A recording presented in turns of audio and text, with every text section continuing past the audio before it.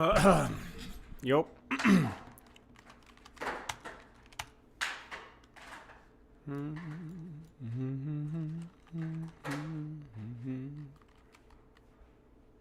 Come on, YouTube. There it is. Mine was better.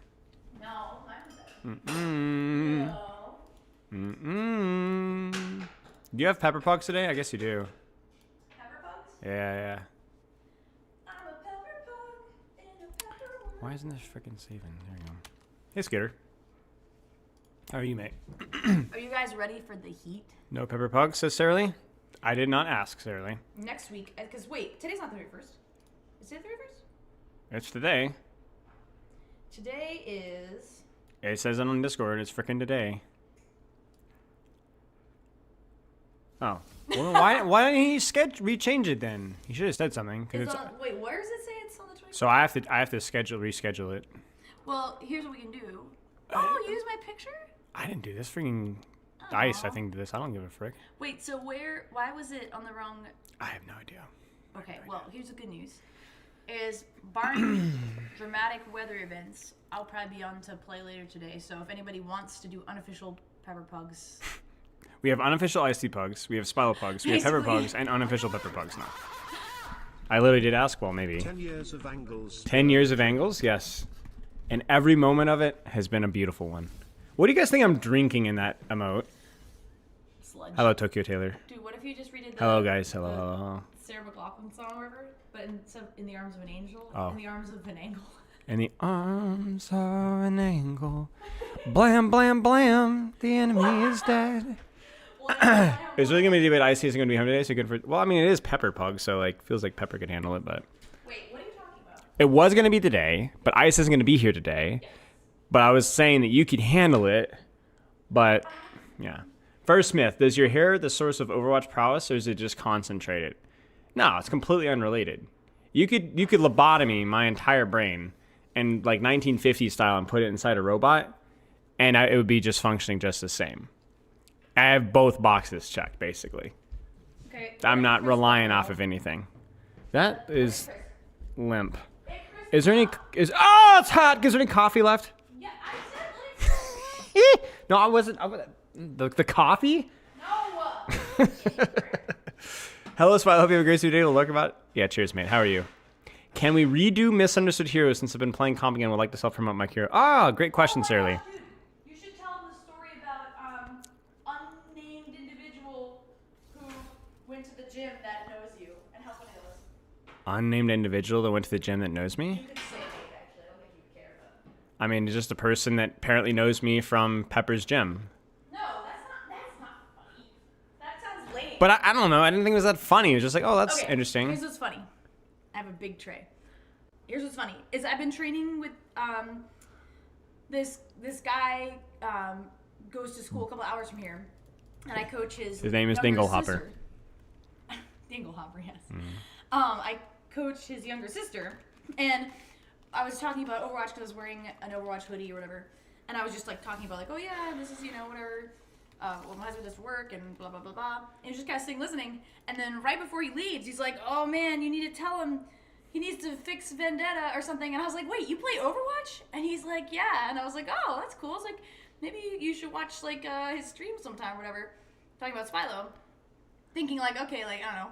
And then a couple days ago, the mom comes in and she's like, this whole time he's been watching your husband's like streaming, coaching, all this stuff for like months.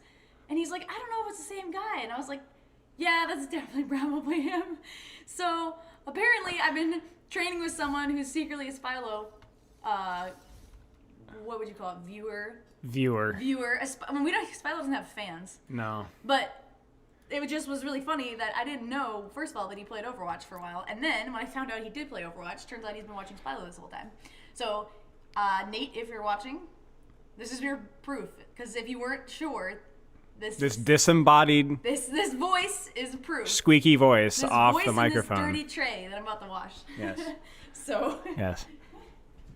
Carry on. I will carry. Thank you for that. Can we say thank you, Pepper, for the fascinating story? What? Okay. Why am I surrounded by people that are I'm not. Look, I'm not mean to you. I'm just no sarcasm involved. First thing Dawson said when I come into train today is he goes, well, what are you? You just slept in and woke up. I was like, no, I got up and made breakfast for this loser. Then I went to go train. I go training. I get verbally abused and beat up by people that are bigger than me. I come home, and then what happens? Oh, my blood pressure's so low. Make me food.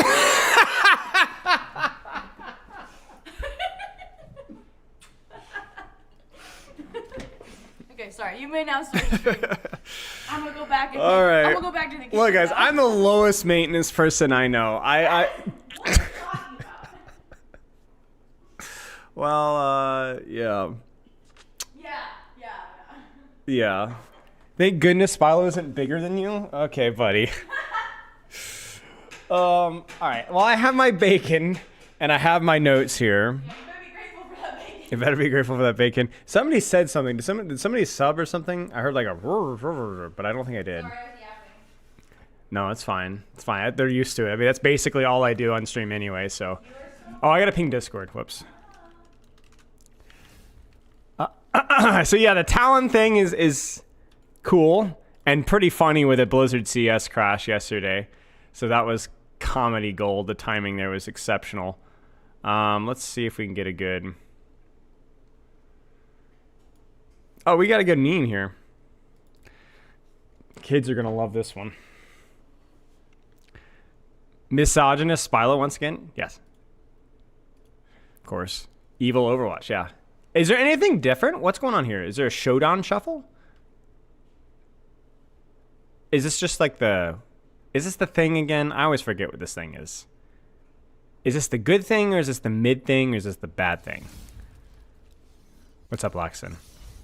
3-minute ads? Yeah. I don't remember which thing this is. Okay. So it's just kind of like it's a little teaser thing. It's the decent thing mixed with a horrible thing. Okay, then I'll skip. Thank you, guys. This is why I keep you guys around.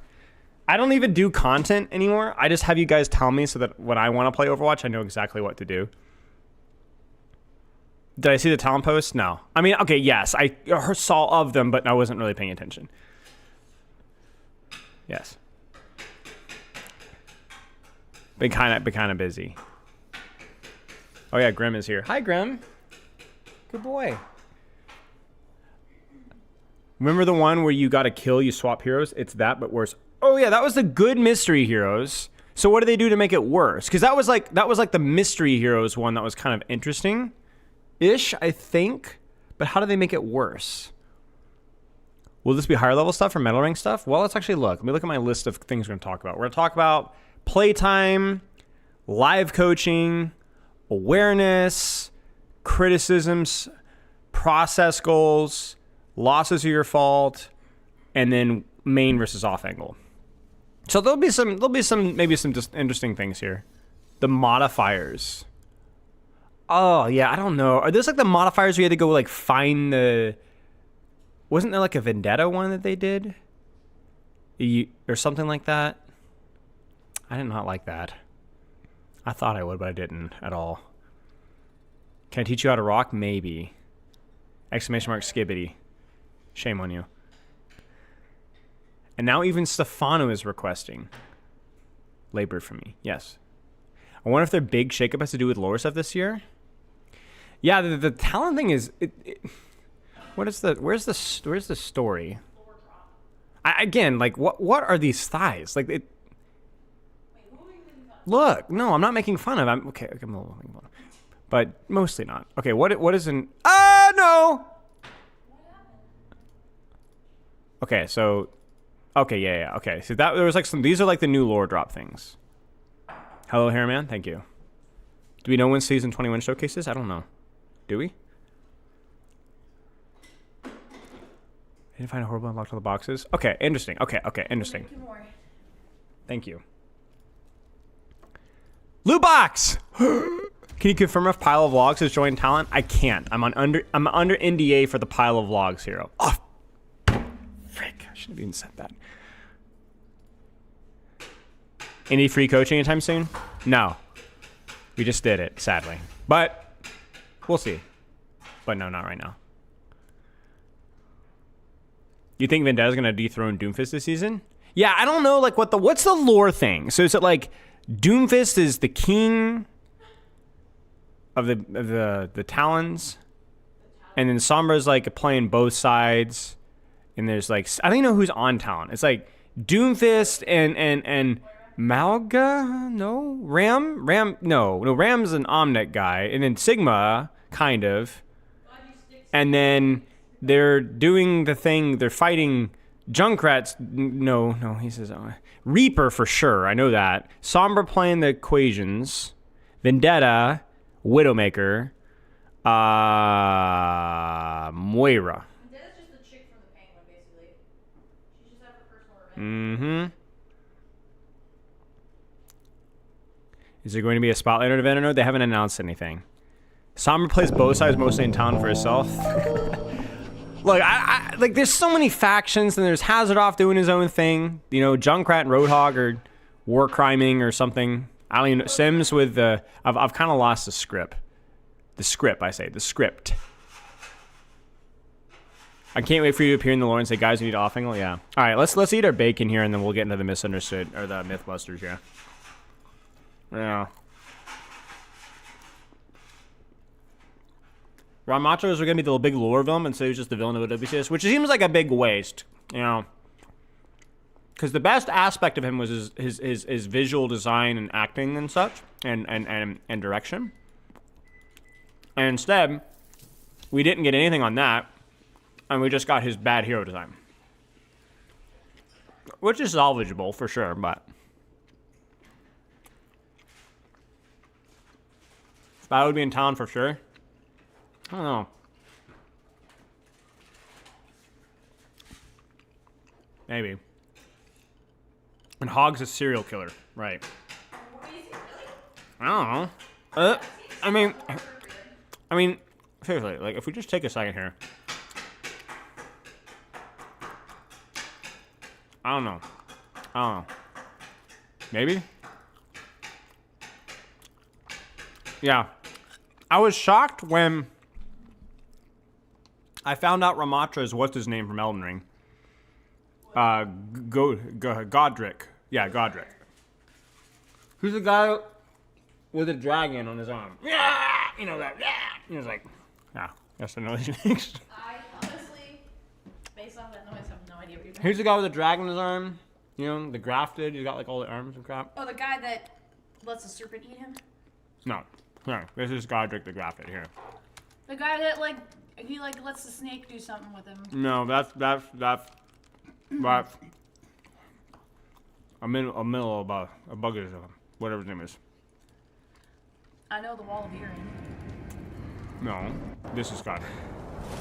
Thou art a true born heir. Oh, I can hear it. Deli- Burning the manicure. golden. Oh, that guy. Yeah. General Grievous. Yeah. Yeah. Yeah. Listen. Sorry. Yeah, that definitely did it for me. I can totally hear that. I mean, come on. He goes, Yeah, just add a little Omnic filter over. you know. Please. That's you. That's your lower back when you back squat. Thank you, Kyle. Yeah.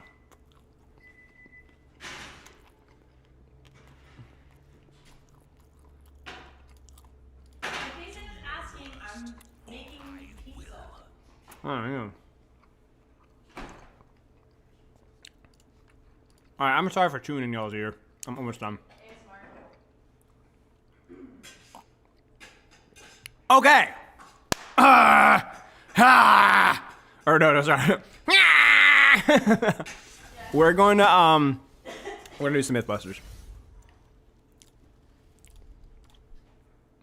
Do you prefer crispy bacon? I prefer crispy bacon.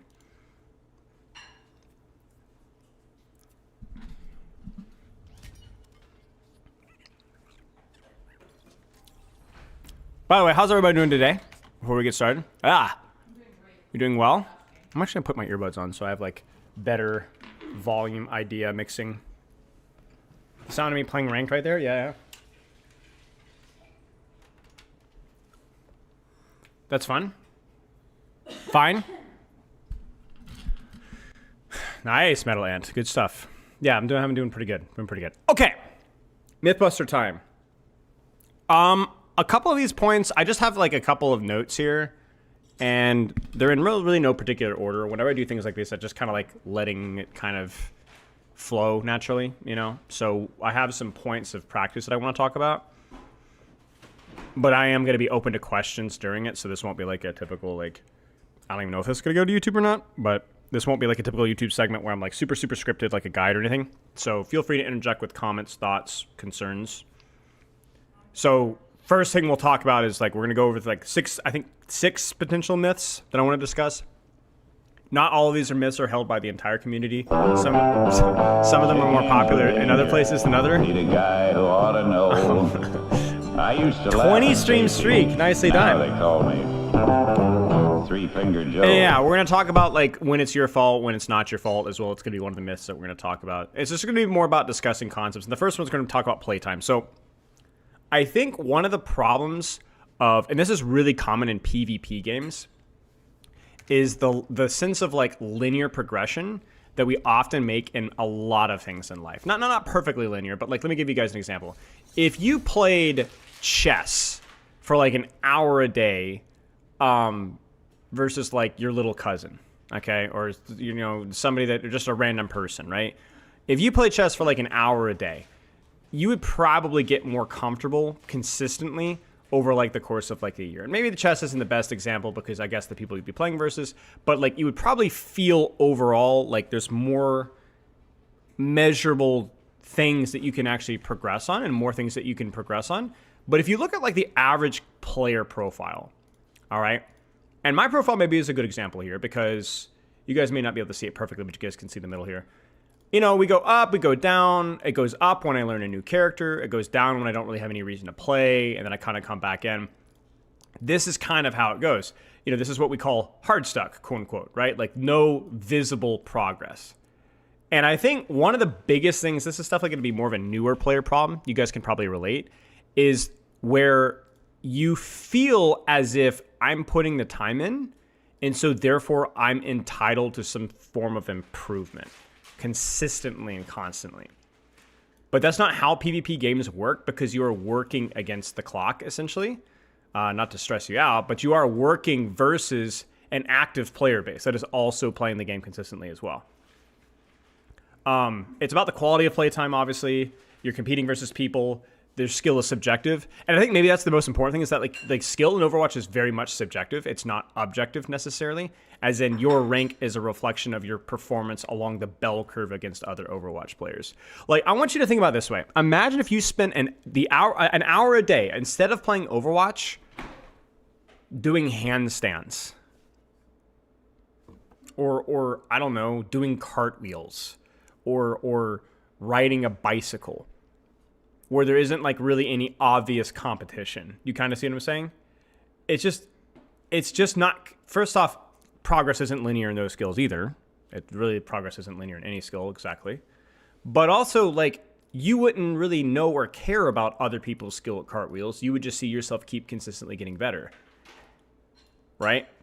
The problem with Overwatch is that you're competing versus other people and you got to be better than them. And then you got all the emotional baggage because it's PvP, which means that you're not focusing on yourself or your own objective for whatever measures that there are. You're distracted by the perimeter of, oh, my teammates are doing this or we're doing this, or you're kind of blaming things outside of yourself, which is normal and natural, right? Knitting for like an hour a day, clear linear progression. Oh yeah, I mean, that's a great example right there. There's no competition with knitting. You're just doing it. You're enjoying it. And so you're probably like terrible knitter compared to people that knit professionally. I don't know, sure, right? But you don't care or know, and you're infinitely better than 999 people out of 1,000 at it.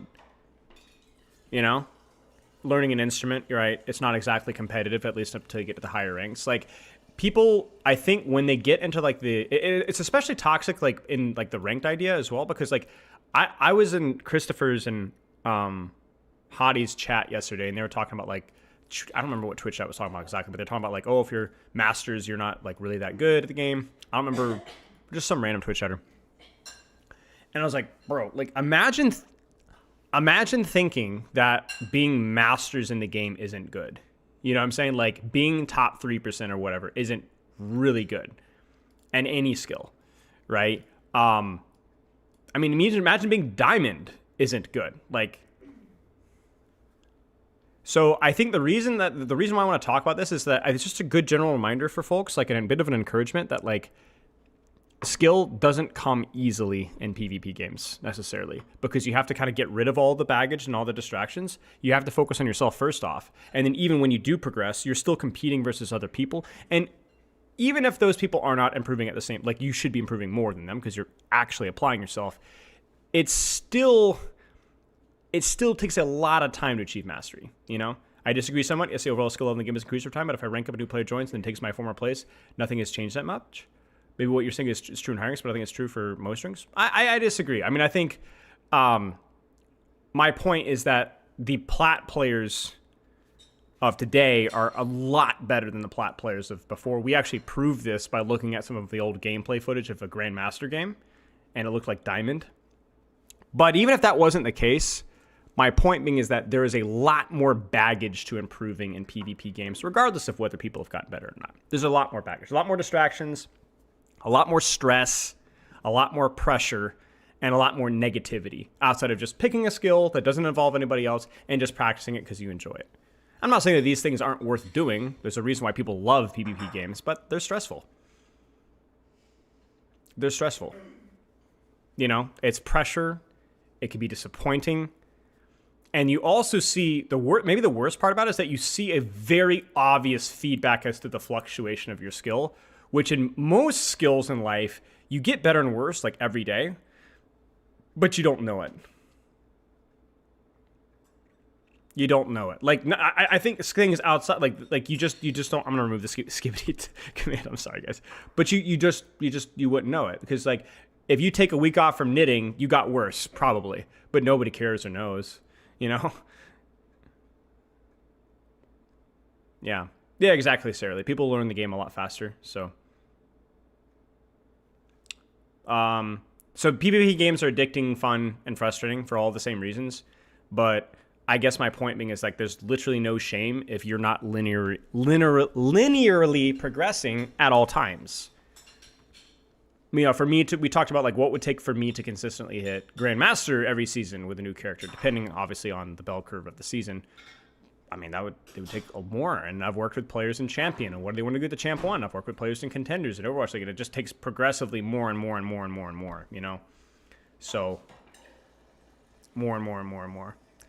Yeah, exactly, JHD. And you can't always know if your rank is a perfect, in-the-moment, accurate representation. Like, I really don't know if I'm Masters 5 in Vendetta right now. If I logged in and played a game of Vendetta, would I be Masters 5 right now after having not played for, like, weeks? Probably not, you know? So... Nice, pizza lover. Well done. Welcome, welcome. Yeah, sometimes it's just fun to just play for the sake of playing, you know?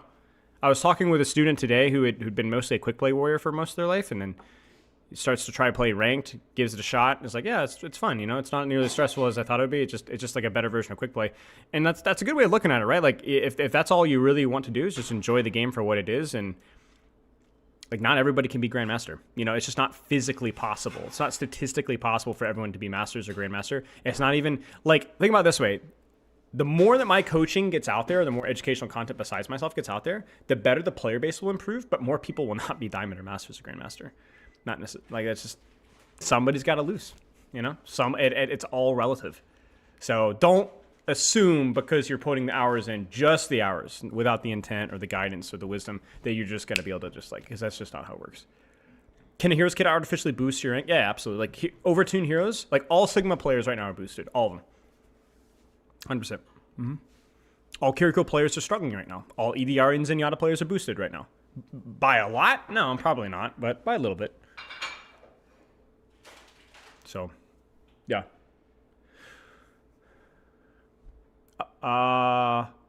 Painkiller once mentioned, so this is a pro player. Just someone in chat, I Plat Tank in the chat asked how to improve. And Painkiller said, play DPS more and get better mechanics, how to play by yourself without getting full pocket by support. So your thoughts on this is futile. I have always been skeptical of the concept of swapping to a different role to learn how to process a skill better. I distinctly remember somebody was, okay, I'm not joking. I had a Hanzo player I coached a couple years ago that had a coach tell them to play more Ana to get the hang of Sleep Dart because this projectile size, or Zenyatta because the projectile speed, just horse manure. Play the character. However, there is something to be said for like variety in training. And so if a player is just grinding tank nonstop with like zero brain effort, yeah, maybe learning to off angle and be a little bit more like kill thirsty and just getting more mechanically comfortable wouldn't hurt. But it would be like a side quest. You do it for a little while, come back and train just for the sake of freshening things up.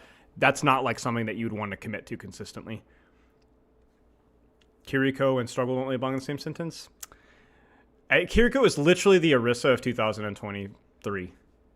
We're literally watching it. People are just going to remain Kiriko is OP pilled for months. We all blame Flats for the Orisa dynamic, and now all the pro players deserve all the Kiriko blame.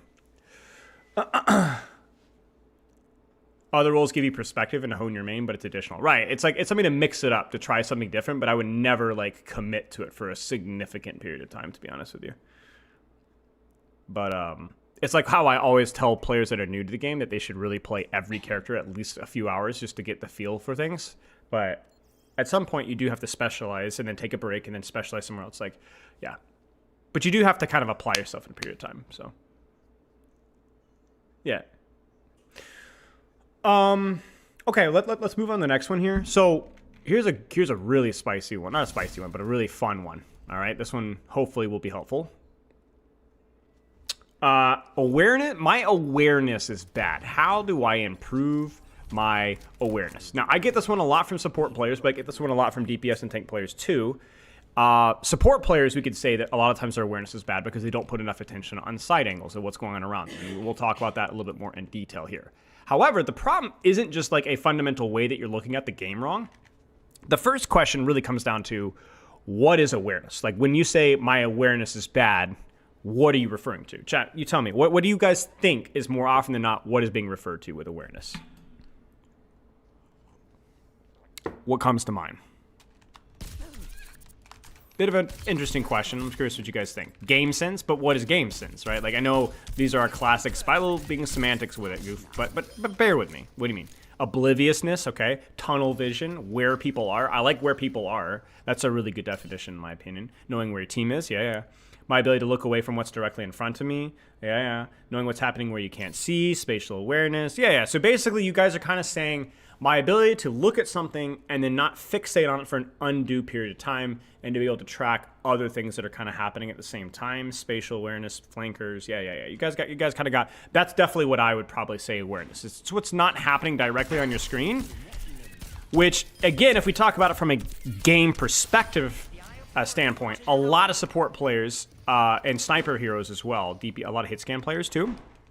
Yeah, I just said hit scan players and support players in the same sentence, get fricked, are very much focused on what's on their screen, whether it's healing or, just playing Kovacs and not thinking about being patient, marking flankers, taking duels, keeping themselves alive. So that's a game understanding problem. Those people chronically struggle with understanding how to play their role properly, okay? They all want to just damage and heal, turn brain off, right? That's why a lot of them play Marvel Rivals. But more importantly than that,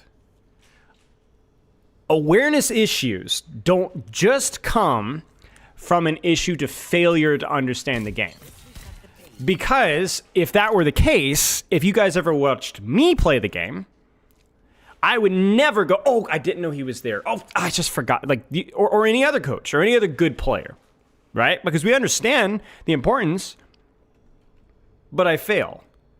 And so the question is why is that? Why does my awareness fail me so frequently? Why do I tunnel vision inappropriately so often?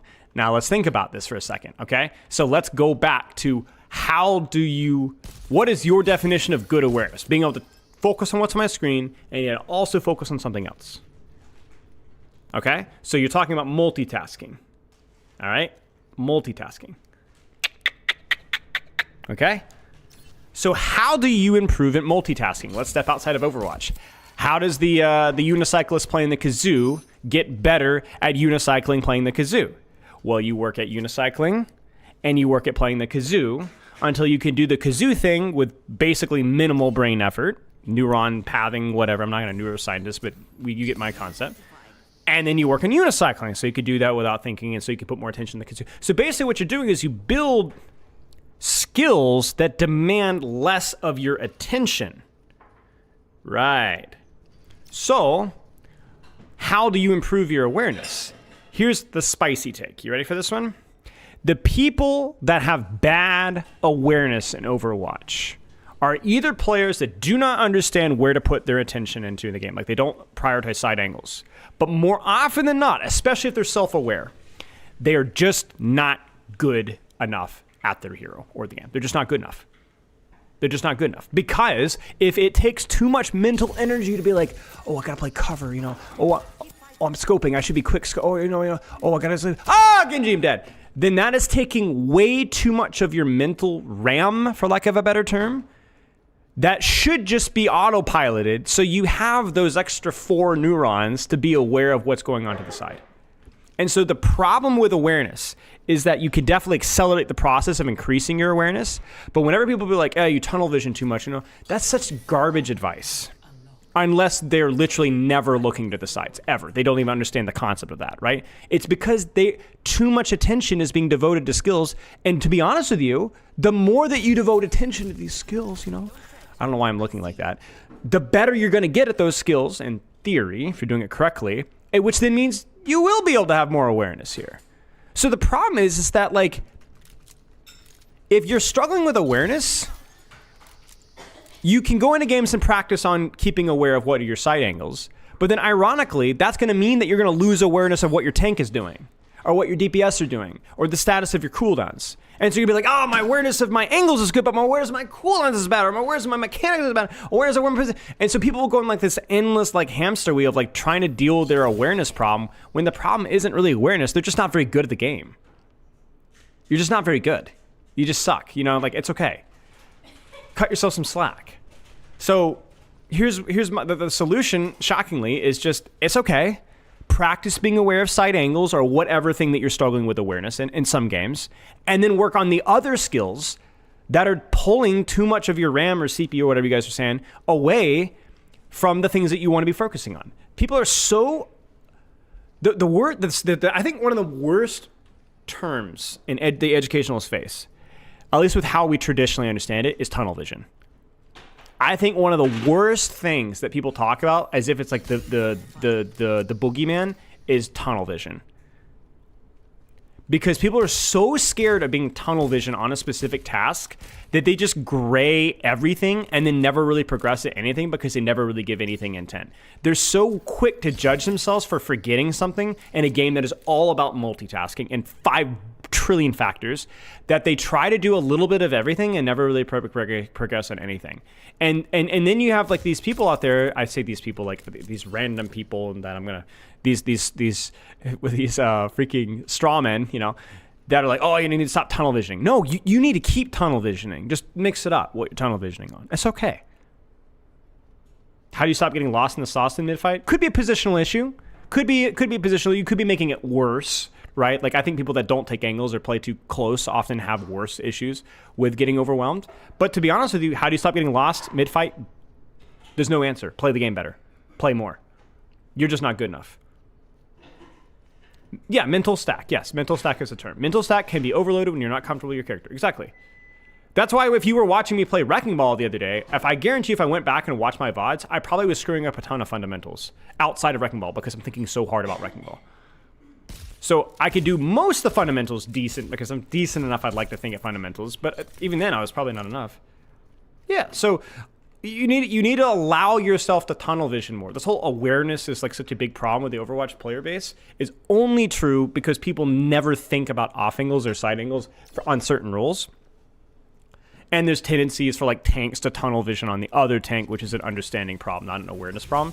But people are so hard on themselves with like the lack of awareness, not realizing that they're literally just describing not being very good at the game. Right? I'm not saying that's all of it. As I said, the side angles, or like you said, maybe your frames are bad or your audio is bad. You know, that's obviously those are all contributing factors. But yeah, just skill issue most of the time, a lot of the time. Like I said, other contributing factors, but yeah, skill issue. Right.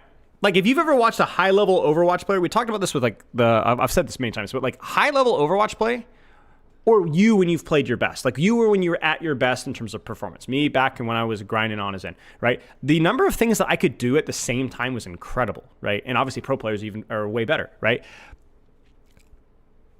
But I wasn't necessarily thinking harder. It just happened. It just kind of felt natural, you know? Just happened. Feels natural. Does pre-planning fights also help with this as it eases mental stack? Yes, it can. It depends on what you're pre-planning, though. Like, for example, when I say pre-planning, I always talk about pre-positioning because that's something that you can do.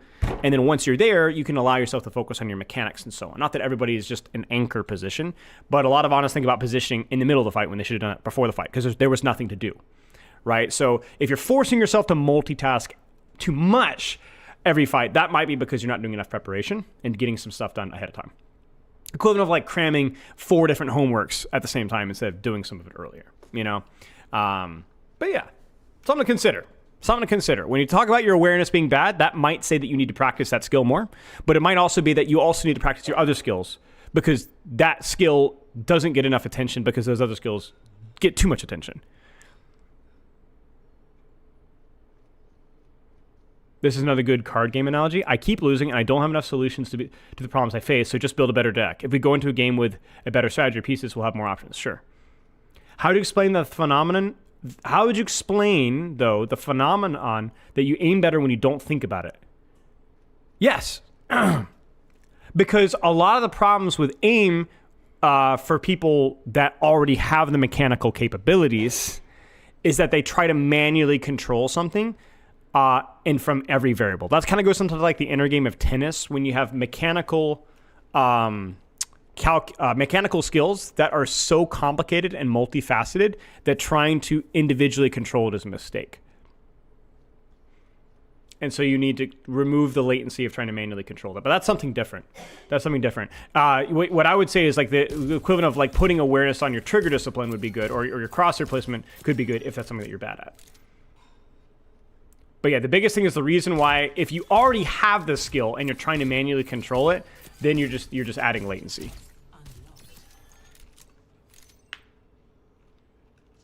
But the reason why when people are saying like, oh, in rhythm games you do better when you space out, that only works when you already have the skill.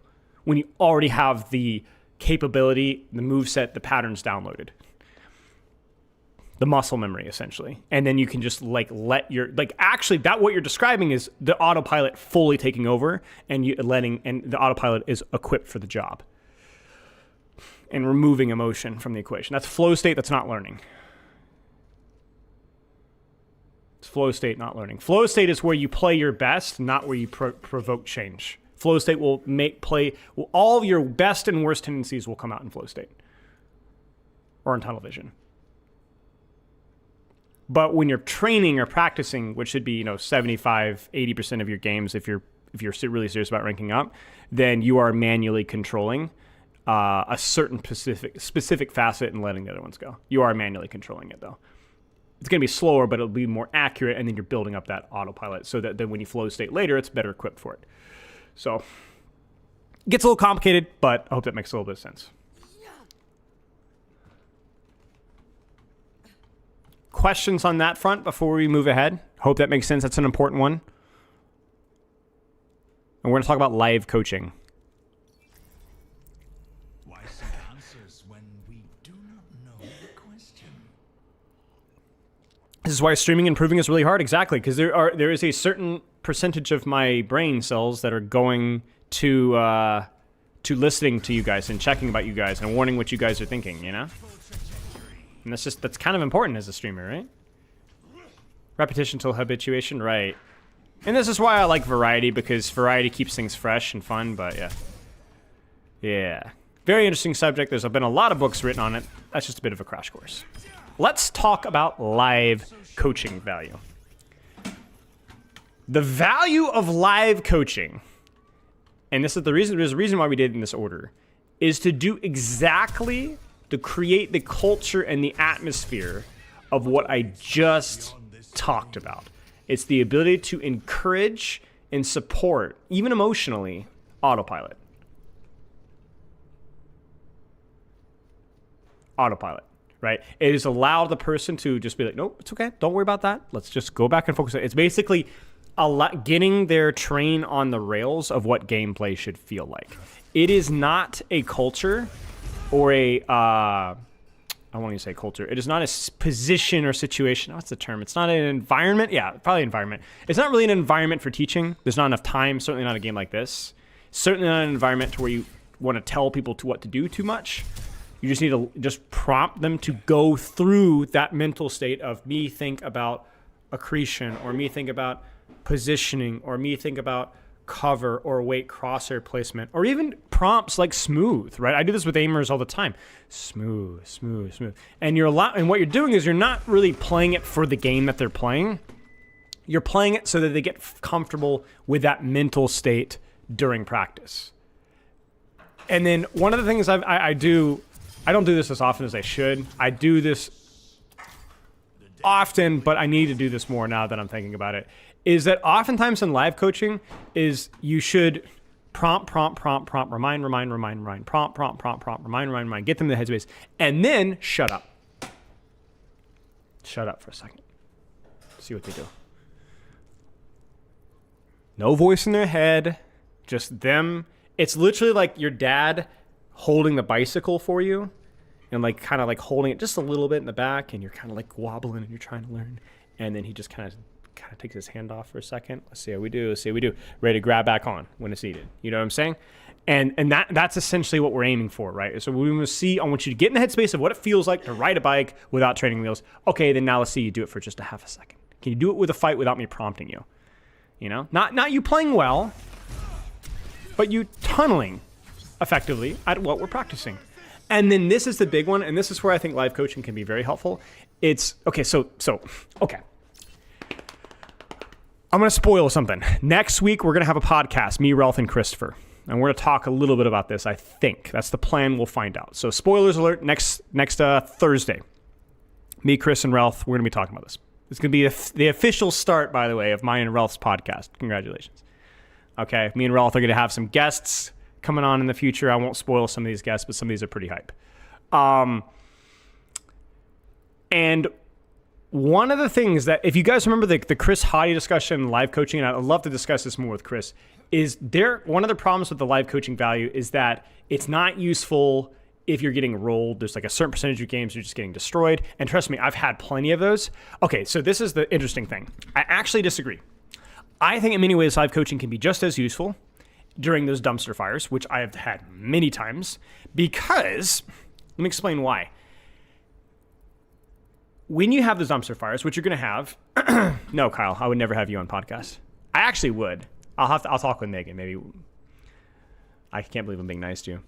It's only because you're doing me a favor. But yeah, when you have those games that are dumpster fire, it is so incredibly easy to start trying to put, okay, no, I was practicing this, but maybe I need to practice, and I just get in front, right?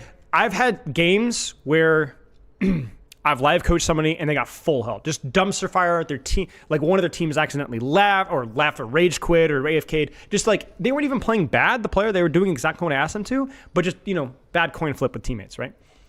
And all I did was like, good job. Yeah, good job. Yeah, nice job. Yep. Okay, you have a lever. Okay, let's leave in about 2 minutes. Okay, let's get 2 more fights in before you can have the lever timer. Let's just really get this nail this time. You're not going to win this fight. You're going to die instantly. But let's see if you can get this. And we'll walk away from the game and be like, how do you feel? And they're like, well, not as bad as I thought, because it's like, you know what? Okay, the game sucked, but I still was able to get my reps in.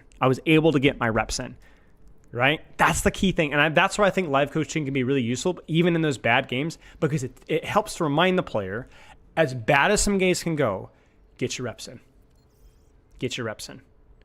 Right? You guys saw it with me. Like, I wasn't really playing to improve, but like that, if I were to grind on ball, let's say I wanted to get to masters on ball. Okay. You guys remember that new Bonnie game versus the Cassidy, right? Got to get your reps in, man. You got to get your reps in. It's all right. You look like an idiot. Cassidy teabags you. You're a moron. Your team's trolling. They're all spam reporting you. Don't tease us like that. Sorry. But you got to get your reps in. You're doing your best. You're training. You got to get your reps in. And that's where live coaching can help, because you have that reminder to prompt to work on what you need to work on, but you also have a little bit of emotional support. A little bit of emotional support. People start problem solving before they're ready to. Exactly. And that's what the live coaching can help fight, you know? I'm not saying that all live coaching is of the same quality, of course, but one of the big things that I have found, and this is why I do a lot more live coaching, especially with repeat students than I used to, especially with the last year and a half, is because it's so nice for students to be able to feel what it's like to consistently train. Now, the challenge is they do obviously have to do that by themselves. And that transition is very challenging, and not every student's going to be able to make it. But at least I give them the opportunity to see what it feels like, give them the opportunity to kind of ride their bike a little bit on their own, and then remind them that this is what it should feel like. It's okay to suck. It's okay to lose a bunch of games in a row. It's okay to have a really embarrassing mechanical performance. Just trust the process. Trust with it. Trust it. You know? Because the reality with Overwatch is that you just don't really have batting cages or football nets that you can kick into or a hoop, you know, or dribbling drills, you know. You go in and just everything is complicated and stressful, and that's why we love it, but there isn't really that you have to force it almost unnaturally to bend to your drill mindset, you know. And that's where life coaching can help people to do that better. Not only to grasp the concept that's being taught, but to teach them how to play ranked. No heavy bag to beat on, right? You need to teach people how to train in Overwatch. And it's not because people are stupid. It's because it just isn't very natural in Overwatch, frankly. Is it worth the reps as a result if you're always getting punished for it? Not always, but the reality, Calix, is that you're going to get punished for it anyway. You're going to have those bad ranked games regardless of what you do or not. Right?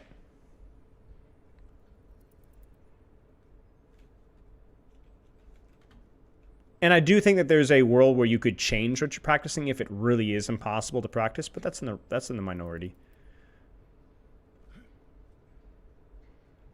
People start to really realize that when you're at the grand finals, you're not going to win by adapting mid-game. You're going to go back. Yeah, I mean, really, like Overwatch is not really a game of adjustments as much as people think. It's more about execution and staying true to what you know how to do. Yeah, so the reality is that like you could look at live coaching and be like, oh well, that's not going to work. You know, but the reality is that you have those bad rank games no matter what you do, or even when you're trying to win or not. You know. Now, if I go into a game versus full dive as Sigma, and I'm trying to work on my accretion timing versus a Kiriko Lucio Doomfist, you know, and a Tracer or a Sombra, probably not going to work out so well. So maybe I should pivot when I'm practicing. But that's kind of like one of those exceptions where surely there's something else on the list that I can autopilot on, right? Or train on. Hello, Fallen One. Shake hands with danger? Yes, sir. Thank you for the sub, dude. I appreciate it. Making an adaptation has to come from within your skill set. Exactly. So that's what live coaching helps with. It helps the player to grasp this. And I cannot tell you how many times I've worked with people that were shocked that that's what I was asking them to do. Right? Maybe some of you in chat have had live coaching from me. And we're like, really? This is what you want me to do? Like, just, this is it? And you're like, yeah, that's it. That's it. Go do that again, you know? Yeah, you could work on rocks. Yeah, for sure. Yeah. I meant grasp if I said accretion. Yeah, sorry. But yeah. So, anyway, worth considering. Replicating on your own is difficult. Okay, let's move on. Any questions about that before we move on here? Hope that all makes sense. Wandering Toad, thank you for the sub. I also find it fun too.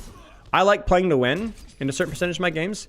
But if the skill that I'm practicing is really fun, I also just like being able to turn my brain off, so.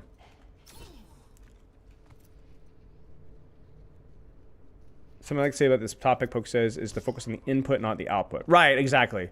Right, so if like the intention behind... people, one of the biggest misconceptions I see in the world, even outside of Overwatch, but certainly applies to Overwatch, is that they say intentions don't matter. Complete horse manure. Intentions are almost the only thing that matters. Like, not the only thing that matters, but by far the most important thing, because intentions leads to outcomes.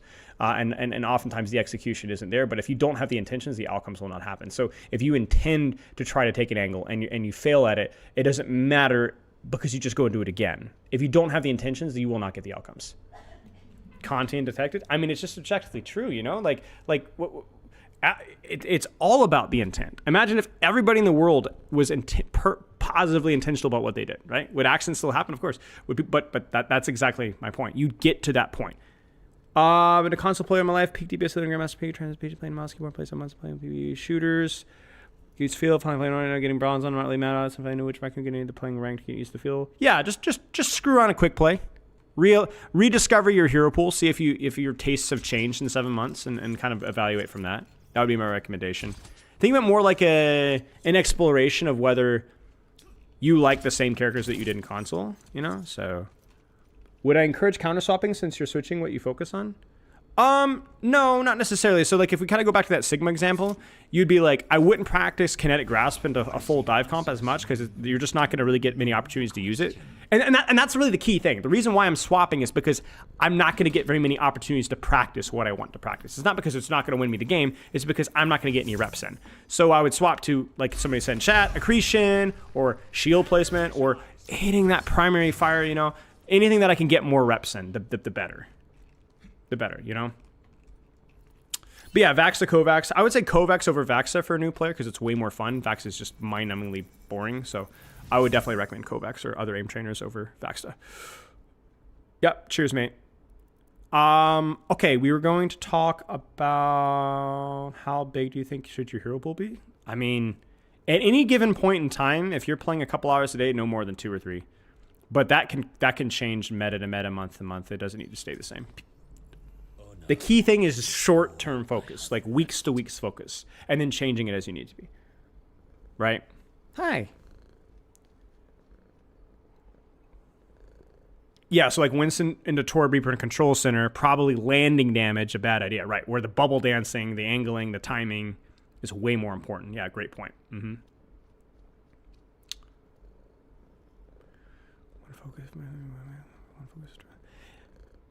For one, focus during live coaching, and then I get one of those messy games. How do I adapt if I don't really have the second thing to focus on? I mean, you really don't. You need to kind of go in with 2 things that are flexible to practice, right? Right? So if you're going in with only one thing to practice and it's completely irrelevant in what you're practicing, then, I mean, back to the drawing board, right? Yeah. It is tough, yeah. Do you think it's bad to practice while in a duo or a stack? No. But that's also why I don't recommend people playing in duo or stack, because people always over-prioritize their duo or stack when they're playing, and they make bad plays. Skill issue? Yeah, kind of, yeah. I mean, it's part of like the reason why it's important to have principles when you're with your feedback and not just like micro interactions. You know, because those are things that are pretty much universally applicable, you know? No, not matchup dependent. So...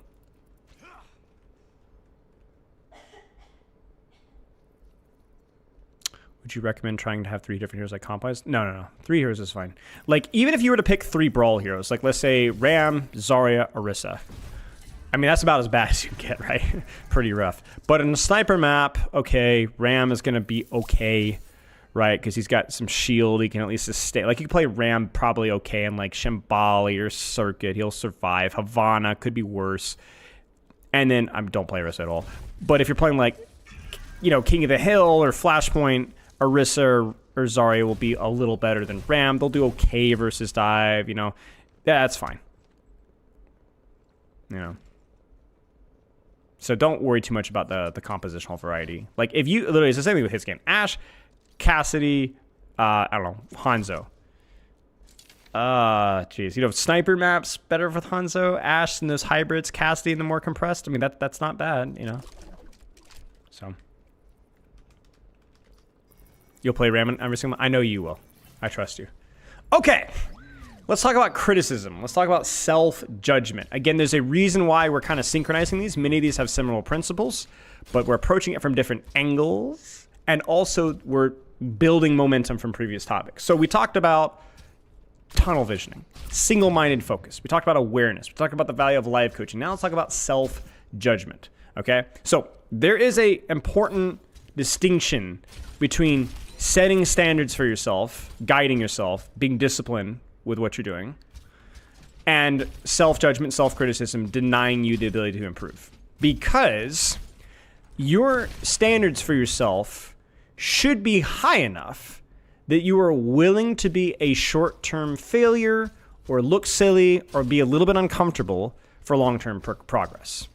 The reason that a lot of people struggle with games and just things in general, this happens all the times in sports and life, is that people are so afraid of short-term failure that they not only don't take risks, don't take any sort of long-term investment in what they're doing, but then they also are they will loudly talk about how tough they are in themselves.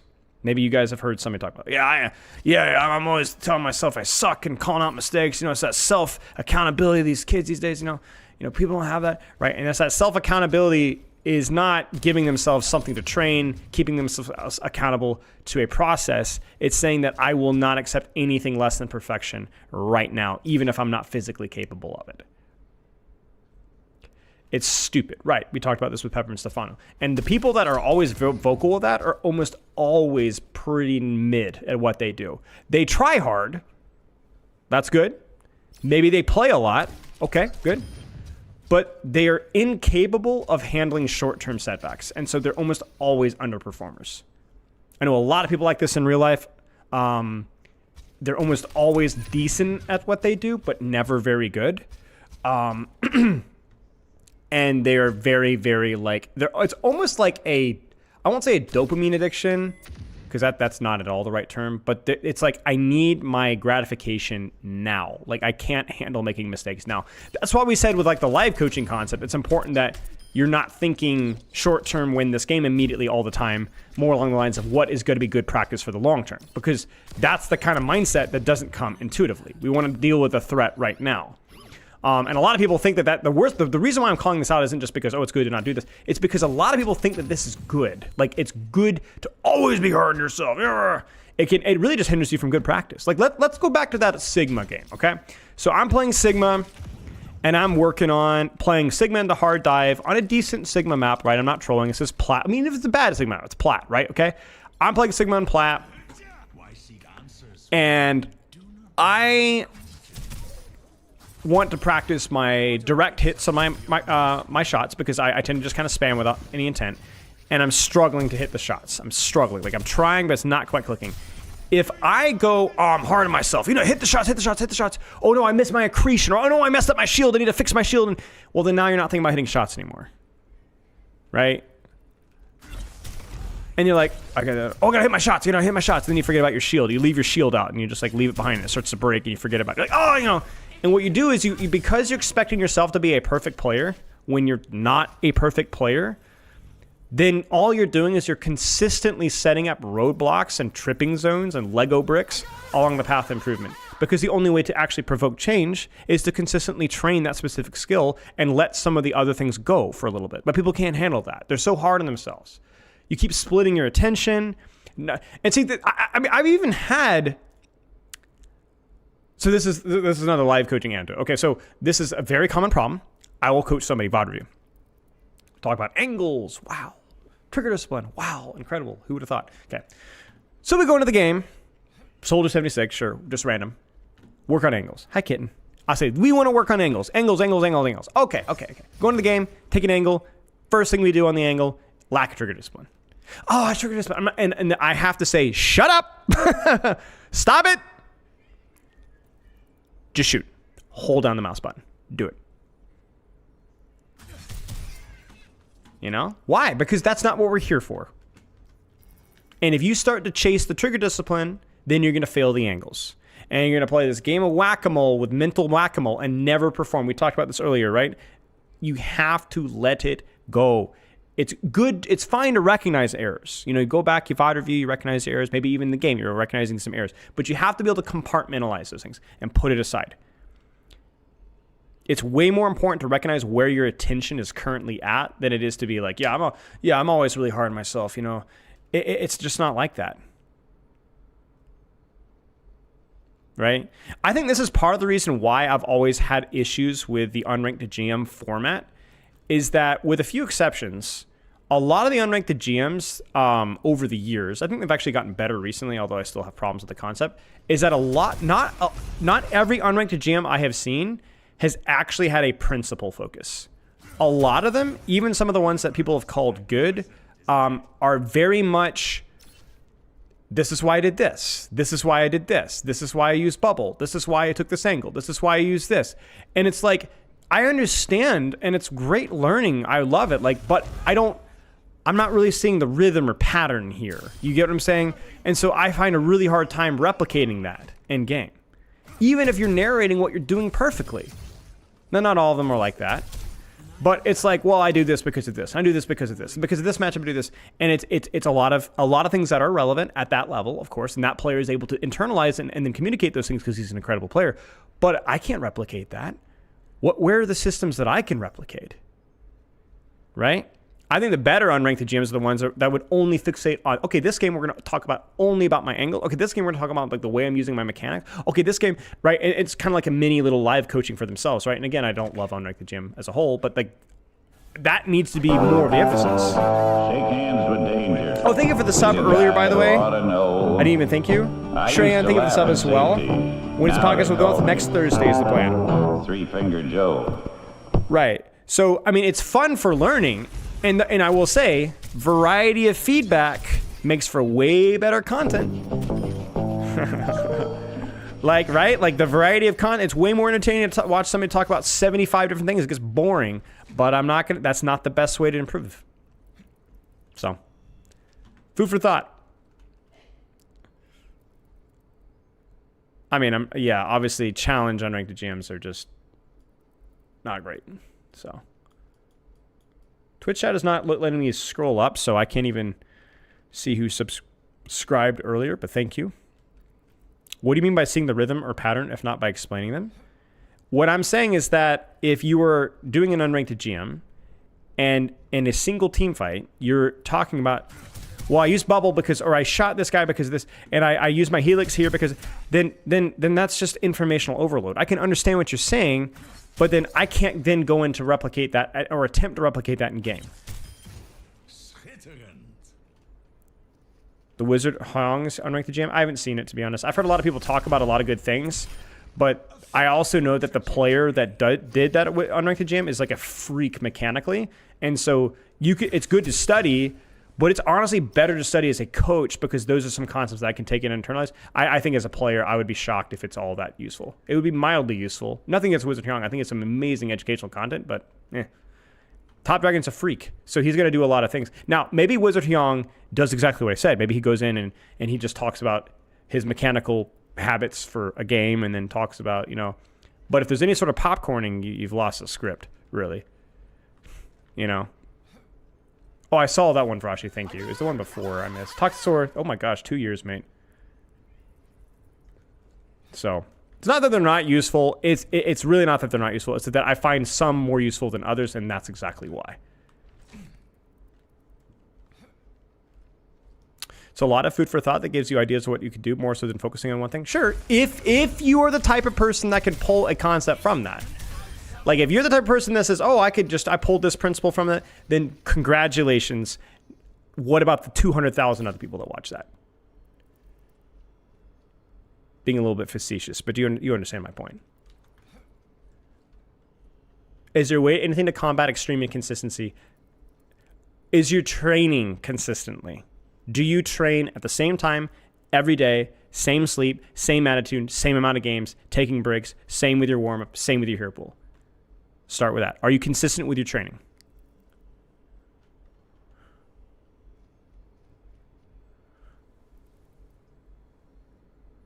Habit training book is amazing for this? Yeah. Tracking book? Nope. Then you're not going to be consistent. Not even close. So take this moment of self-reflection and say, what is the aspect of my training that I can make more consistent that doesn't really irritate me or bother me or isn't really boring? Because, to be honest, to train consistently takes effort. So find the lowest effort adjustment that you can make, whether that's just a consistent 5-minute warm-up or playing at the same time or taking breaks between games or having a cutoff where you stop training at 2 hours and just play for fun afterwards or cutting one hero from hero, whatever you want to do. And then now we're going to have more consistency in your gameplay. Not a lot, but you'll have more consistency. But I feel like this should make you play extremely cracked out one day, then like a silver the next day.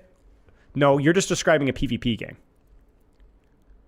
Nobody plays consistently, but then if you have a slightly good day and somebody else on the enemy team has a slightly bad day, well then now you're the freak and he's the fraud. And you see how this happens? Whereas if you are a little bit more consistent, then there's a little bit less variance. Now, if you want the full unpacking answer, the other problem is it's also Overwatch is an extremely map and matchup focused game, and you might just suck versus certain heroes, and you might just suck on certain maps, and you might not know how to counter swap, or maybe you put too much emphasis on counter swapping. Very common problem. The worst part about all that too is it's not an easy thing to do, and most people, by trying to fix those problems, actually make it worse. Usually make it worse. What's your hero pool, if you don't mind me asking? Gotcha. What's the hero pool that you're playing, if you don't mind me asking? Or maybe you don't have one?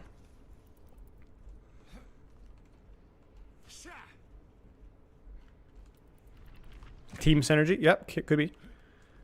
I watch unranked GMs because I like gold players getting destroyed. Nice. I respect it.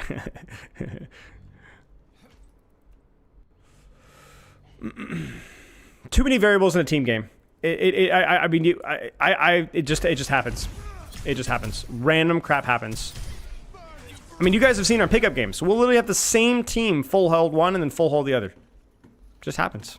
Nothing's changed outside of the map or whatever. Just happens. Just same thing. I've had games where I stacked one team and they got destroyed. Like, I'm talking about like 150, 200 to start gap. In the competitor game, it's Magic, Magneto, Doctor Strange, and Luna Snow. Yeah, I mean, that's a train wreck. You're a demon on Magic and probably a complete fraud in at least one of those characters. No offense. And then I don't know as much about, Marvel Rivals as I ought to, but I also imagine that Magneto and Doctor Strange probably feel a lot better on more compressed maps, and then any more broad maps, which I know as weird as that sounds for freaking Rivals, maybe it's just more of a broad map. Maybe you have a dive matchup and you're just not as comfortable in that matchup and you get fricked. I mean, there's so many variables. We're talking about map, matchup. You're playing 3 roles with heroes that have clear and obvious limitations. Like, that's just how it's going to be made. You just have to accept it. And then obviously control what you can control, which is like the way that you're training. How come some very high-level players seem to struggle in unranked GMs? Mercy unranked GMs come on. I mean, Mercy just is not a good character. Mercy is a weak character that has a very little impact. And so the best thing you can do with Mercy is to be as best as you possibly can with her kit. The best way to look at Mercy is Mercy has very little impact in her game, but she also rarely throws the game. So Mercy's like a, you know what I'm saying? So if you're playing very well with a Mercy in a given day, you're only going to improve a little bit rank-wise. It's like almost impossible to skyrocket in rank on Mercy. Whereas with other characters, you could just completely take over the game. But you could also completely throw the game. So it evens out, right? But it doesn't even out for unranked GMs, because unranked GMs are not about showing a steady climb to high rank like most players. Unranked GMs are about getting there as fast as you possibly can. And you will see people that play characters with extremely high variance of output, usually mechanical, get to GM way faster. Like, here's a great example, okay? Tracer right now is not a very strong statistic character for most people. But you could have like a random GM DPS player pick up Tracer and probably climb unranked GM faster on Tracer than on like, I don't know, Reaper or something like that. That maybe in a vacuum, or like they could do it faster with Sojourn or Cassidy, who are objectively, statistically at GM weaker characters, and even in lower ranks weaker characters. But you just do silly flank and win every single time. May maybe a stronger character than Cassidy, but Cassidy is way faster. See, unranked GMs is not about proving which character is stronger in terms of how quickly you get there. It's about which character has the highest variance. It's a completely different ballgame. So you could actually have Mercy being a better character than, I mean, she's way better than like Kiriko. But if you want to go unranked GM and you're like a champion player, you pick up Kiriko because there's a lot more mechanical variance. You wouldn't go Mercy. But if you're a Plat player and you want to get to GM and you want to get better, Mercy wouldn't be a terrible choice. And see, this is why this whole like these whole things are complete messes. Like, people are like, don't play Mercy. You're not going to climb very fast with Mercy. That's it. I guess mastering a hero, but at one point does swapping just make sense? Yes. Yes. If the map and a matchup is toxic, yes. I actually made a whole video on this thing. It's called When to Swap or Swap Overwatch 2. You can look it up. Spyless Swap. Yeah. It's like the 2.5 rule or whatever, 3.5. Hi, kid. We got to get down for right now. I'm sorry. But yeah, if the map is toxic for you and the matchup's toxic for you, then yes. And or you're tilted. I like how Unranked GMs did not translate all to rivals. Yeah, Unranked GMs and rivals is meaningless. Like, just meaningless. Yeah. But yeah, great question. Great question. Unranked GMs are just about getting there as fast as you possibly can. Like, you could have Kiriko being in a much weaker state now than she was, like, let's say a year ago, and you could still see an Unranked GM with Kiriko in basically the same amount of games. Because you still have a champion player dunking on Plats, you know?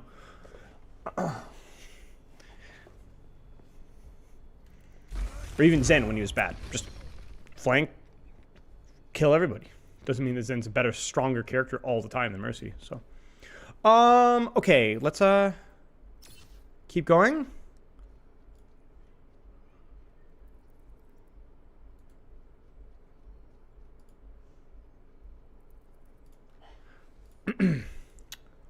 Any questions?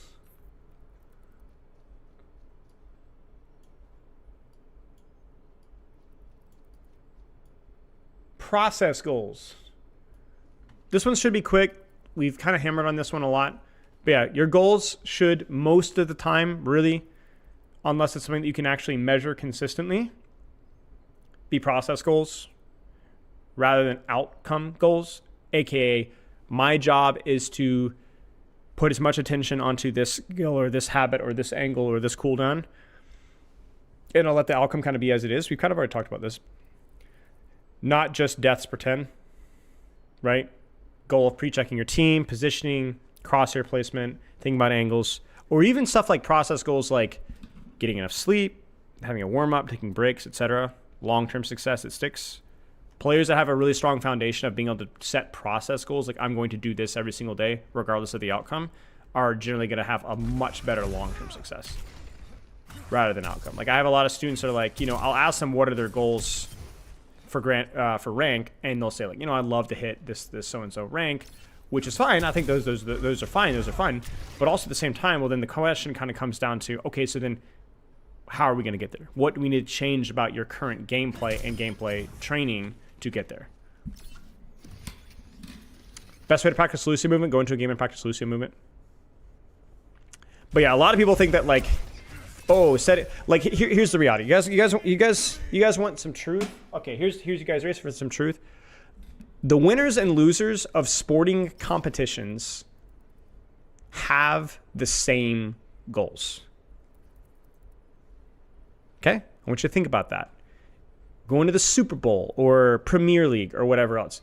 Do you think the best players and the worst players have different goals? Do you think platinum players don't have aspirations to reach a high rank that are grinding, like, let's say, playing the game a lot? Right? Everybody has the same goals that's at least competing around the same level. The difference is whose actions are resulting in better outcomes. Like, what about their process is better than the other process? If I desire to win enough, I'm going to win. Right. If you desire to win enough to change your habits, then you're going to win. You know? So, just food for thought. We'll move on from that one, but just a reminder. Just a reminder. This convo reminds me of the Kingsman situation. I still have no idea what that was about. I heard rivals drama with something about getting kicked out of a $40,000 tournament. And then it turns out he didn't deserve to get kicked out, and that's all I know. Sometimes I should swap Farah. Should I have something to work on for the other hero? Yeah, I definitely have something to work on for the other character. Yeah, for sure. I mean, Farah's pretty flexible if you know how to flank max. You know, Hannah, it's actually funny that you brought that up. Okay, so this is a great example. Hannah, I'm going to call you out. Hannah, you were playing an East Bronze game with me, and I was playing on Ana. No, Runasapi in a Pugs. Obviously, it's just Pugs, so just have fun, right? I was playing terribly. Was not your fault. All right, let's just be very clear. You were not the fraud. You were doing fine on Farah. You were actually doing a lot on Farah. She's your best character. And I think you died once or twice. And then you swapped. What did you swap to? It was an objectively worse hero for the situation, and then it just went down the toilet. It just went completely down the toilet. Because it wasn't really your fault that we were struggling. You were doing fine, and then you swapped. I was the problem, not you. And then you swapped, and then now you were the problem. Now, I'm calling you out for pugs, but I'm saying that it wasn't your fault. It wasn't your fault. Arrival to the content tournament for a streamer, and one guy was dissing his team's content, so he got kicked out.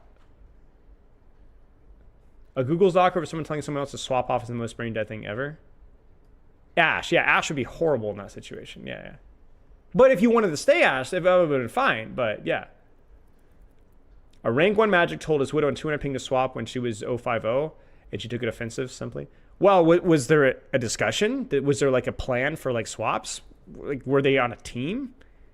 It is a bit weird to tell somebody to swap if that's like part of your team thing, but also like, I mean, I guess if you're 050, like, I don't know, like, part of me is like, why is she not swapping initially?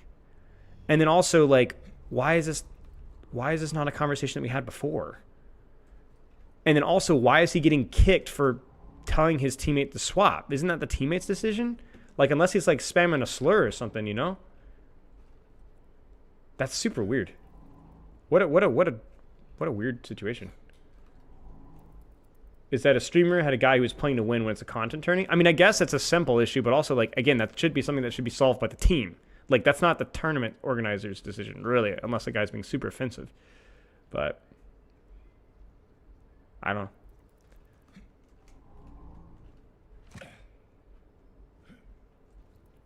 Yeah, like, why are we drafting a Widow main and then have like it's surprised when she plays Widow, and then if she doesn't swap normally, then it's just what a train wreck.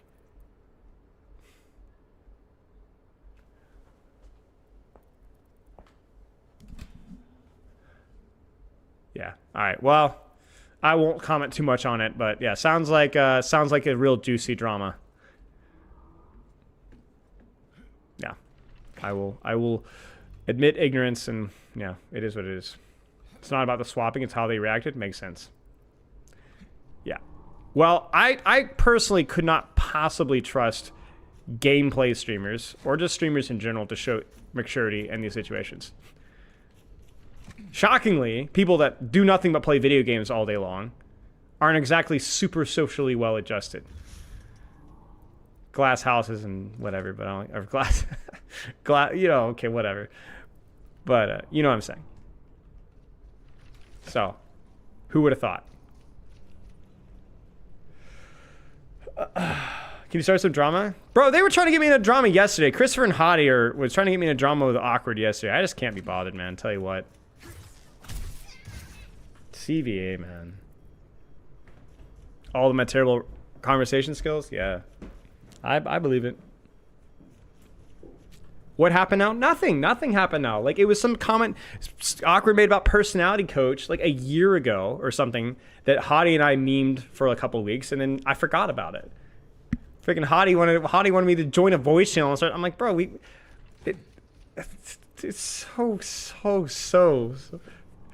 but killing me, man. What kind of myths are we up to? Release the files? Yeah, latency. It's the 5G crap. It's still better than Spectrum. Although good news is I'm hopefully getting fiber in my area in like the next year. So hopefully. Chris and Hottie do is entertaining. It is entertaining. It is, yeah.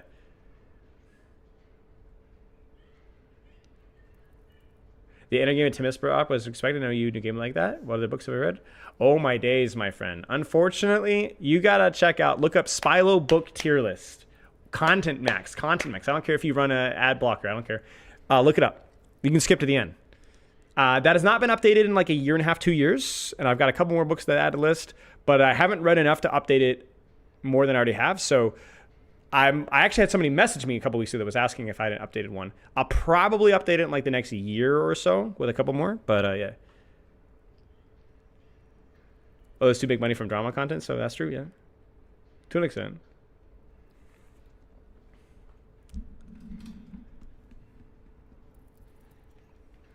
Can I quickly make a tier list? A tier list of what?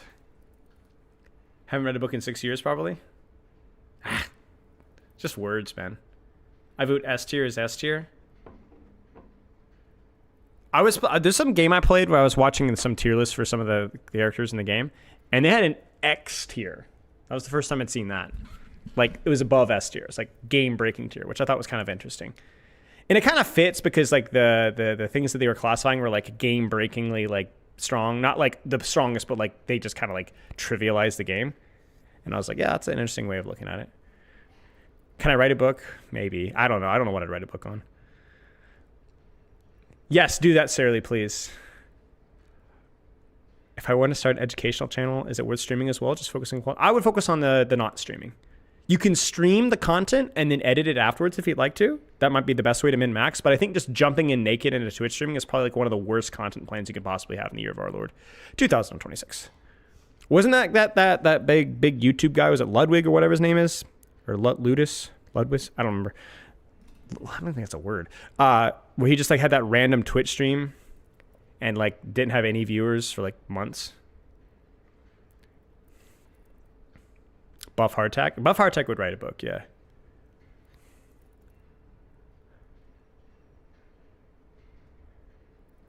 Yeah, which it just goes to show, like, it was the same for me. The only way I built up my Twitch stream was through YouTube content and then, like, promoting my coaching heavily and then just doing, like, it takes freaking, I don't know. People can blow up on Twitch for sure. I'm not saying it's not possible, but it is really, like, super RNG based. And then you actually have to have the quality. But Twitch is also super weird. Twitch is like all about like long streams and just chill vibes or funny. You very rarely have like scripted content doing super well on Twitch because, I mean, you guys see it with here, like it takes too much effort and then Twitch just rewards you just leaving your stream and just lurkers. Just like, I'd say like 50% of you Twitch streams are lurkers, right? So it's like, you don't, if you want to like Twitch max, you kind of just have to like drop farm or be relatively amusing over long periods of time, which doesn't really lend itself to like high effort products. It's just more like just genuinely being kind of funny and then that's it. Like I don't think there's any streamers out there that are like super, super, super high effort that can maintain. It's just not really great. But yeah, it's all about like the side content stuff. But have I tried being relatively amusing yet? No, I haven't tried that. I'm not very good at that.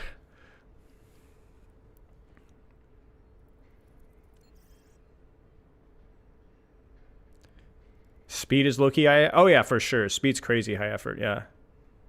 But anyway, I also don't feel super qualified to talk about content. I can give you some tips, but it's not exactly my super strength. You know what I'm saying? Channy Lee, yes, you can book the session and then surprise them with it ahead of time within a week of the session and let them know, if that makes sense. So just book it and ignore any questions that you can't answer about them. I've had a bunch of people do that. I coached somebody today, which was a gifted session.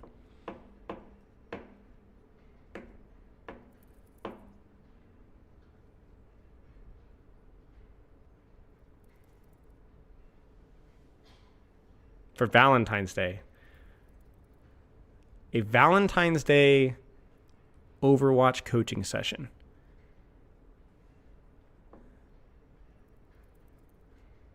Yeah, okay. Look, no, I'm not judging. I was gonna say, is this saying I'm super, super pretty or something? I mean, I'm flattered, you know. A date with Cupid. He'll also teach you Overwatch. Isn't that sweet? I'm sure that's the way I'm gonna take it. That's the way I'm gonna take it.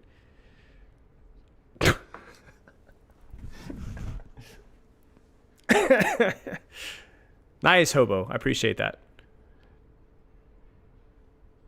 Your essay is done? Yeah. Well, where are we in terms of Mythbusters? We're almost done.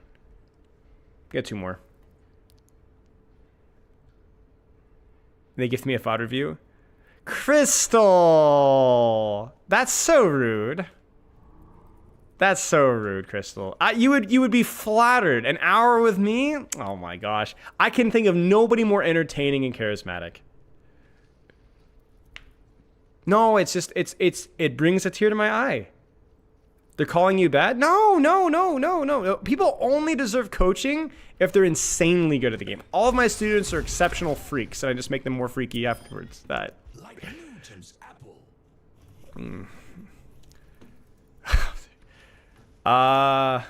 If they gifted me a Stefano catch, we're gonna move on. If they gifted me a Stefano, we're gonna move on. Stefano coaching for Valentine's, I'd be breaking up. Yeah. We're moving on. If you take a big bucks for a rivals coaching session, you said only for big dollars. Okay, so I actually coached Hulk like in November, and the guy messaged me. He's like, I know you don't know anything about rivals. Please just coach it. I will buy you a car. I'll record it. And I was like, yeah, sure. So he just booked a session. It's their time. I thought he did an okay job. Because we talked about, like, I vaguely remembered enough of all. I mean, you can go watch it. You can tell me what you think. So you can, but I would go back and watch the Hulk session on Spylo coaching first and tell me what you think.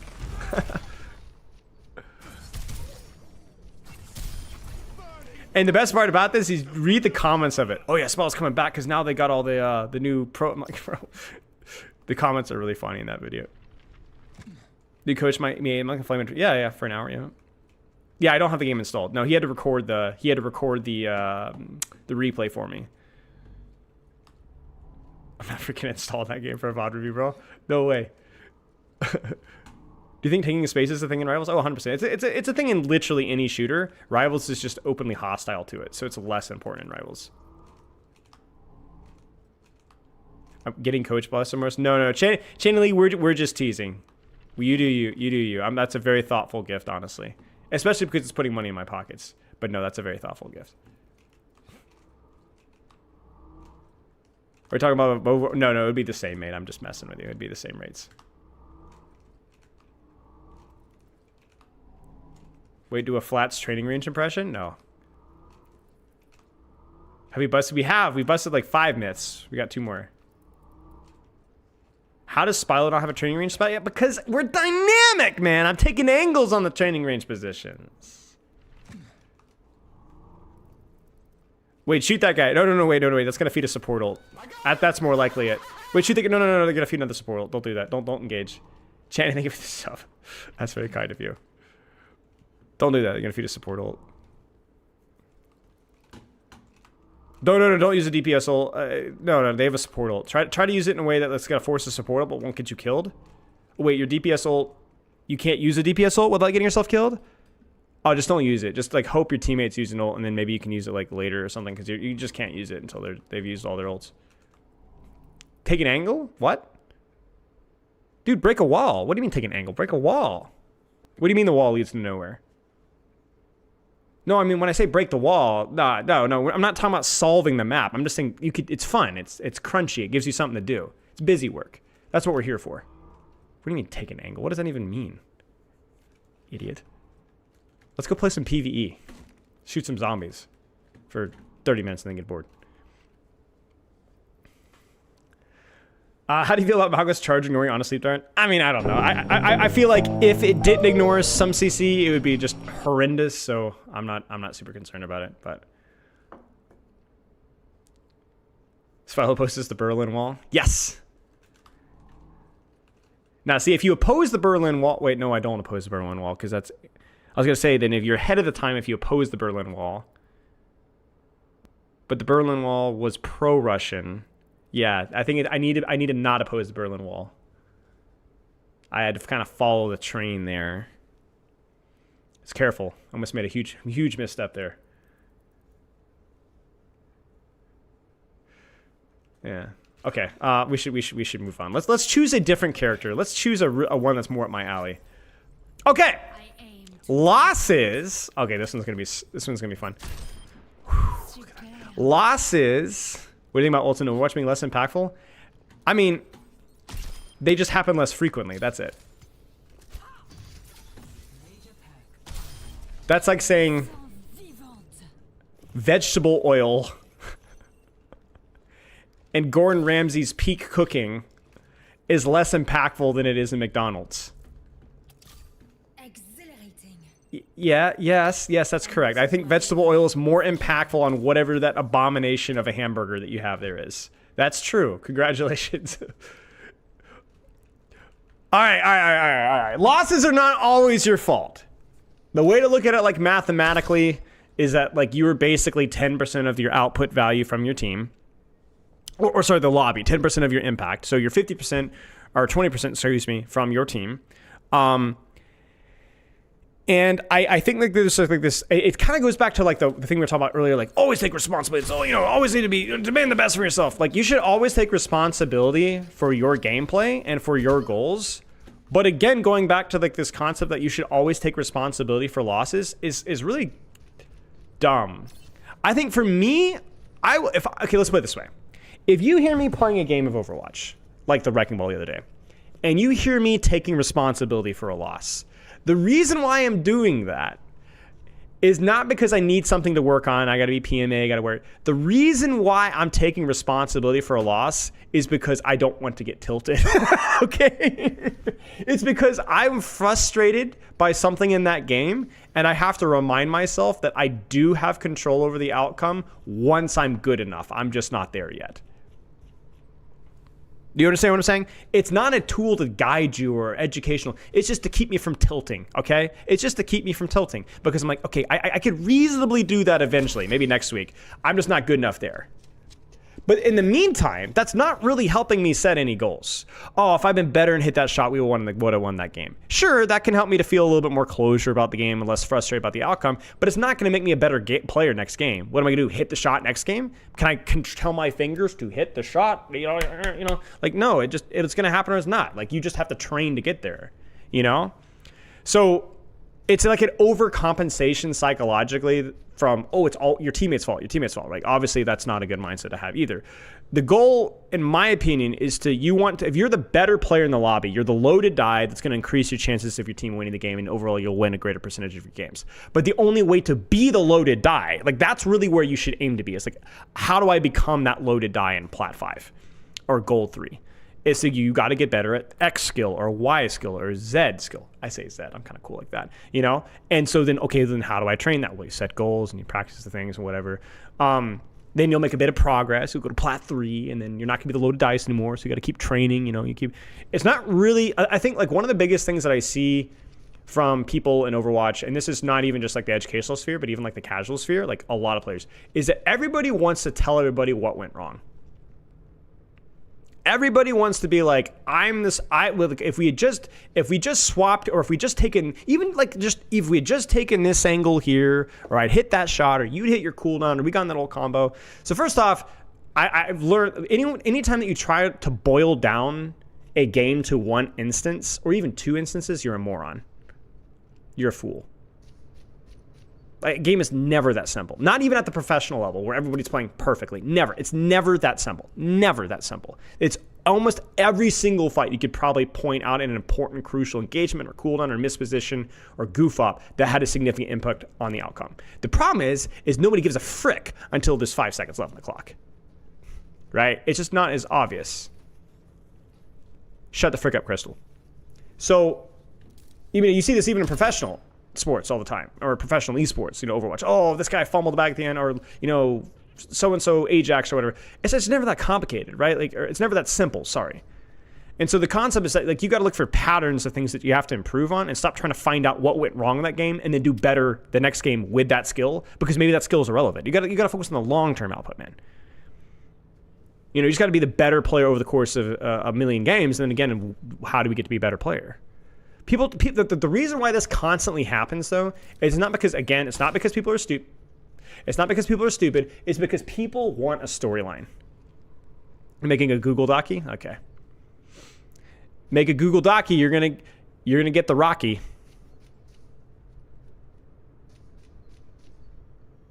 You can get hit with a hockey stick. There's a joke in there somewhere. Anyway, people want a narrative. Like, people want like, this was the thing. They want the headline because it's fun. Like, people like stories. I mean, I like stories. It's fun to write narratives, right? It's fun to say Spylo's, like, it would be fun to say, like, Spylo's ball mechanics were horrible, because that's true. If your mechanics are better. But if you went back and looked at the wrecking ball, and again, I'm just using an example because it's recent, you'd see a lot more wrong than just my mechanics. Right? A lot more wrong than just my mechanics. Mechanics would definitely be a low-hanging fruit, but it's always more complicated than that, right? It's more complicated, but it's also simple in the fact that you don't have to know what went wrong. It's not your job to decide what went wrong. You guys want a fun challenge? Okay, here's a fun challenge, okay? Do you think if you had 30 minutes, you pick a coaching code here. I'm going to pick a random one. Okay, I think this is a Plat game I coached today, okay? Plat game. Do you think if I gave you 30 minutes, you could tell me who the most fraudulent player in this lobby was in 30 minutes? For sure. For sure. Could you do it? Plat game. Could you do it? I don't know if I could do it. And this is kind of my job. Because even if you went overhead and skimmed through a 14-minute game, you still would have to look at the micro. It would be tough. It would be tough. It's possible. I'm not saying it's not possible. It would just be very difficult. And you'd have to kind of really, really understand a lot of the characters, okay? Now, imagine thinking that I'm going to pick a random person here. Jackass Uwu Slayer here. While also playing the game, in the moment, from your perspective, has the wherewithal to know who the problem is and why we lost. Whether it's you or your teammates. Skip to the end, press tab. Right. You just nobody knows. Like, there's too much going on, right? Now, I'm not saying that if you go 0-12, like let's do the Stefano check here, right? Now, if I look at this right. Okay, hang on. My concept is pointless. I've been proven wrong. Okay? I've been proven wrong. Okay? But the reality here is, why did Uwu Slayer do so badly here? See, I knew it, guys. I knew it. I did not know this. Okay? This gives you a red flag, but you'd have to go back and look at it. And here's the other perspective. Let's say you're Navy Hydra. Okay? Navy Hydra. And Uwu Slayer is an absolute fraud. Could you have won this game with a better performance? Maybe. Maybe not. But regardless, I got to focus on what I need to get better at. So again, it's not really your job to evaluate what went wrong, even from your team's perspective or even from your perspective. Focus on yourself, yeah, but more importantly, what were you supposed to be focusing on that game, and then do that more. You know?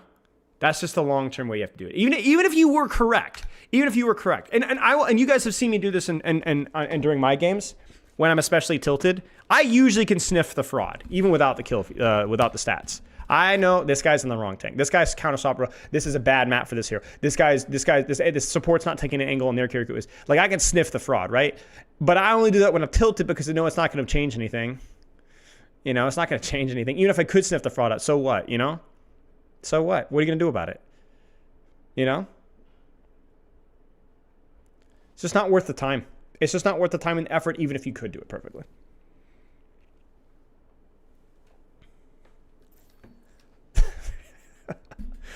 Crazy, man. True.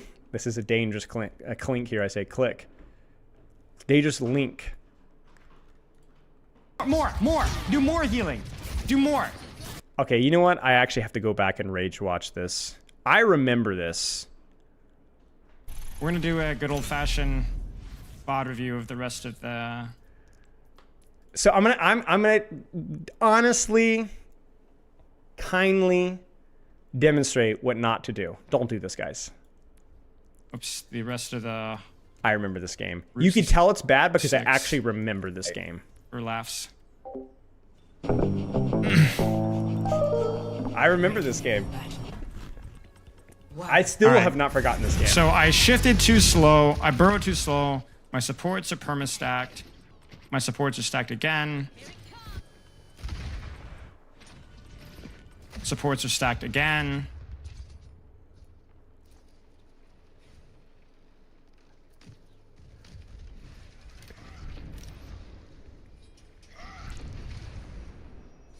More heal botting, more heal botting, more heal botting. Look, what's the plan? Like, what is the plan? Like, what is the plan here? What is the plan? Like, what's the plan? Like, we can make fun of execution, especially if you're looking at me. But what's the plan? What's the plan? What's the plan? What's the plan? What's the plan? What's the plan? What are you doing? What are you doing? Hi, Kitty. What's the plan? Why do you feel? What's the plan? She's full HP! What's the plan? Tech and I are dying! We're starving to death!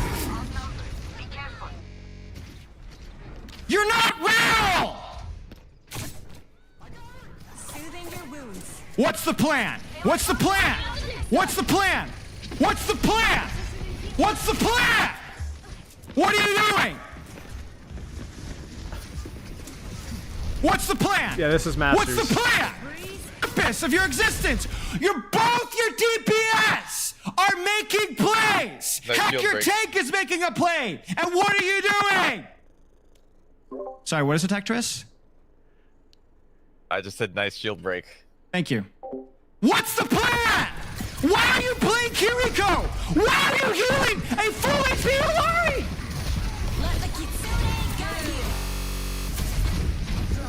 What's the plan? There's no plan. There's nothing. How is this person real? Oh my gosh, a shot. A shot. Okay. I think she literally had like under 1,000 damage this game, I think. Pretty sure. More healing, more healing, more healing. They're full HP, but why not? More healing, more healing. Good shield break, good. Okay, more. Can we take an angle? No. More healing. Tech needs help, getting no help. I need help, getting no help. I'm by myself up the high ground, getting no help. Dude, this is back when Venture didn't have their like cooldown layering. It was all like super binary. It was so much harder to play. I freaking hated this version of Venture. By the way, do you see how we're dying here? We're sitting in the back and dying.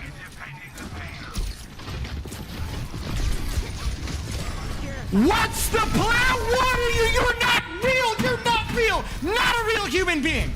Not real. Negative value. Negative.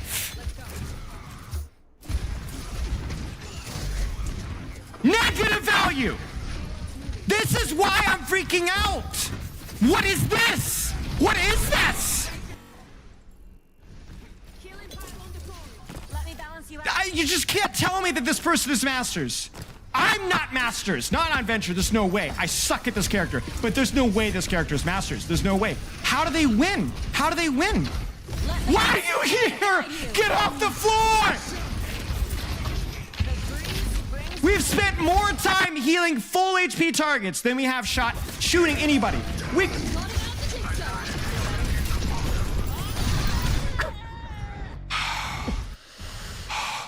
Okay. We got this. I believe. All right, more healing. This is good. I like this. Let's keep more. Do more healing. Do more. No activity, by the way. None. You just stood there and watched me die! You had TP, you had Suzu, you had cover. You are not a real. Do you see this? Do you guys see this? Not real! You look at that was a fight. I'm like, how am I dying? I'm like, me and Tech, I got a kill and I disengage and then I got a tracer on me and I need help and they're doing nothing. How is this Masters? I just must be this bad on Venture. I'm not even being bad. Like really, I really must be this bad. Reality check. Oh my gosh, this is a pet peeve beyond pet peeves. I can't do this, guys. Okay, if it makes you feel any better, Tech, it was worse than I thought it would be. I'm not even joking. Watching. It was actually worse than Okay, so don't do that. And the reason that you don't do that is because if you do find the fraud, it just makes matters worse. It doesn't make you feel any better. It doesn't make you feel any better at all. It makes you feel sadder because you're like, oh no, these are who we're playing with. Yeah. Focus on your goals. Focus on yourself, but focus on yourself with goals. Don't try to be like, oh, I'm lost because I messed this up. You know, if that wasn't what you were practicing, you just gotta move on. It's always the Kiriko players, man. It's always the Kiriko players, man. It's always the Kiriko players. You redeemed a highlight, fall on one, send it in really fast, and then we'll do one more myth after that. How do people get boosted like that? Legit. If you guys want a legitimate answer for that, I honestly think that person just did not know how to play Kiriko, either got boosted by random placements or was playing Kiriko, but they were a Mercy main or a Moira main or an Ana main, or they just didn't know how to play Kiriko, legitimately didn't know how to play Kiriko. And that happens sometimes. I didn't do a profile check, so I have no idea. It might have been a private profile, but yeah. No, this was not preseason 9. This is postseason 9 because that's when Venture came out. I did have one game actually on the same map with a Kiriko that was even worse, but they were worse in the fact that they clearly didn't know how to play the game, like as in they were confused. They weren't just stupid. They were inexperienced, and that they were like level 30. Like they were legitimately a new player that had gotten somehow boosted during placements, which occasionally happens. And I'd had to report it because they were clearly like either they had bought the account or they were boosted or something. 730 to the spray, okay. But that was clearly not the case there. Like that person looked comfortable moving around-ish. It just was clearly had zero interest. And I'm pretty sure they were typing as well, which is hilarious. 730 here. Okay, we'll look at this really fast. What is the plan? Yeah, they didn't have a plan.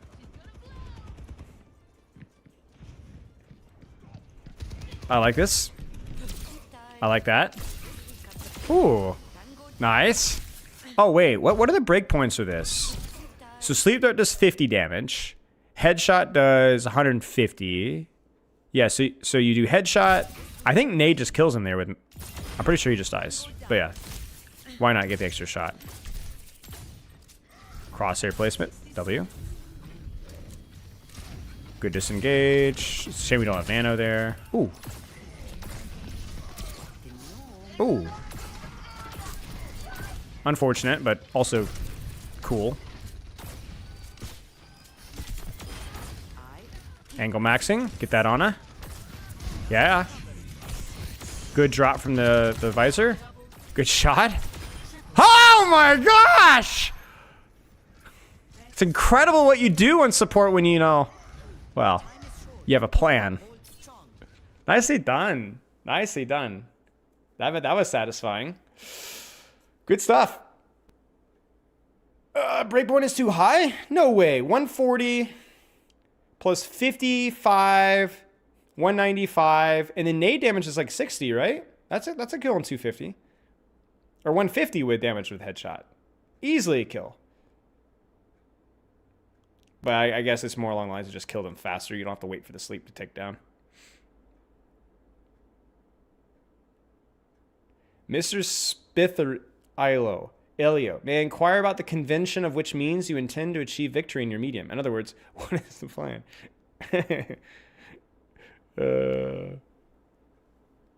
My pet peeve with the Kiriko there, I mean, that was like 2 years ago, was like, I hate when people just do not engage in the game at all. That's my, I don't mind if people make mistakes or feed. I hate when people just refuse to engage and then type.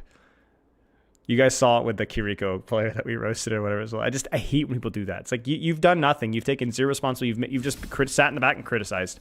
And that also tilts me in real life too. People love to throw stones without actually doing anything. Okay, yeah, last myth here. Probably the fastest one. Actually, this one will be better to have a look at a replay code here. Joseph, yeah, it can be a little sad. Let's look at just like let's random. Let's just look at Havana here. Ready for battle. Am I a hard stuck Plat player? Is that to me or to somebody in chat? Yes, I'm a hard stuck Plat player. Can't get out. But for me, it's my teammate's fault. Okay. So. Don't play main. Take an angle, guys. Only idiots are on main. So, here's the question. Ladies and gentlemen.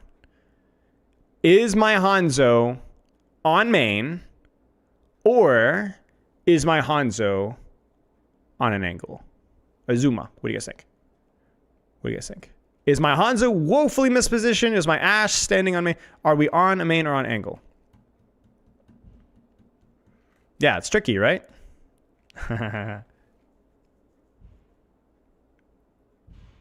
Start acing the other team or else you'll be there forever. I appreciate the feedback there, ET. Guys, ET is giving me the key to getting out of Plat.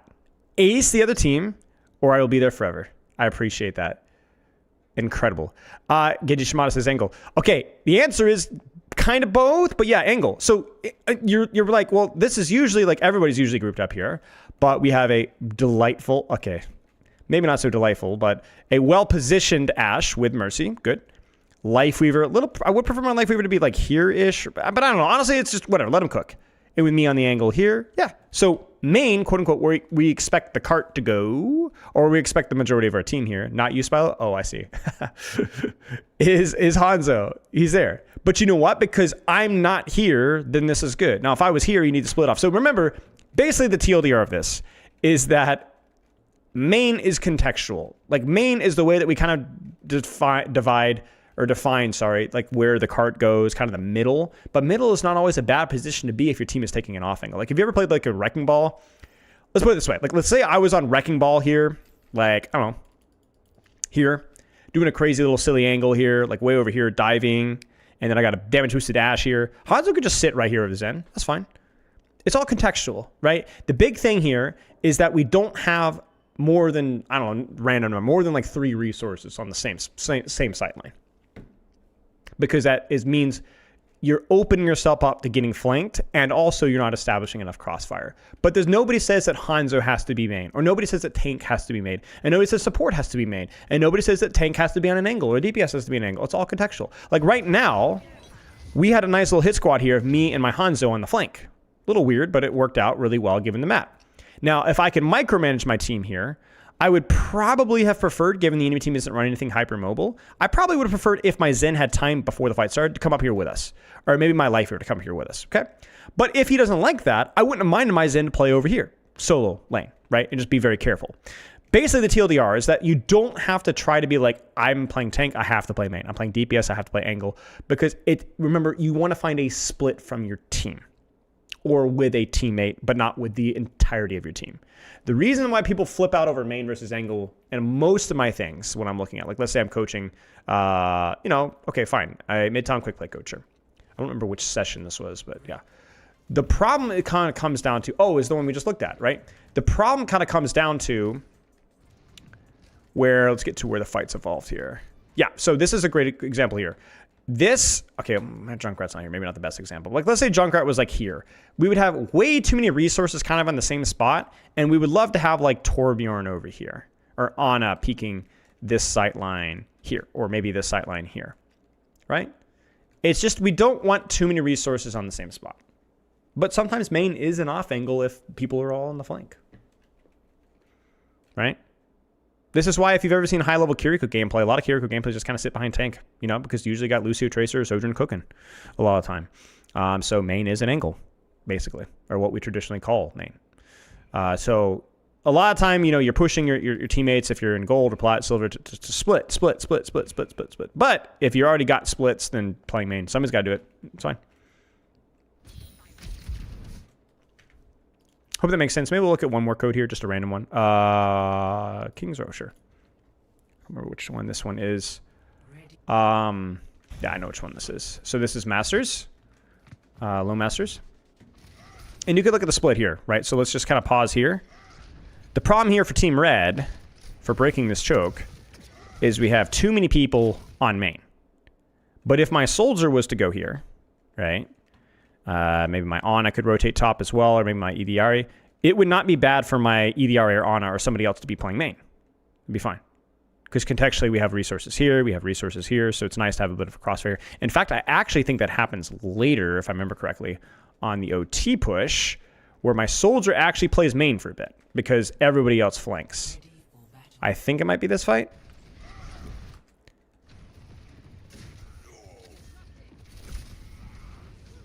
No, it's not this fight. I think it's the next fight, though. I think.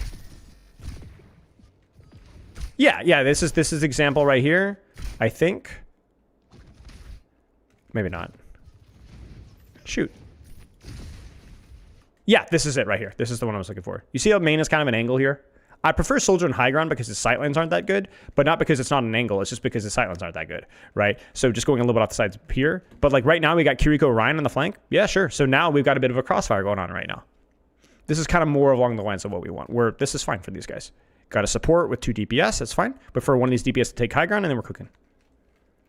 Feeling pretty good, Reshizan. Thank you for checking in. Why not just carry Galusiang on kill 4? Great question. But you can kind of see how this works on paper relatively well because we're compressing their angles. Our Ryan and Kiriko are getting a nice deepen, and we're crossfiring that Reinhardt. And there's that Sojourn rotation. So anyway, main is an angle if your team are split. That's all. Questions, thoughts, concerns, complaints, constipation? I guess that was mostly it here. Basically, what I had is like a lot of little tiny topics I wanted to talk about, and I was either going to do a YouTube short for it or just kind of do a longer form discussion and just kind of compile them all together. What is the plan? I mean, they had a plan here. They did have a plan. Question was it executed well? This ends now. Not great. Oh. Wait, how do we not block this? Did he walk into the shield? We should have kept a distance. Aw, buddy, just hold the shield, man. Disaster. We also shouldn't have dropped either. I think we panicked. There's 10 seconds to go. Unlucky. He turned around. Yeah, I know. He's just like, knock me down and knock down again. So, didn't have a plan.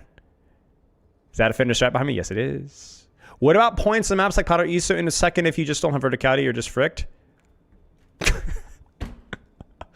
Congratulations! Now you understand my problem with Powder ISO. What a horrible map. Somebody asked me in chat last stream my problems with Powder ISO. You guys want to know my problems with Powder ISO? Let's do it. With the disclaimer that I think the Overwatch map design team has done an amazing job on many of the maps, recently especially, and many of the reworks. But Powder ISO is just horrific. It's just horrific. Okay, so let's talk about the horrific aspect. We still have not learned our lesson about wasted space, where you have all this development time into this beautiful area, which nobody gives a frick about because not only is it unusable because it's completely naked, exposed, there's no health packs, there's nothing of relevance here, but also because there's no reason for anybody to take fights here. Now, you could argue that like maybe they just want it for the aesthetics. I mean, I guess but that's the only argument I can possibly see for it. And my gosh, the amount of development hours on something that people, I mean, guys, honest question. How many times have you looked into this here? Or have you actually looked here? I didn't even know this freaking statue was there. Straight up. I mean, it's a no-brainer, right? It's Rio, right? So I should have known this, but I straight up have never looked here. Never. I've looked here, I've just never have. And that's my problem. Is like, to me, the whole point of art design is that you should be able to put nuggets that the game design encourages you to appreciate. And it just doesn't happen. Which is, I think, a huge shame. It's a shame. It's beautiful. It's great. I mean, look at this. This is insane. Wow, incredible. And that's the map design, game design problem. I mean, what's the purpose of this building? It's just a big... Okay, so let's keep going. Wasted space. No cover, no health packs, no reason for defenders to be here. Nothing. I mean, you could even just blow out these things and lay them here. Think about this. If they moved these to, like, let's say here, and then just exploded this building, like completely reworked, like staircases, and had like an alternate route to high ground, maybe. This building is completely pointless. It's good for cover, but there's no like reason for anybody to ever use it besides just a big block of cover. Like this is like a big no-no, right? You almost never just want a big chunky building. You can, if you want cover, you do things like this, things that add texture, right? And that are, you have to kind of consciously use them.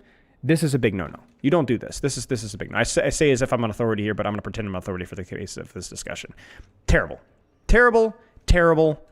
This is mostly fine, although rotations are way too compressed because there's not enough air. There's not enough ability to take high ground from either this here or from this angle here. I'm going to blame more right side. This I feel like is a lot more wasted space. So it's very difficult for attackers to push. So it's very naked to walk uphill. The only real option that you have is to go underneath, which then exactly exposes you to the threats here. It's terrible. Again, we talked about no pathing from here. This is mostly fine. This is probably the best part. Like once you get to around here, there's enough dynamics and nuance to this cover. There's multiple ways to attack high ground. There's ups and downs. There's some cover here. You can go this way. And then we get to the real stinker here, which is this. Not only is this undefender, unattacker favored, it's basically just if you can play this back corner here, you're fine. If otherwise, you're fricked. But there's also no way for many characters that aren't hit scan to progress their positions. Like, Overwatch is a game about progressive angles and progressive positions for characters that can't shoot their guns as effectively as others. There is no way to do this here. The only option that most flankers have is to come up through here, and it just feels ridiculously myopic and limited. And it also feels bad for hit scan. The defenders, it's also naked and exposed. Makes everybody miserable. There are legitimately tank characters that once they get to here, you actually can't do anything. If you have super mobile characters like Ball, Malga, you can do some things. But like if you're here for like Roadhog, Zarya to a lesser extent, even slower characters like Diva, there's just nothing you can do. There's just nothing you can do. And even a character like Reinhardt can flank and like walk up the height, but Reinhardt can't even just like walk the corner and force point because he's too exposed. It's terrible. There's no cover anywhere at any point in time, and there's no way to gap close anywhere at any point in time. So this is terrible.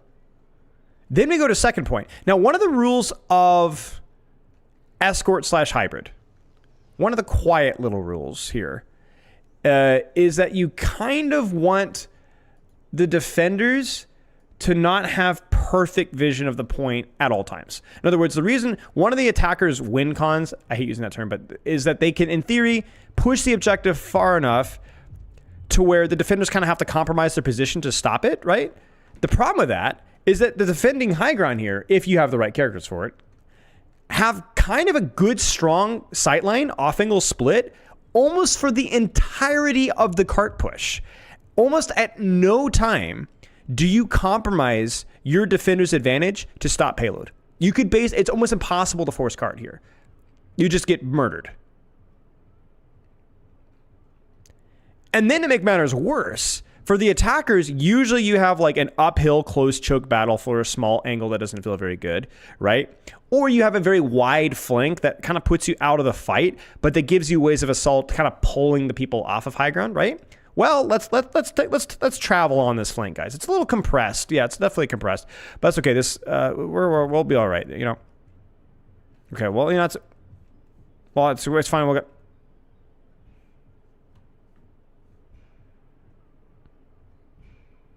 Well, it's fine. I'll just take high ground and just be like. I mean, it's so bad. It's like they legitimately forgot to finish the map.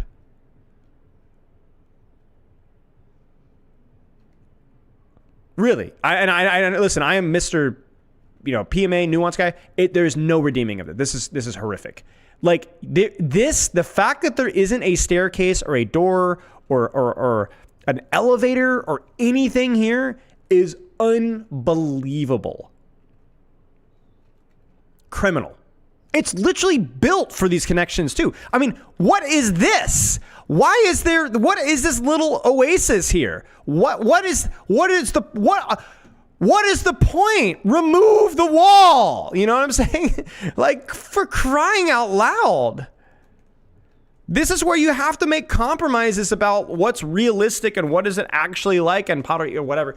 This doesn't work, man. What a joke.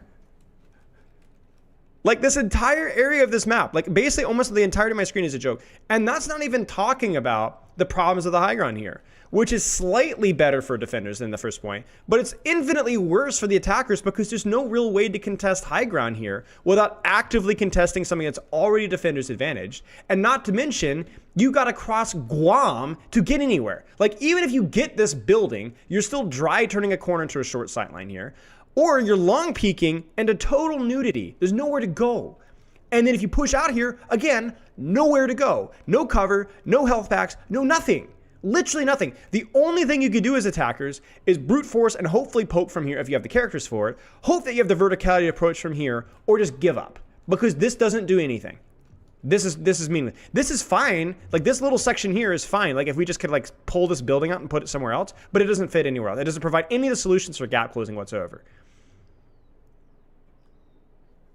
Oh yeah, and then there's this entire like high effort spawn room, which is just like, well, that's fine. The basketball room? That's not the basketball room. What basketball room? Where? Here? No, this is a butcher, I think.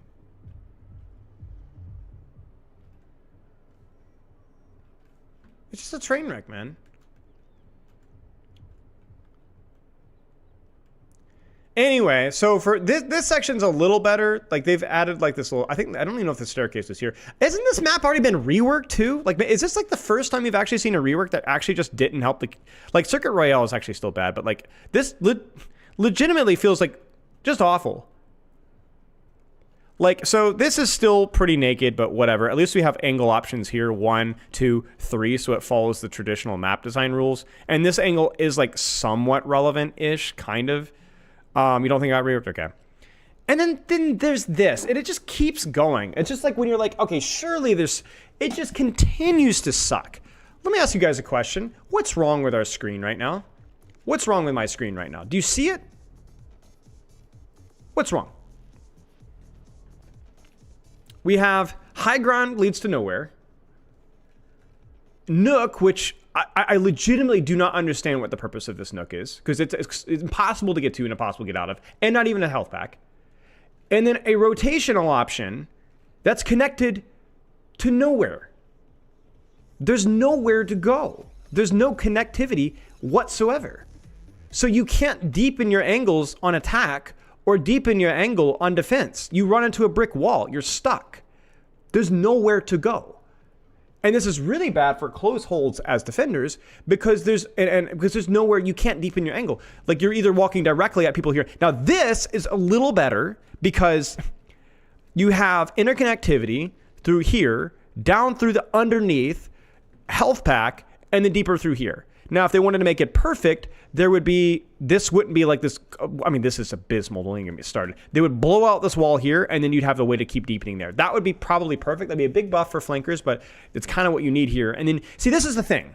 You open up rooms, you buff flankers, but then you can provide better, like fewer hard cover options, better sightlines, and then buff hit scan. So it becomes more of a balance of like sightlines versus flanks, right?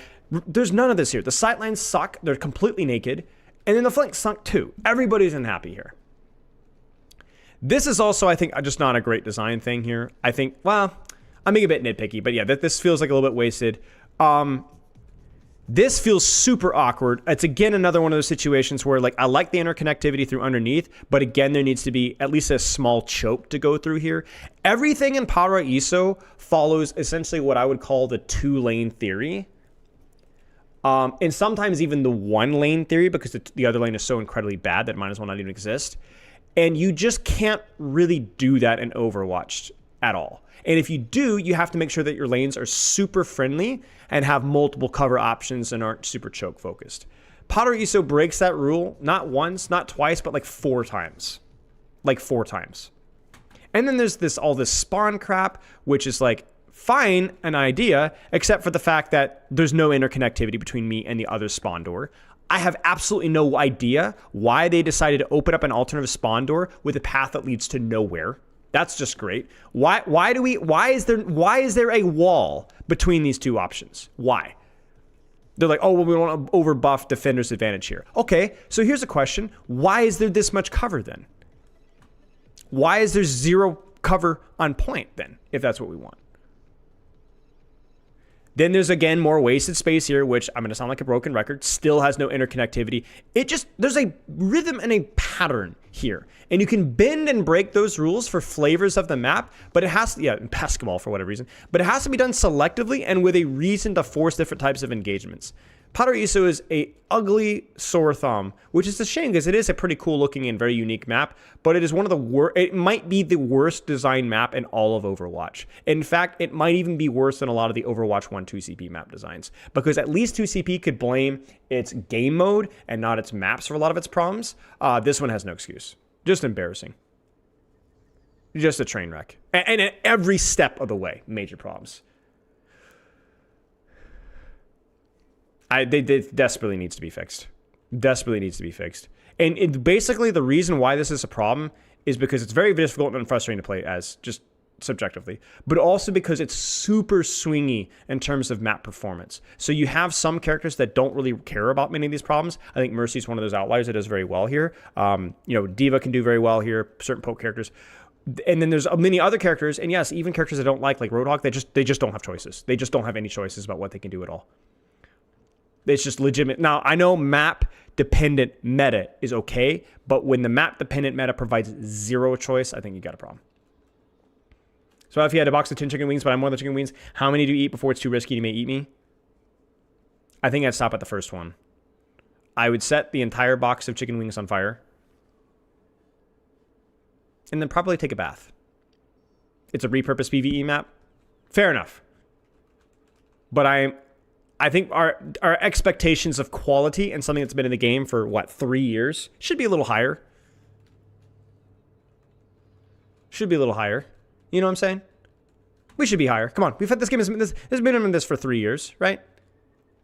And the thing is about this is I don't know the amount of work it takes for map designs, but it can't be as intensive as like an in-depth new hero or a hero rework. Like, come on now.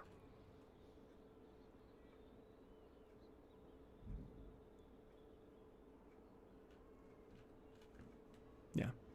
You wouldn't need to even add a lot of stylistic things, but I'm not going to pretend to understand the amount of work. I'm just here to complain. And that's what we did. Yeah, there you go. Anyway, somebody was asking me, why is Powder ESO? Well, there you go. That's the problem with Powder ESO. The problem with Doomfist. The problem with Powder ESO. Does having multiple lanes stacking vertically in each other still count as different lanes? Yes, it can, if those vertical lanes are actually irrelevant. Which is kind of why this can work here-ish, if there was a relevant other lane here. Like, the laning here, it can, yeah. I mean, I'm no map design expert, but yes.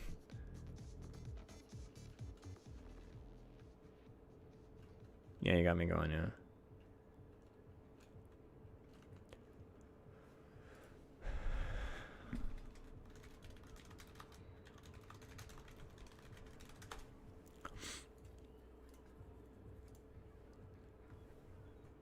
Biggest problem probably is Ash and High Ground. Yeah, I mean, that's the thing. It's like if you have the sightlines for it, it's over. So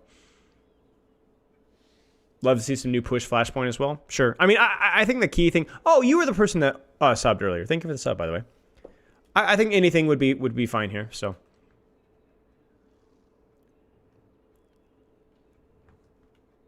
yeah, I mean that's my biggest problem. It's like all this art direction is just kind of wasted, you know. Like, I can't believe this, man. Like, this has to be purposeful. It must be PvE. It must be PvE. Because I'm like, what a waste this space is. Like, what a waste.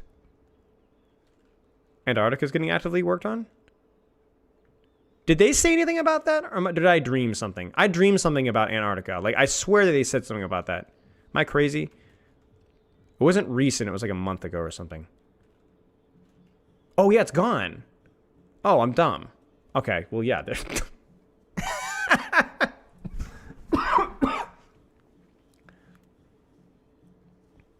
Yeah, it's okay. Well, there you go. Shocking. I just kind of forgot, to be honest with you guys. So, yeah, Undergo wasn't that bad, but it definitely had the problem a lot of other maps have with like wasted space. Ooh. I lost my voice.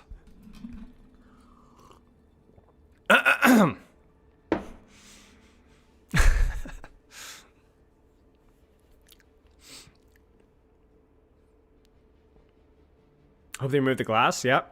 That's true. There is that one section where they should remove the glass in Antarctica. I think Busan's worse. I think Busan is the worst. Busan, I think, is the worst Koth map. I think. Okay, guys, we got 43 minutes. Do we go back in the ball grind? Do I play one ball game? I mean, this might as well, man. This might as well. Literally nothing to lose, you know?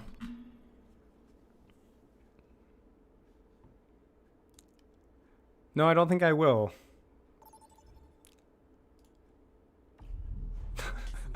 Rolling. Then is Spylo smarter than a Plat after? That's what we're doing with Crystal in a bit. It's comedic cinema. I'm glad I intellectually stimulate you guys in productive ways that are probably good for you. It's healthy to laugh, you know what I'm saying? Choose heroes to ban.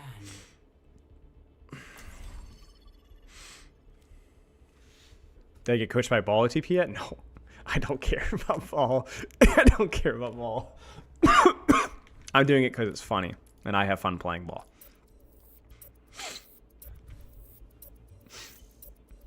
Yes, I was thinking about just that Basilisk. Am I going to stream the game show? Yes, we are. That's the plan. How about King Zero last point? Oh, that's a good one, Alexander Hernandez. Excellent one. I agree with you. Definitely one that needs help. I have Mayonnaise versus Overage Woman. Who will win? Street Runner. Have I perfected all the ball tech? Yes. Yes, guys. So while I was not streaming yesterday, I was grinding the ball. I was getting my hours in. Doing my techs, my rollouts, so that I could put on a masterclass today.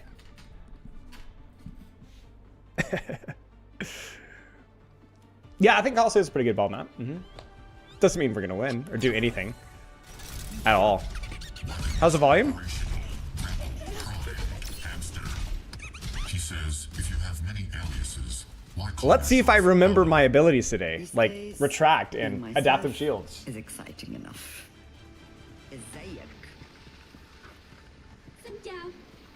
There is something kind of funny about that. I'm not gonna lie with you guys.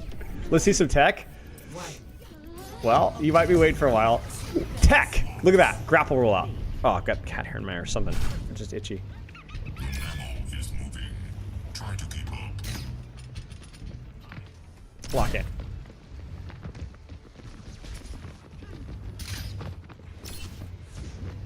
Okay.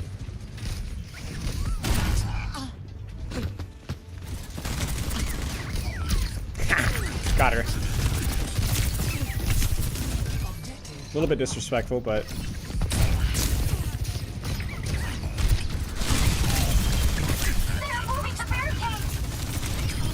Oh! I almost missed that. Okay, that's Moira. That's one sending to chill.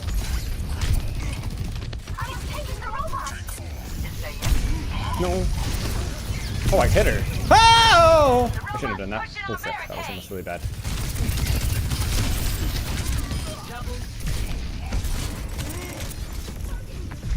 See, it...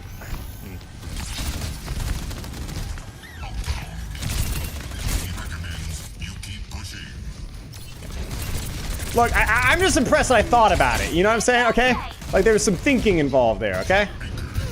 Oh, dear. That's not what I meant to do. That is not what I meant to do. Okay, we're good. You guys understand what I meant to do, right?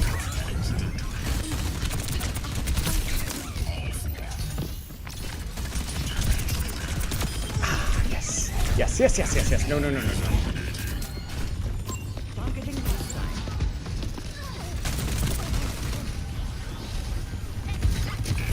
Frick, frick, frick, frick.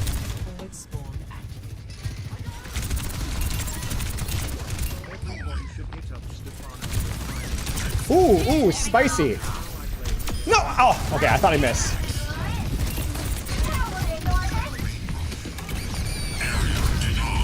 Frick.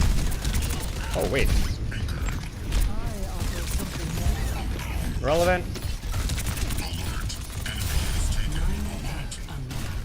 Frick. Nope. I might spin to win this. Might spin to win this. You see what I'm saying? A little grapple. Little grapple. Nope.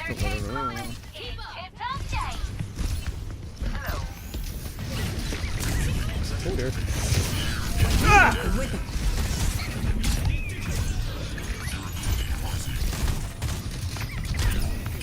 Nope. Wait, wait. Yes!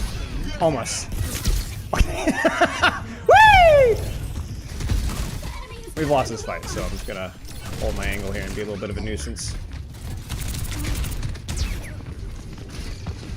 Wait, she...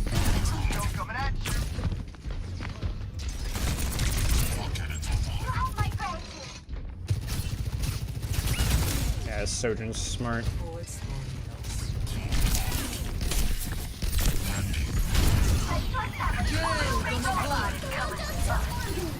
go. I don't think we win this, so maybe I just stall. Yeah. The enemy team is trying to push the barricade. Nope. What do I want to do? Frick, man. I was like so locked in there.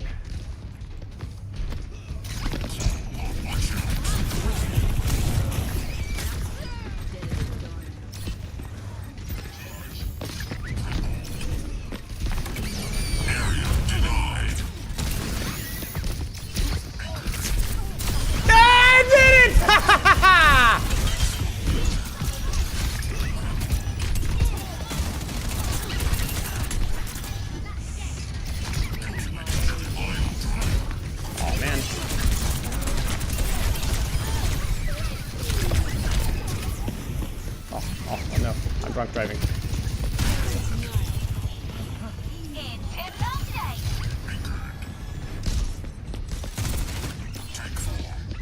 Can I get her?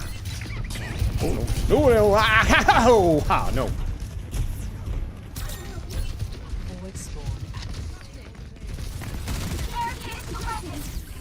Frick. Time for the reckoning. This ends now. That took way too long for me. Oh. Let's do it again. I'm actually gonna die for this, but I don't give a frick. No, I'm not gonna die for this. Juked. Ankles shattered. Okay, never mind. They didn't even care. I'm not relevant enough for them to care. Wait, shout.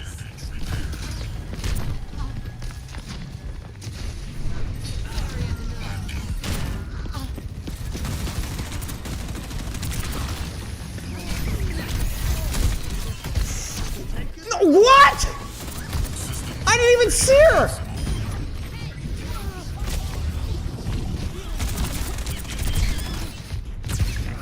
Oh. Thought she was gonna disengage towards me, but she did not.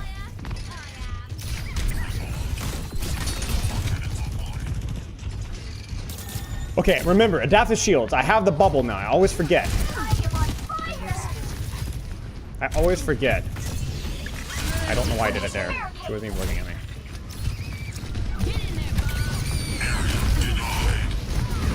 No, we're trying.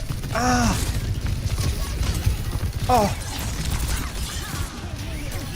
Like, yeah, you guys saw it, right? You guys saw it, right? You guys saw it, right? Like, no? There was potential there. Okay, can I?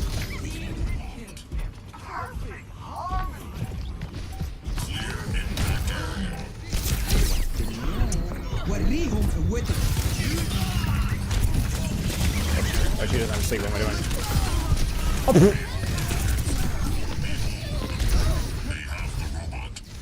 What? Oh no, I wouldn't.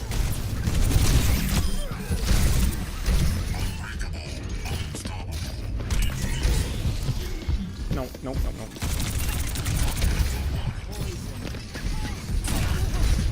No. Of course. I might die from this. Ah! No! Crud.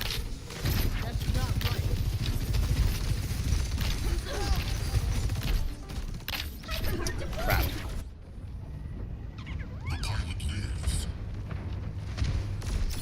Oh, nice kill. You know, I might cheat this. No, I'm not gonna cheat this. I'm gonna be honest. I'm gonna be honest.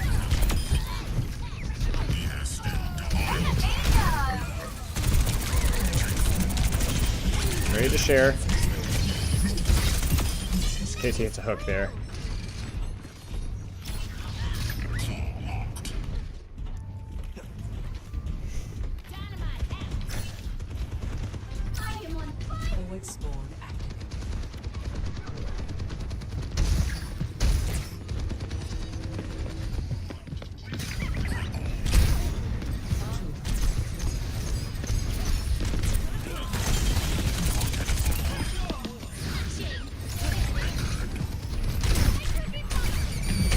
that's worth. I think it's definitely not worth, but maybe.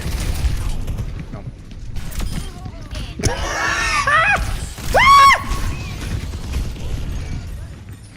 I think I'm good. I think I just go back in.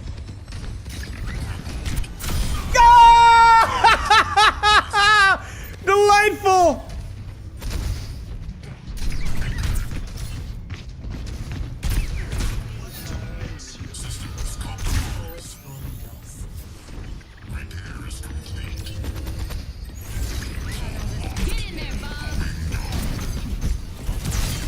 Blocked hook.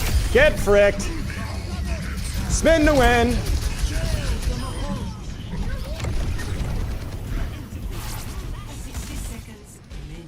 Not worth. I probably should deepen that actually. Shit.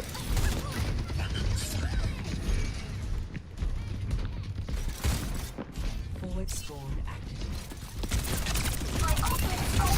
That's what I wanted. Get Discord. Wait, what am I? Oh no, my latency, latency, latency, latency, latency, latency, latency. Frick. I got fricked by latency, bro. Man. You're so late because of that, too. I can slam this, I think, for free. Yeah. Just trying to stall payload. And because I can't get CC'd, I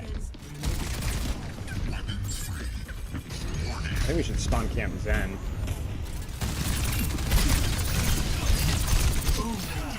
Into the iris.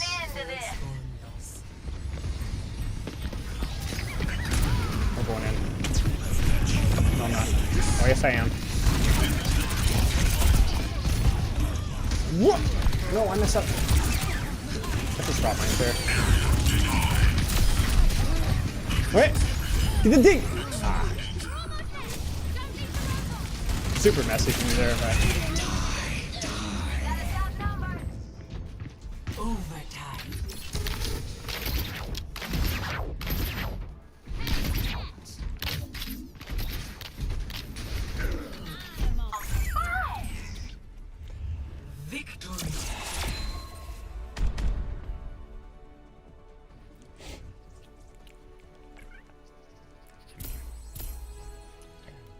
Play of the game. It's not a big deal. It's not a big deal. Spin to win paid off there. I never really felt like my HP was ever really a problem, given the availability of health packs and the enemy comp. And I think the dings there were pretty good with the queen on that map. So it's nuance. It's always hard to know what you're giving up, and so you always pay attention on what value you get and less of what you're giving up. But yeah. Yeah, I mean, is what it is, you know? We got our grapple boops and our hole-in-ones and slippity-sloppity. Did a little better bowling the Plat on us with their sleep turret. It is what it is.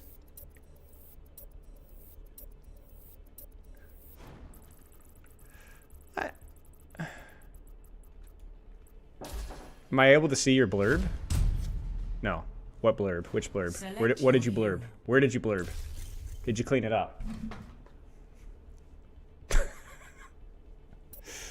Nepal? I don't think I've ever...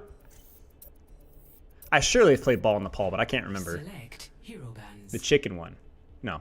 I did not see the chicken blurb.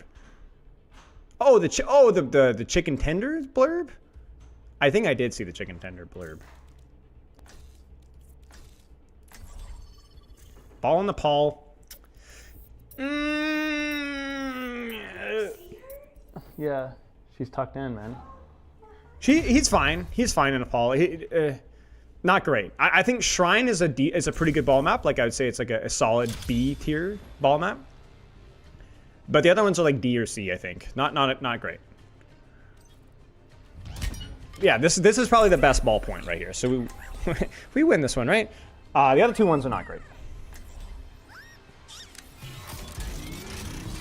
When I support with ball, I just feel like I feel trying to heal him. Yeah, you shouldn't go out of your way to heal ball too much. If you can see him, heal him. But if you can't, don't worry about it. All right, we've got the finale. We got Sillyful. versus Sugma Whole Hog, Daddy Simp. We're gonna win this one. What do you have with your chicken today? I didn't have any chicken today. I think I go. I think I go left side here. I think that's the better. See, this is the hard part where you just have to play the character more to know. Because even when I'm coaching, I'll be like, let's theory craft what your rollout is and think about it, you know? Because it is hard to know the perfect blind rollout on every map, you know? I feel like this has to be the play though, right?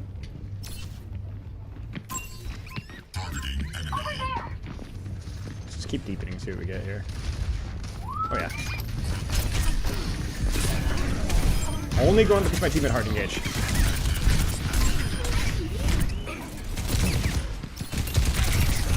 Oh no! Ah! Oh, he killed himself. Okay, we're good. I was about to just like the teeniest little. Okay, we're good. I hard slammed there because even into CC, my Bastion's angle was ridiculous. So if we could make that work, I don't think we do this. There's Idiari. Okay, that's what I wanted. There's sleep.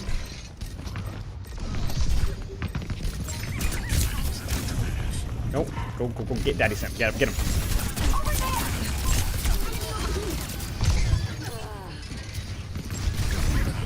Oh, quick. I'm trolling. Is there somebody over here? Am I crazy? I am crazy. He's left. Super goofy follow through. Sillyville, be careful. It's not Silly Max, please. I think I go top here, now that I actually have the time to set up top.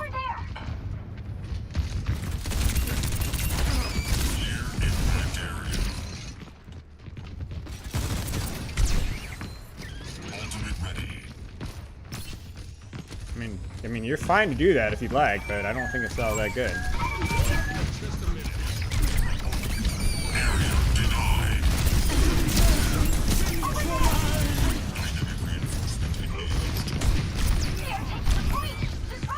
Dude, are you freaking kidding me?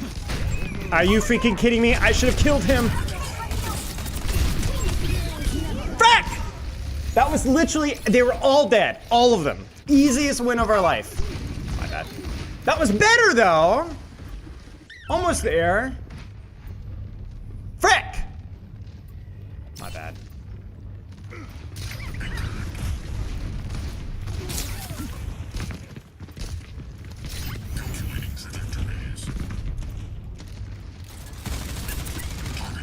I need to wait. My supports are doing a little bit of funny. I think we spend to win here on this map, especially into their tank. I don't really think I want better staging this. This is about as good as I want.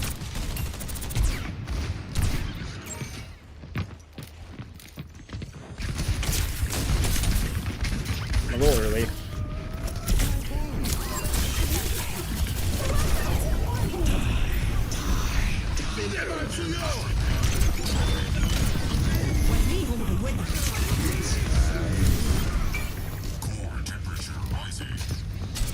Dude, what the frick? No. Ah!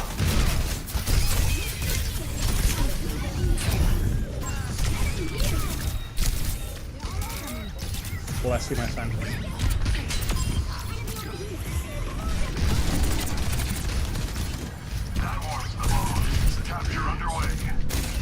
No. No.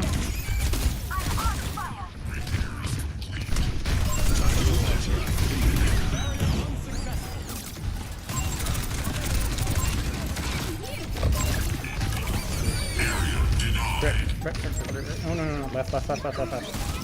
Oh, no! Oh! Okay.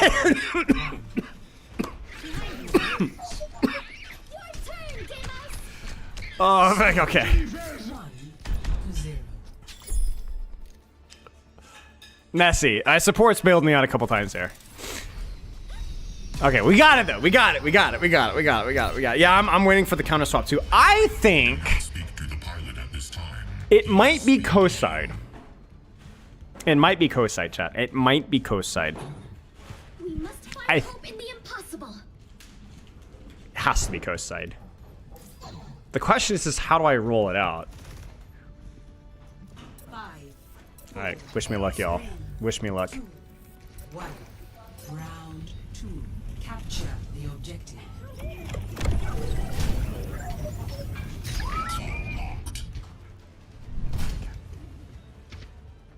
That's Arissa. That's a good sign.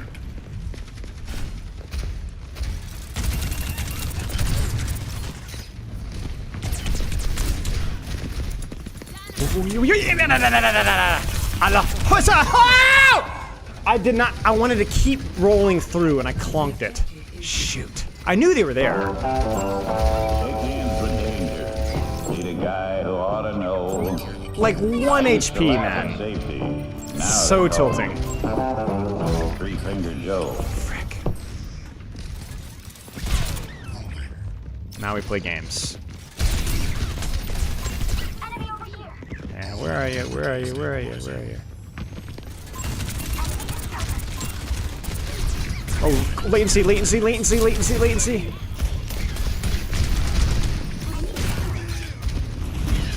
Chud. Freaking chuds, man. Chuds, all of them. I just keep saying chud, chud, chud.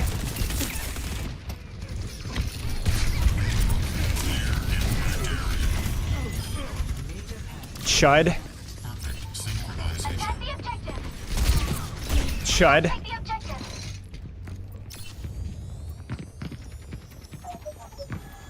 Chud.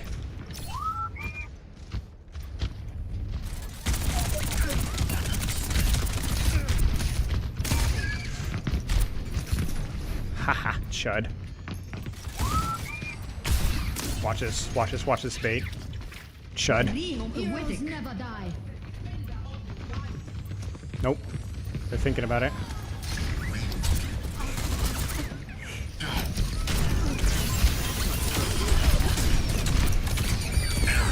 Chud. Chud! No.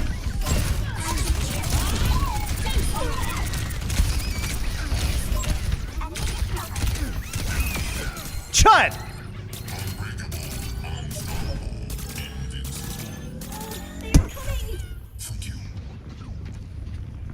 I'm using the power of language. Yeah, come on. Come on, buddy row. I'm a man on a mission. Stay out of my way.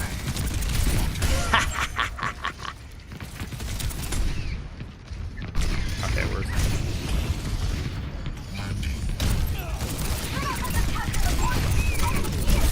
No! Chud.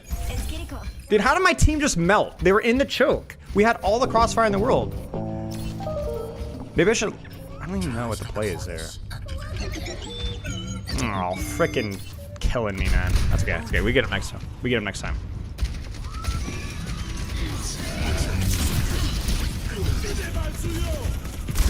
Frick. I told you this map is hard. This map is hard.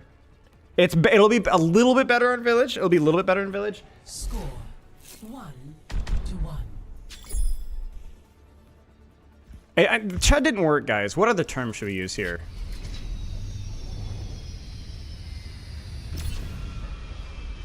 They have this coming, so let's give it. It didn't work. The Chud word.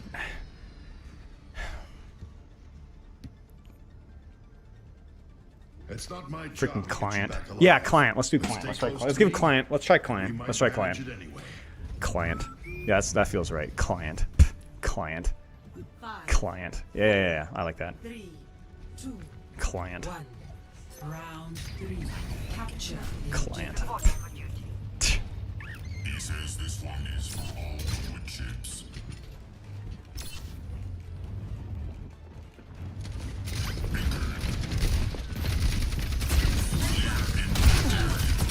Client.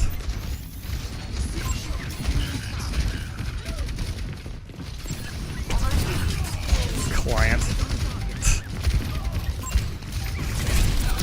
Client.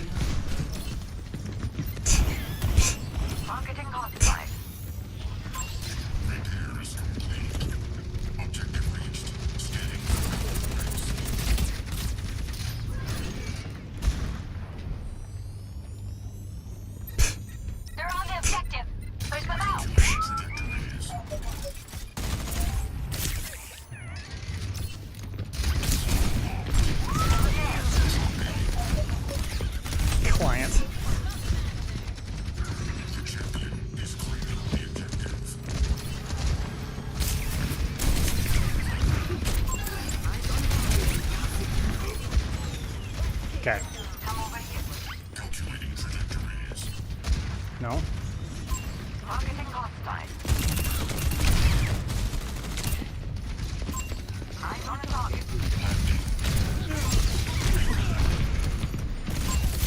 Nope. Nope. No.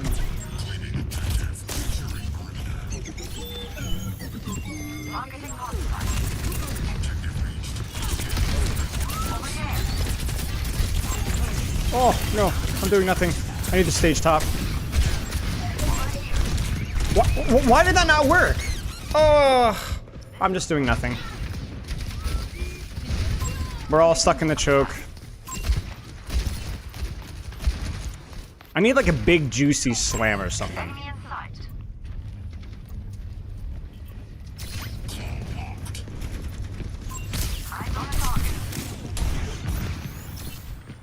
We're just freaking getting staggered.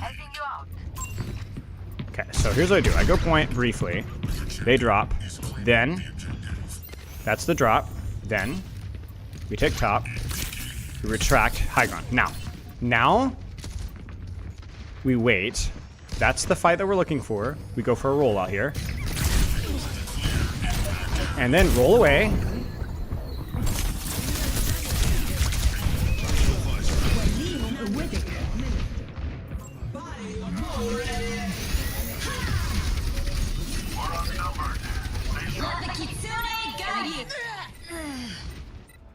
You know, hate's a strong word.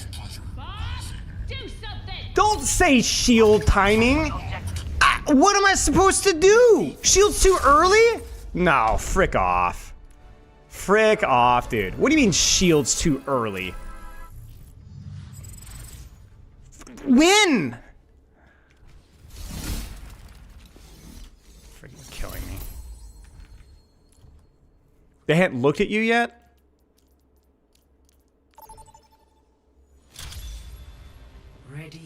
I guess oh shoot, we're close for time. I have to do a fast map here. We gotta vote for Flashpoint. Freaking killing me, man. Dude, Groggy, freaking Sleep Dart, Groggy. I just hate that so much. It's the cast that really tilts me though. Oh, frick, man. We gotta win this fast. Hate is a strong word, but I despise people like that, Casty. 3, 2, Oh, I'm stuck in the replay viewer. round 1. Capture the objective. Or lose fast? Yeah. Great suggestion. I'm not banning Cassidy though. If they go Cassidy, I want him to feel the rubber of my boot. I want him to feel the brick dust. I want him to feel what is ball made of? Like what? Steel? Has to be what we're aiming for here. This is super annoying. Scrap metal, yeah. Frick.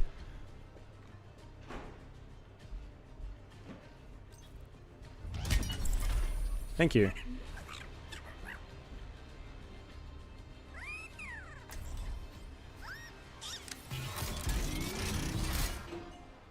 The problems that I have, I'm going through like my mental gymnastics here, with balling the CC, is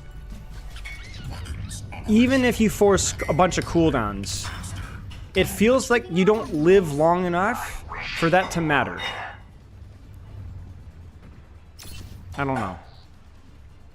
The best archaeologists get their noses out of books and into the dirt.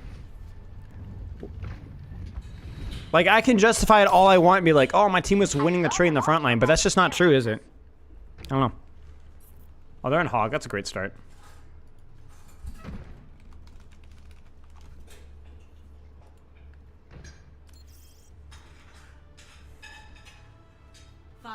We're gonna win this game. 3, 2, 1. Yeah, the map was bad versus Orisa. Orisa could just hold them in the choke. Hog, Freya, Kiriko. My ultimate ability is charging. I don't know who the other DPS is though. Soldier.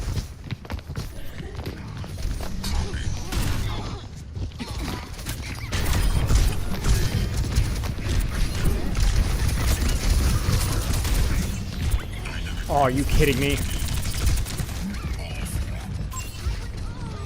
Are you kidding me? Like, there's just no way I do that much and we lose that fight. It's not physically possible. That's actually incredible.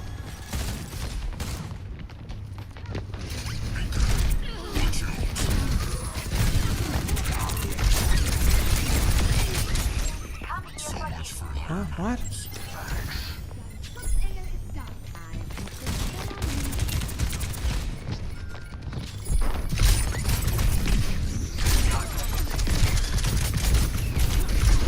Oh, come on, good slam.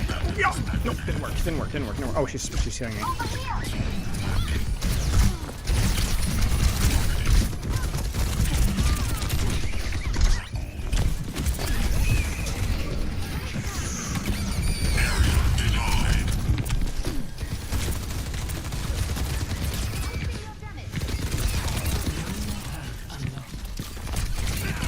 Can't kill this Ricker. Need to stop shooting, man. No.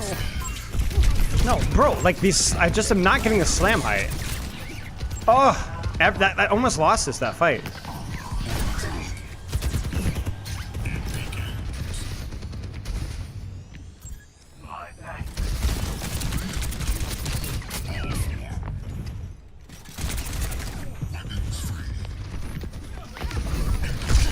Frick.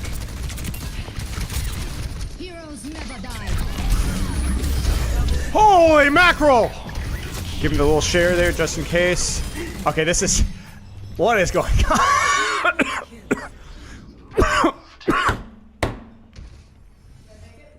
Maybe. Now we just let him know. Now we're just playing the distraction game. No more element of surprise anymore. We're pre-fight dead again. He's looking at me. That's fine. Oh, we got the... You distracted. Oh, you tooting me.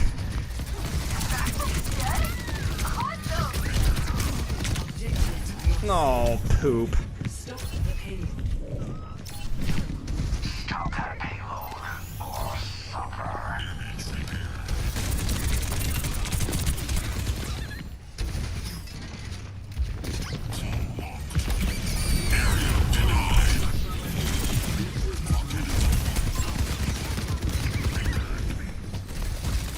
Might have been a little early there. I thought I could catch the hog, but I didn't.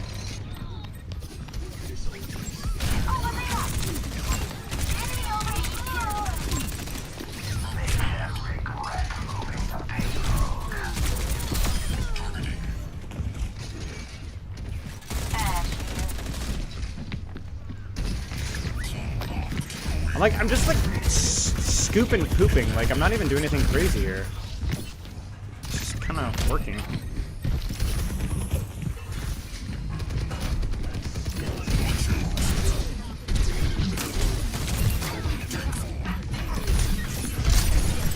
Ooh, that was awkward.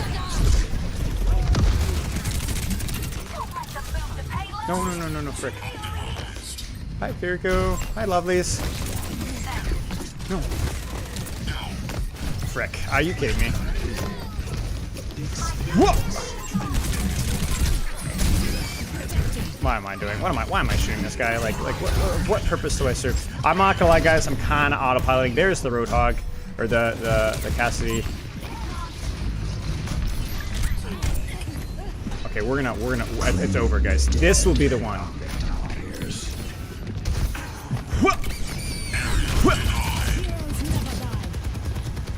No, come on. I stink at this video game. Confidence! That's a mistake. I can't believe we're not winning this. What am I doing? Restage.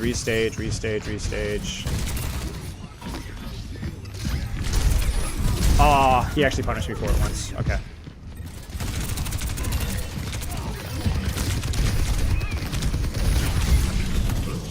A little spooky. Okay. Just take it. It's fine. Bob is good. Bob is very good. We win this. I think I need to be... Well, yeah, I was going to say we should win this. I'm just getting lazy kind of a little bit. Feels a little bit like a quick play game right now. I think it's because of the SR gap. Which is a little concerning, which means that if we're able to hold this, that's great. But it also means attack is going to feel pretty cringe.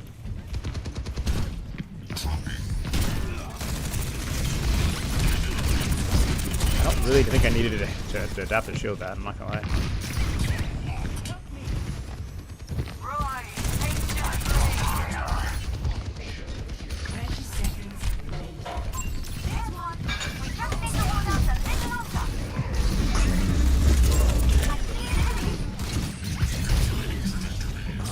I didn't adapt his shield share.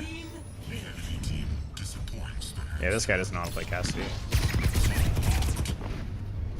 10 seconds. Hold out for a spell and this fight's out.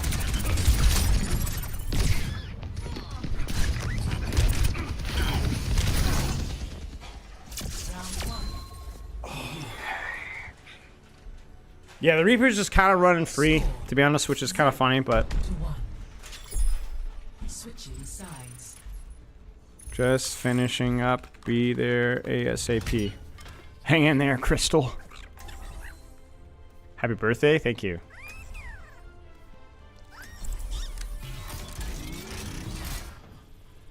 Oh, nice Olivine. Okay. Ugh, okay. Now just roll them? Yeah. Yeah. I think the plan here is to just, if it's just hog, is just to eat the CC, but just make it juicy. You know what I'm saying? I think that's the play. I think I might stage through like left side towards the Mega and then come in from behind there. And then maybe try to go into Cafe and do some stuff in there. You could do a cast too often? I mean, that wasn't an ego duel. That wasn't an ego duel at all. That's an easy naked 1v1 with a free slam setup. With bubble, I just failed to kill. Yeah. 5, 4, 3. Okay, they're on the Roadhog. We heard that. Probably gonna go back to comfort characters-ish. Pharmacy? Okay. That's probably for the Reaper. Which makes my initial plan even better. He misses the hook. Check my team. Turret already. Just chill for a sec. And then I think I take Cafe here because they're giving it to me for free. Which means I can get a free slam angle.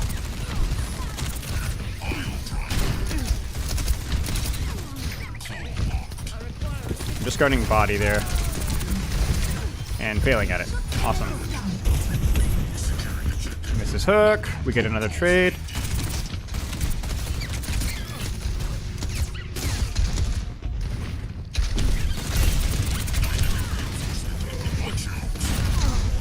Hello, grapple.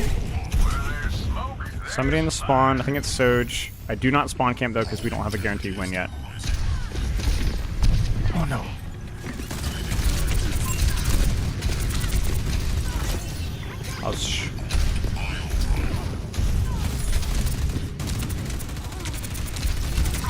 Oh my gosh. Oh my gosh. I cannot believe what just happened.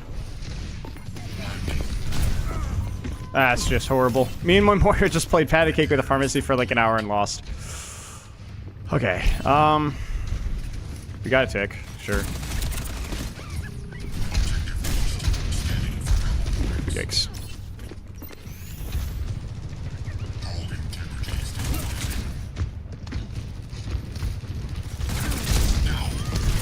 Holy crap.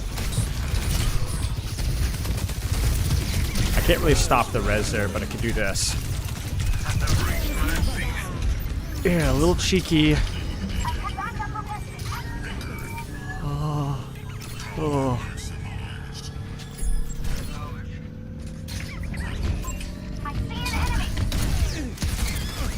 Give me cap, please. Thank you.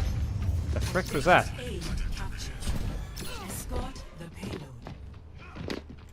I got the payload. Let's rumble. You know what? Let's do it.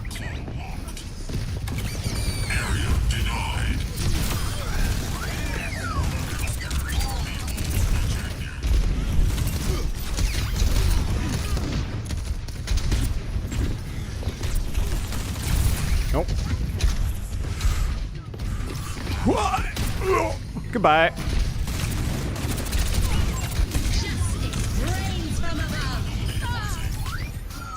Come on, come on, come on. Give it to me. Yeah, baby. Woo!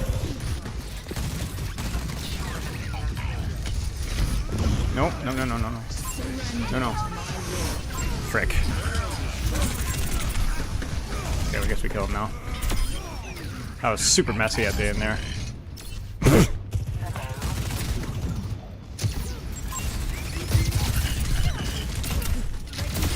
little bit of a stagger.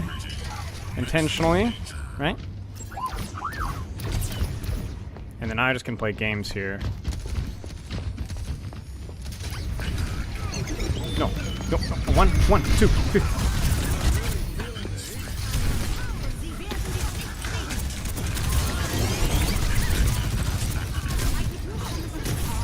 Are you freaking kidding me?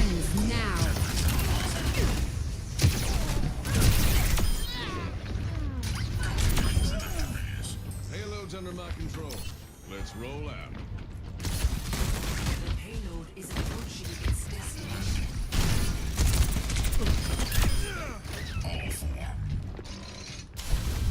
6 o'clock! Quick. Quick.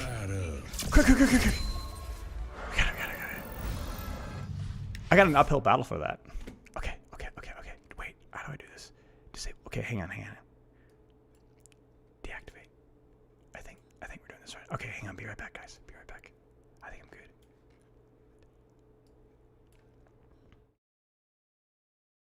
Wait, no, I have to deactivate my mic first. Hang on.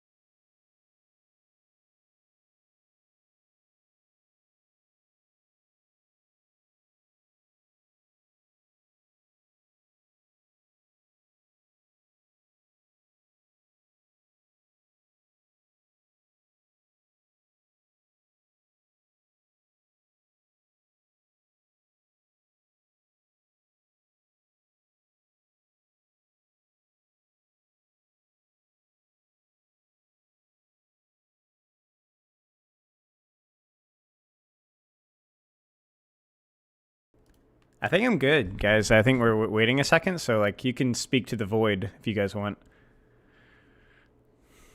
Hello, void. That's what you guys say. And then you throw lots and lots of money at me.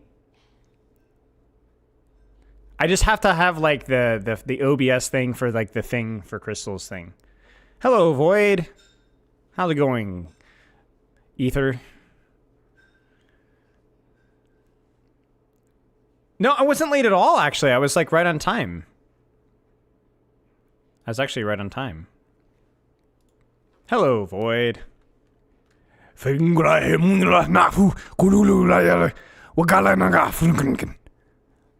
When are you gonna hit the double bound, double boop, 180 rebound, trebuchet, EGL mines, fireball, cancel, player bound, super jump, B-hop, grapple, Texas kick, refund, pinball, hitbox, inversion, spin to wind blender? Later. Soon. Very soon. It's more along the lines of when would you like me to hit that? It's just I haven't really had sufficient motivation to hit it. Soon.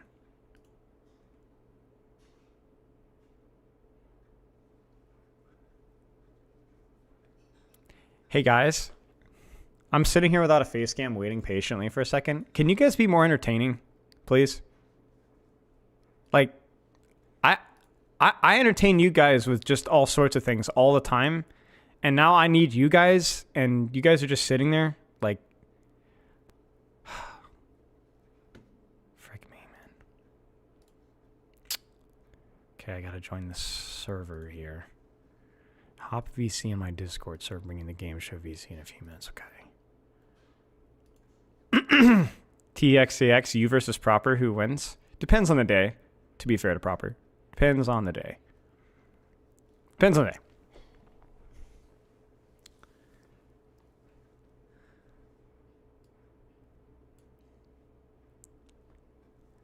How about you take a moment? No. You kidding me? It's the 21st century. I have 0 moments. I'll take a double triple bossy deluxe on a ref 4x4 animal style extra shingles with a shimmy and a squeeze, light axle grease, make it cry, burn, and let it swim. I love that. We can say it while you wait? No. That's fine.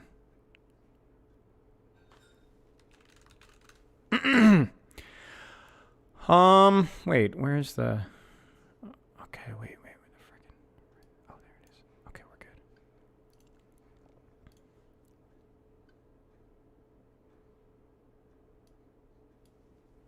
Have I ever heard the language of the deep? No. Have you ever heard of the tragedy of the Darth Plat? Yes. How about you take this moment to comb your hair? Comedy. Let's play rock, paper, scissors. Okay, let's do it. You guys want to do it? Rock, paper, scissors? I'm going to win twice in a... No, I'm going to win 3 times in a row. You guys ready?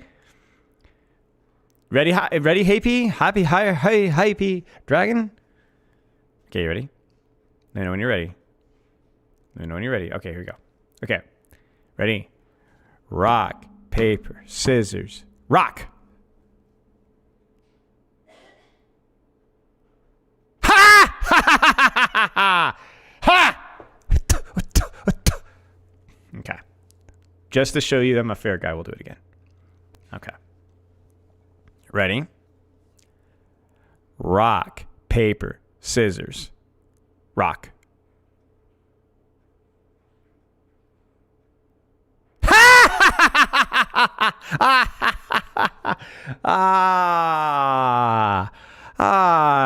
It is sweet. It is so sweet to be the best. Okay, you ready? I told you. One more time. One more time. You ready?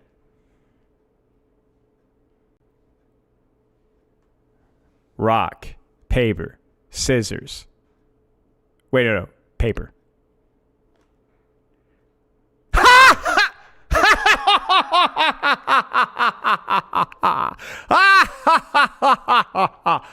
Did I not tell you? Did I not tell you 3 in a row? I will give you fair sport for being not a cheater, though. You didn't cheat. I respect it, though. Hey, listen, that's okay. That's okay. You have to understand your competition, though. That's like 1v1ing Proper and Seda, you know? And getting mad. It happens. It's all right. You have to understand who you are.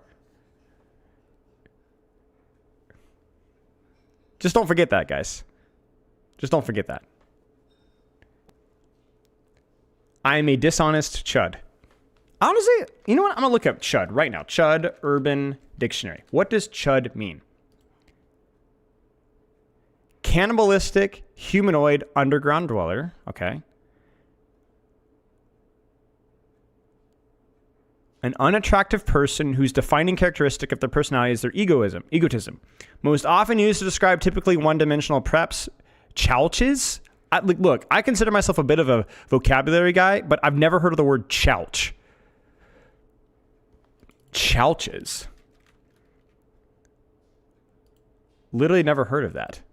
Wait, let me look it up. Is that like an old English thing? French? Oh, never mind. Never mind. There's a reason I don't know that word.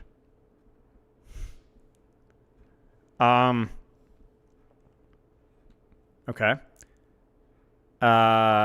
Anyone who has no good qualities at all. Meatheads. Chad plus stud. You see, I don't understand that. Doesn't that... Okay, we are ready. Just let me know if you want to join the squad stream. I'll get that going. I don't know what... Okay, hang on. I don't know what the squad stream is, but I'm ready to go. I'm live on my end, if that's okay. Bueller. Okay, I spoke into the void. I am ready, and live on my end. Just let me know what to do next.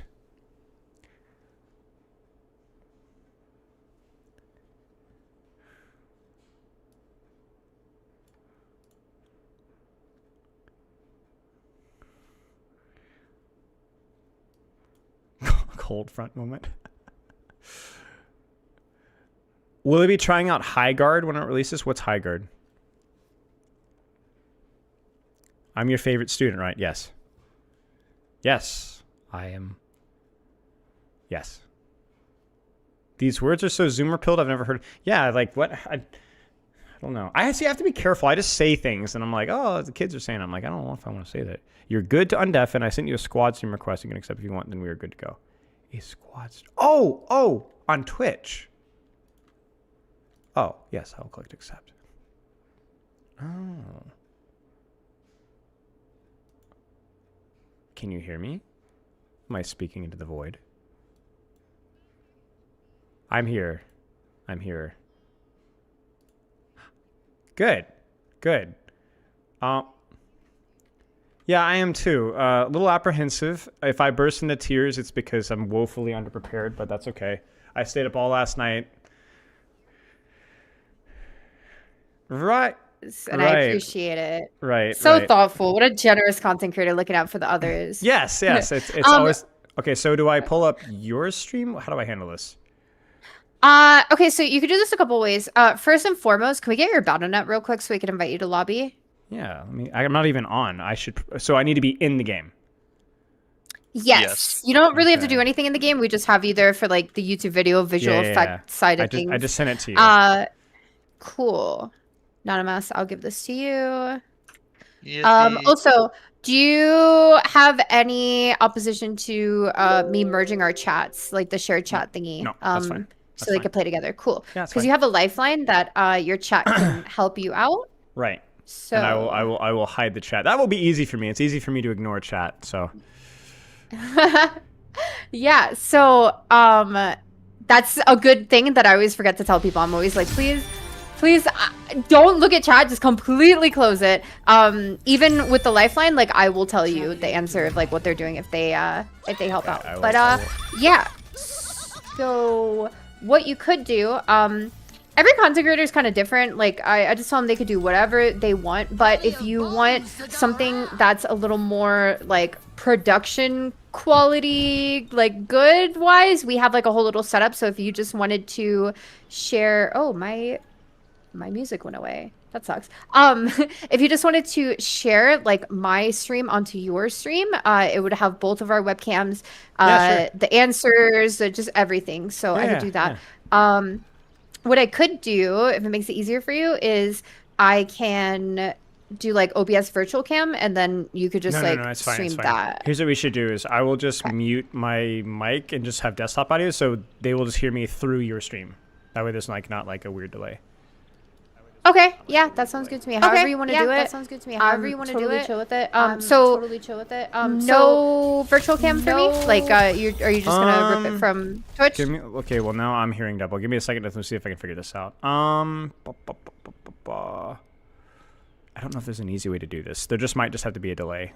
So I will stream window capture. Hang on a second. So let me just separate this, and then I will do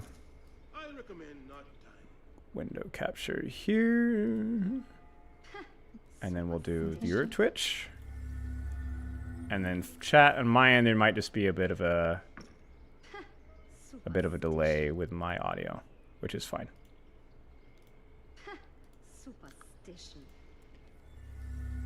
And then we'll go full screen, and then we'll do that.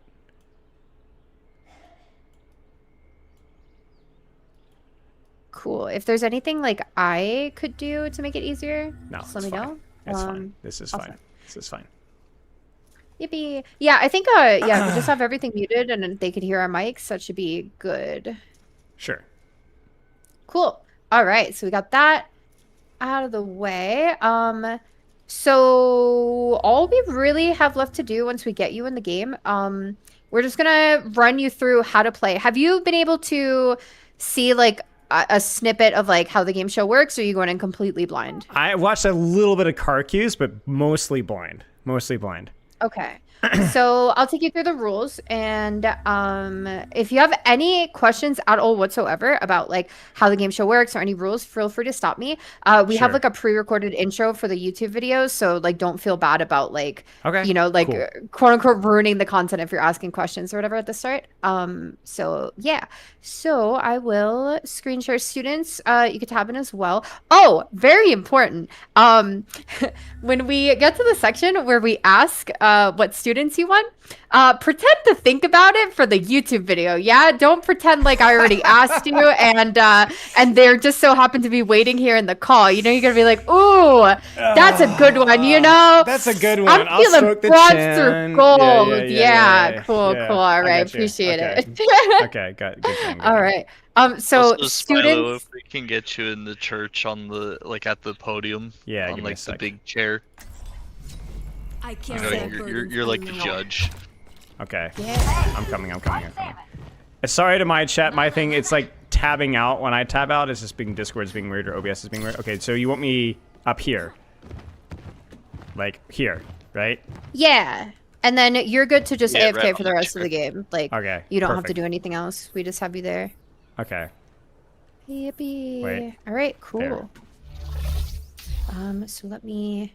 I don't think I need to be in, right? I feel like I host so many game shows and I don't remember like which ones I have to be actually booted in for. I don't think I have to be booted for this one. Okay. No, I don't believe so. Cool. Yippee. All right.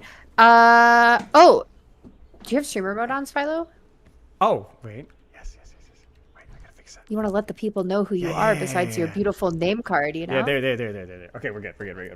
So good. Cool. All right. You had to hide it for Yippee. that ranked game on Hollywood. Oh my god, dude! I Look, finished buddy, like mic look, check and rules listen. with everybody, and I'm like, let's see if Spilo's ready.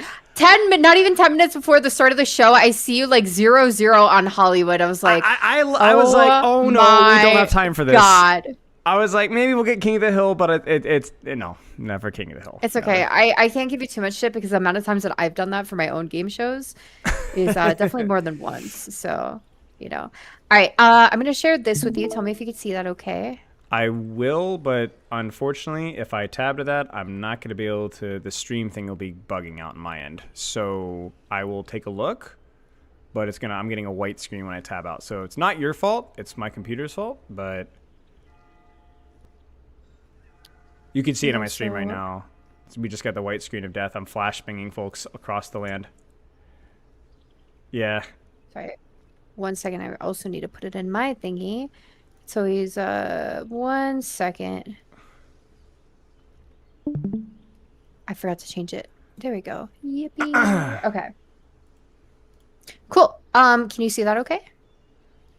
Yeah, I can see it, but I think Cool. Can I stream this as well? Yeah. Hold on. Let me see what Basically, your. basically, so like you can see it right now. It's like black screen, so I can stream one window either, but I have to be looking at what I'm streaming. Basically, is the problem. So I'm if starting I to think that me just doing like streaming my like OBS virtual cam. that I'm might be starting to think better. that that's That might be better. the best bet. And then, can you see like? Basically, the only thing that you need to do or see is the presentation. But Okay. as long as you could see it and your chat can see it, then Yeah, I think you're maybe good. maybe we should do that instead. So I'll capture the your Discord stream instead of your stream. Yeah. Do you want me to turn on virtual cam? I could try to. I mean, I think that's probably the bet. Yeah, whatever's fine. So. Oh wait, I need to turn it on. Because Sorry, I can chat. also I can also just do difficulties. this instead. If you could look at my stream really fast, I could just stream what you're streaming, or you through Discord, and then just that's the stream for my end. You could do that too, but then they wouldn't see you or True. like. It's that's just true. whatever you want to do. It's That's completely true. up to That's you. fine. That's fine. Okay, so how do I go through the OBS face cam thing here, or the virtual cam? Sorry. So open my virtual cam, and then you would just add that as a source to your OBS. I think it's you could just do a window source, maybe like a window capture, display capture. Yeah. something Okay, like so that. virtual cam through the Discord call. Yeah, so I have two things open. I have a screen Got share it, open, okay. and then like what looks like a video, I but it's see it, I actually see my it, I see OBS. it. You see that? Yeah, Yeah. I So see you're that, gonna okay. screen share that. Okay, that should work there. Double check my stream and Yep, tell me looks what you good think. on my end. Okay. Yep. Looks good to me. Chat, does that look good to you? Nice. Yippee. Cool. All right. I think we are good to go then. Yippee. All right. Anyways, hello Spilo. Welcome to Are You Smarter Than a Plat Player? Do you want to like introduce yourself real quick? This could be for the YouTube video, and then the rest of the intro wouldn't be. You just tell everybody like who you are, what you're known for, where they can find you. Also, let them know like your rank. That usually we have everybody say their rank. But I know with you it's a little bit different because you're a coach. So you could also include that. Just whatever you want to say. Go ahead. Yeah. So sure thing. I mean, I've been coaching Overwatch for about 7 years. Actually, closer to 8 years now. All ranks from bronze all the way up to the Overwatch League. Been doing it for a long time. And I, as of now, rank-wise, am I think champ 1 or 2 on all heroes. I'm the highest ranked contestant I think you've ever had. And I am definitely not bumbling around in Plat 1 on Wrecking Ball prior to this recorded segment. I was gonna say, didn't I just watch you play a ranked game in Plat? It's another one of those unranked to With champ gold 1 teammates? content pieces. No, unranked to champ. Must be. Uh-huh. Okay, so what you're saying is that you are absolutely, without a doubt, smarter than a Plat Yes, player. definitely, yes. Okay. So how embarrassing would it be if you ended up not being smarter than a Plat player? Okay, so let's put it this way. So part of my community service, and I've been doing this for years, is kind of occasionally demonstrating a slip up just so that people feel a little bit better than themselves, feel a little bit better. So if I do slip up, it will be calculated.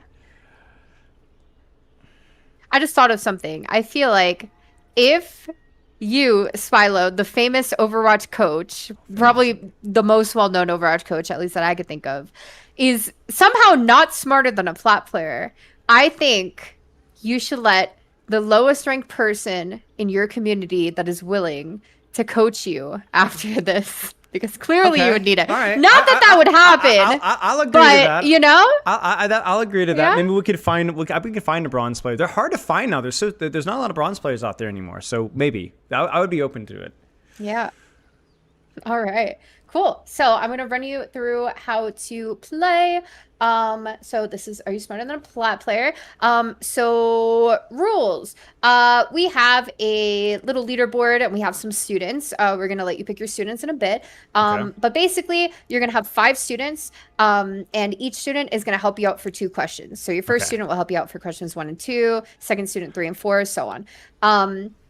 As the game goes on, the questions get harder and harder. As you can see by our little color-coded thing going on right here, questions 1 and 2, you have 2 unranked questions and a bronze question to choose from. So if you want to get greedy and go for some extra points, you totally can. And yeah, as the game goes on, the questions get harder. There's a leaderboard. The top of our leaderboard has been undefeated literally the entire season. So please, like, I'm starting to get bored of the same person being at the top of the leaderboard. So I am rooting for you. Thank you. But yeah, this is not our actual leaderboard. Obviously, this is just an example. But yeah, we have had 1 player flunk out, by the way. So hopefully you don't do as bad as Yeetle did. I will do exceptional. Cool. Subjects. So our subjects, we turned all of the subjects that you see in Are You Smarter Than a 5th Grader into Overwatch stuff, right? So math is cooldowns, breakpoints, damage numbers, etc. Social studies, we have Overwatch pop culture moments. That is my favorite. If you ever want to make the host happy, pick social studies, because this is like the Twitter drama and like who said sex big dick in the Overwatch league, and like this is all like the messy stuff, and I love it. Too Bold was name 10 women that play Overwatch, and he couldn't do it. So yeah, so social studies is always something interesting. English, voice line identification and spelling. Music, we have map music, cinematic music, weapon sounds, footsteps. Geography, map knowledge, anything to do with maps is under geography. Science is ability interactions. Reading is in-game lore. Art is name the skin / find the real skin. And finally, history is the actual game of Overwatch's history and development. Do you have any questions on any of those? No, but some of these are giving me fear. So which ones are giving you fear? I'm not saying. I'm not giving you that edge. Well, do you want to say which one? Oh, hey, the answers are the questions are already pre-generated. So. Oh yeah, that's a likely story. Okay, I don't know if I buy that. Okay. That's fine. I feel like I've got like a general idea of most of these. You know what I'm saying? Like I'm not gonna know the breakpoints on like every single thing, but I'm open to trying whatever. But I think honestly nowadays the skins, back in the day skins would be good. Nowadays I think skins would be a weak point for me. There's so many. You're gonna see like Kiriko skin number 4,900 and be like, is this real? Yeah. Can't remember. Yeah. All right, cool. So now we have student selection. I know we've never talked about this before. Yes. Okay. So the default way to play the game is going with platinum students. That is just no modifier, no nothing. The default way to play. Are you smarter than a Plat player? You would have Plat students, right? But if you would like a challenge, you could go for the uphill battle pool. So your students will be bronze through gold. So your students are lower rank, but to compensate for that, you will get a plus 10% point modifier. On the contrary, we have the expected pool. Your students will be diamond through champ. So higher ranked students, so there's a chance they're more knowledgeable, but you get minus 10% points because of that. I don't even need to think about this, Crystal. I am so intelligent that I want the bronze and gold players on my team. Silver players as well. This is going to be easy. Give me the modifier. Only bronze and gold, no silver players, guys. He hesitated. Okay. He said no silver players. Look, silvers are fine. Bronze through gold, give me the hard mode. They're smarter than you think. Here's the real line. I bet bronze and gold players are smarter than the community thinks. That's what I'm betting my lifeline on. I agree, especially when it comes to like lore and stuff like that as well. A lot of lower rank, I feel like a lot of higher rank people, they only care about shooting pixels. Whereas like people that are more like an average rank or lower, they care more about like this one's in the bag. This one's in the bag. It's over. Well, I have great news for you. We just so happen to have 5 bronze or gold students right now in this call. Okay. Crazy. Excellent. So these are going to be your students. You'll get to meet them in a little bit. Okay, so what can you do with your students? Well, you have lifelines. I know this seems very overwhelming, but I promise it's very simple. So you have a starting balance of $200 dues, rupees, pesos, however you want to look at it. You have 200 of them. You have 4 major lifelines that you could use. Infrasight is where you can look at your student's answer, and you could choose to pick it or not, or just use it to kind of, just get any information you want off of that. That costs 100, so that's our most expensive one. Okay. Chat poll is free because we love the content here and the fact that chat could sabotage you. That would be really fun. So it's free. So that is basically, we just run a poll and you could do what you want with that information. Okay. You can choose what chat picks, or you could pull a rack attack and not go with what chat picked and then get it wrong because chat was right. Totally up to you. Okay. Then we have Winston's recall. That is the phone a friend. I feel like people do not do this one enough. I think it's comedy gold. But yeah, basically you could just call somebody, get their help. Tubald called his brother who's never played Overwatch in his life and said, trust your gut. And he was right. So, you know. Is Coach Stefano there? Or is anybody in chat that have contact with Coach Stefano in my Twitch? I got Coach Stefano's phone number, and I might have to give him a call. Anybody in my Twitch chat that knows or can contact Stefano, add him for me. Tell him keep him if he's available. I will say, if your phone call doesn't answer, your lifeline, that's it, right? So, like, you still have to pay the money for the lifeline, but you don't get the help. Okay. But it is one of our cheapest, besides the chat poll. So, you know, it's worth it. Okay. And then finally, duplicate. You are forced to choose the answer that your student picked. So if your student picked A, you're A. If your student picked B, you pick B. Okay. And then finally, we have resurrect. This one is automatic. It doesn't cost anything. It happens automatically. If you get a question wrong and your student gets it right, you can get resurrected one time in the game. You don't get to pick when. It's just the first time it happens, it happens. Funny enough, this usually happens on question 1. I feel like everybody, I don't know if it's nerves or what, but they get question 1 wrong, they get resurrected, and then they go on a god run. So yes, okay, yeah. Good to know. Good to know. Any questions on this? No, looks all good. Cool. All right. So I believe. Oh no. Okay, losing trend. What happens if you get a question wrong without resurrect? Well, if you get a question wrong, your student gets it right, you get resurrected. But after that, the first question you get wrong, you get minus 25. The second question you get wrong, you get minus 50. And when you get 3 questions wrong, you are suspended. Your score is set to 0. No. We call you Yeetle and laugh, and you are disconnected from the lobby. Okay. So yeah, that applies to the subsequent questions. So like if you get a losing trend on question 2, then like pretty much your whole score is minus 25%. But if you get a losing trend at like question 9, it doesn't really matter as much. Okay. Good to know. Cool. Yes. All right. I think that is everything. You do have your 10 questions that you have to get through with the help of your students. And then if you make it that far, then you have your final question, which is your diamond level question. That you will have no lifelines, no student help. And that's how you prove that you are, in fact, smarter than a Plat player. Okay. And if you are not, you're going to have to look into the camera and say, I am Spylo and I am not smarter than a Plat player. But you wouldn't have to do that, right? I won't have to do that. No, it won't be possible. All right, cool. So without further ado, we're going to have you pick your first student. So we have 5 lovely people on the bench. Which one do you think has the most degenerate chat name? Because because I think that's going to help me to win the most. Is that Foxy Knight? Dark Soul? Is that Doge? Zadie? And is that Pinkberry TTV? Okay, only losers I feel like TTV is pretty degenerate. Okay, I was gonna say only losers have their Twitch title as part of their name. So I think Pinkberry. We need to get off to a good start. Let's get Pinkberry in here. Okay. Okay. All right, Pinkberry. Hello. If you want to quickly, I guess, strategize, for lack of a better word, with your teammate. Like, if you want to ask them, like, what they're good at, what subjects, whatever, you could do that for, 10, 15 seconds, and then we'll hop in.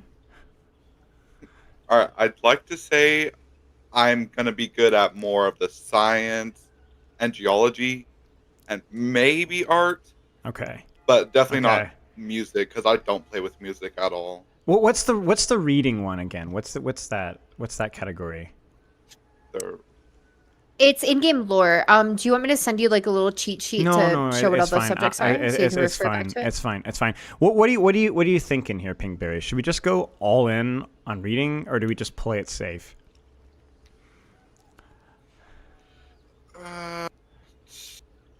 I say go with reading, I guess, for the points. I just don't. You know what? Heck with it. Let's just. I think we could just go. I think we could just go. My internet is exploding here as we encounter an ice storm. So, okay, can you guys still hear me? I hear you. Okay, timing is a bit awkward here. Maybe give it a second here to stabilize.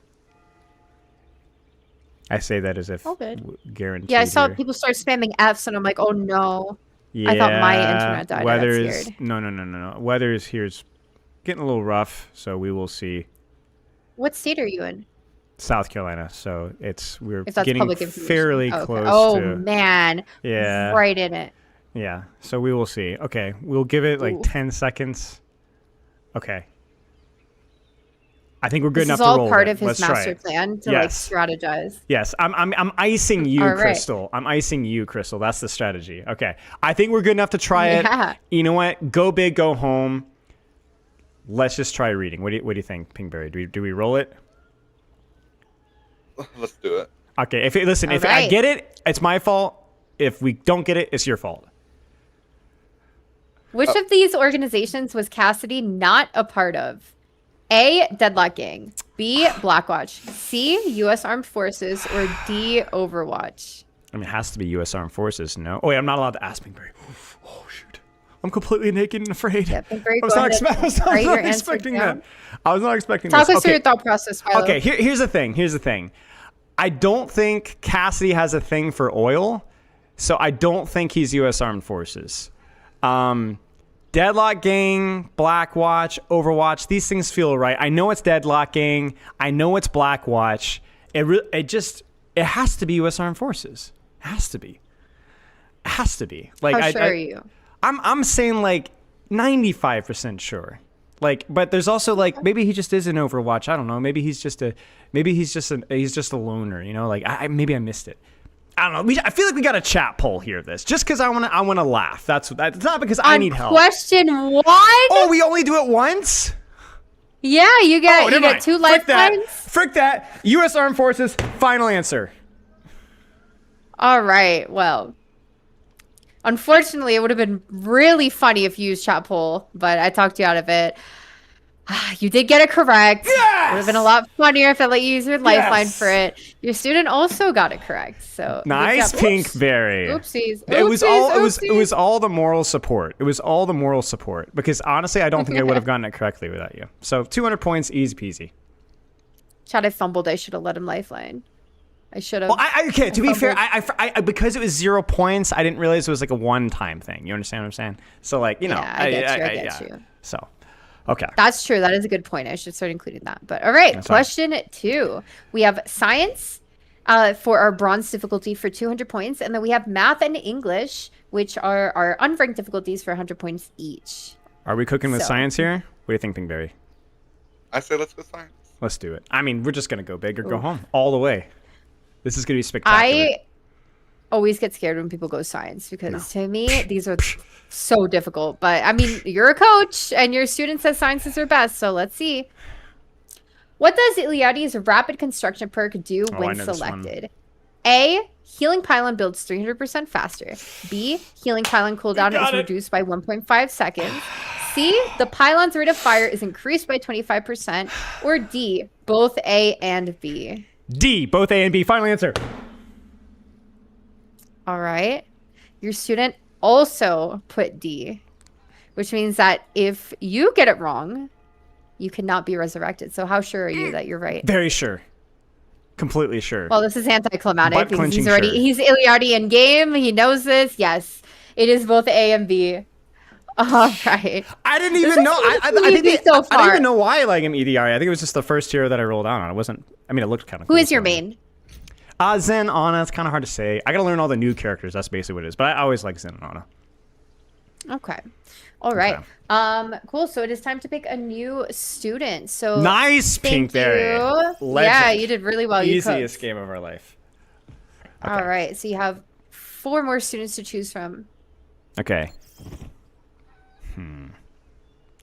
Well, okay. So I'm gonna cheat, and I think we have geography I saw it.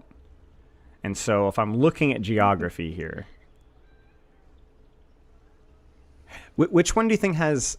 Okay. Oh, got Kiriko moved. Go with Kiriko. It's actually... Like, my internet's so freaking bad, I literally can't even read the Kiriko's name. What is the Kiriko's name? It's really pixelated. Kira, you want to introduce yourself? Yeah, hi. It's Zadie. Zadie. Okay, okay. Nice to meet you, Zadie. We are going to win this one. All right. I believe in you, Zadie. Philo is actually off to a pretty good start, but, you know, he also had a goated student last time, so keep up that trend. All right, cool. So we have, for question 3, we have math and social studies for bronze difficulty, and then we have our first silver difficulty question, which is geography for 350 points. So, Zadie, where would you like to take us? what are you thinking? What are your strong subjects here? Any thoughts? I'm thinking geography because you think so? I like to look at the maps a lot. Okay. I was thinking the same. Like, go big, go home. No shame. Like, listen. Like, you gotta gamble. I think I'm gonna go with Zadie. I think we go geography. I want my points. All right. Cool. Geography. How many 2CP maps are there? A, 3, B, 4, C, 5, or D, 6? Man. I see you thinking. Talk it out with us. Paris Horizon, there's the banned ones. And then there's the Volskaya. And then there's Anubis. And then there's Hanamura. I want to say 5. Okay. Gonna lock that in?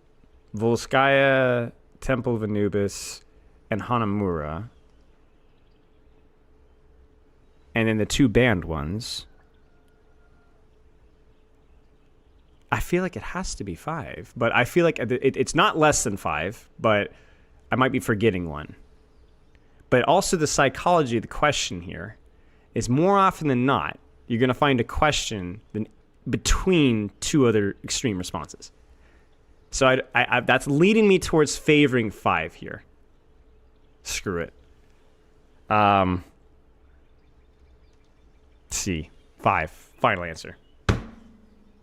All right. Your student picked A, 3. What do you think about that? Well, okay. So to be fair, 2CP is really old. And so you could be a modern geography wizard and know nothing about 2CP. Whereas I was there when the tomes were written. And so I remember theory crafting it. So it's 3 that are active, but 2 that were banned. So if we're including the ones that were removed, it's 5. But that is more encouraging for me because that means that I think there's 3 remaining. So that's encouraging me. I'm sticking with C. Well, it's good that you trusted your gut because it is in fact C, 5. Yes. Okay, we're good. All right. You're breezing through this, but we're still in bronze silver territory, so don't get too excited. Yeah, okay. All Man, right. I lose so many points if I get one wrong. 4. Too. We have history and music are our bronze ones for 200 points, and then we have a silver social studies for 350 points. What are you thinking, Zadie? Be on the right side here, Zadie. Music, Zadie, you had one job. Oh. Okay. Now wait a second. The social studies, is this the Twitter drama crap? And this is all the... It could be anything. It's anything to do with the Overwatch community. So it could be about content creators. It could be about shit that you've seen on Twitter. It could be about what did this Overwatch player do to get canceled. I don't want this category, but it's 350 points, Zadie. I'm just saying, I'm not good at that. I'm not good with Twitter drama. It's not just. It's not often Twitter drama. I'll just put that out there. All right, I'm just gonna gamble. Just roll it. We're gonna high roll all the way. Zadie, I trust you. I trust you to pick at random. So we're locking in social studies? Yeah. I totally didn't influence that. Let's go. I love when people. Yeah, I was gonna say. Wait a second. This is rigged. Which hero has not had a comic read out by their voice director? A. Wooyoung, B. Kiriko, C. Hazard, or D. Juno? Okay. I think I know the answer to this one. It's Hazard. I think in Wuyong, they have, and I don't know if it's Kiriko or Juno. I don't freaking know anything. Your students locked in Already? I Already. think. Okay. This might be a time for a chat lifeline. That's what I'm thinking. You know what? No. Yes. No. Yeah. No. Yes. Chat lifeline. Before you do the chat lifeline, I'm just curious. Let's say you had no lifelines. What would you go with? I think I'd go with Kiriko. Okay. I think I'd go with All Kiriko. right.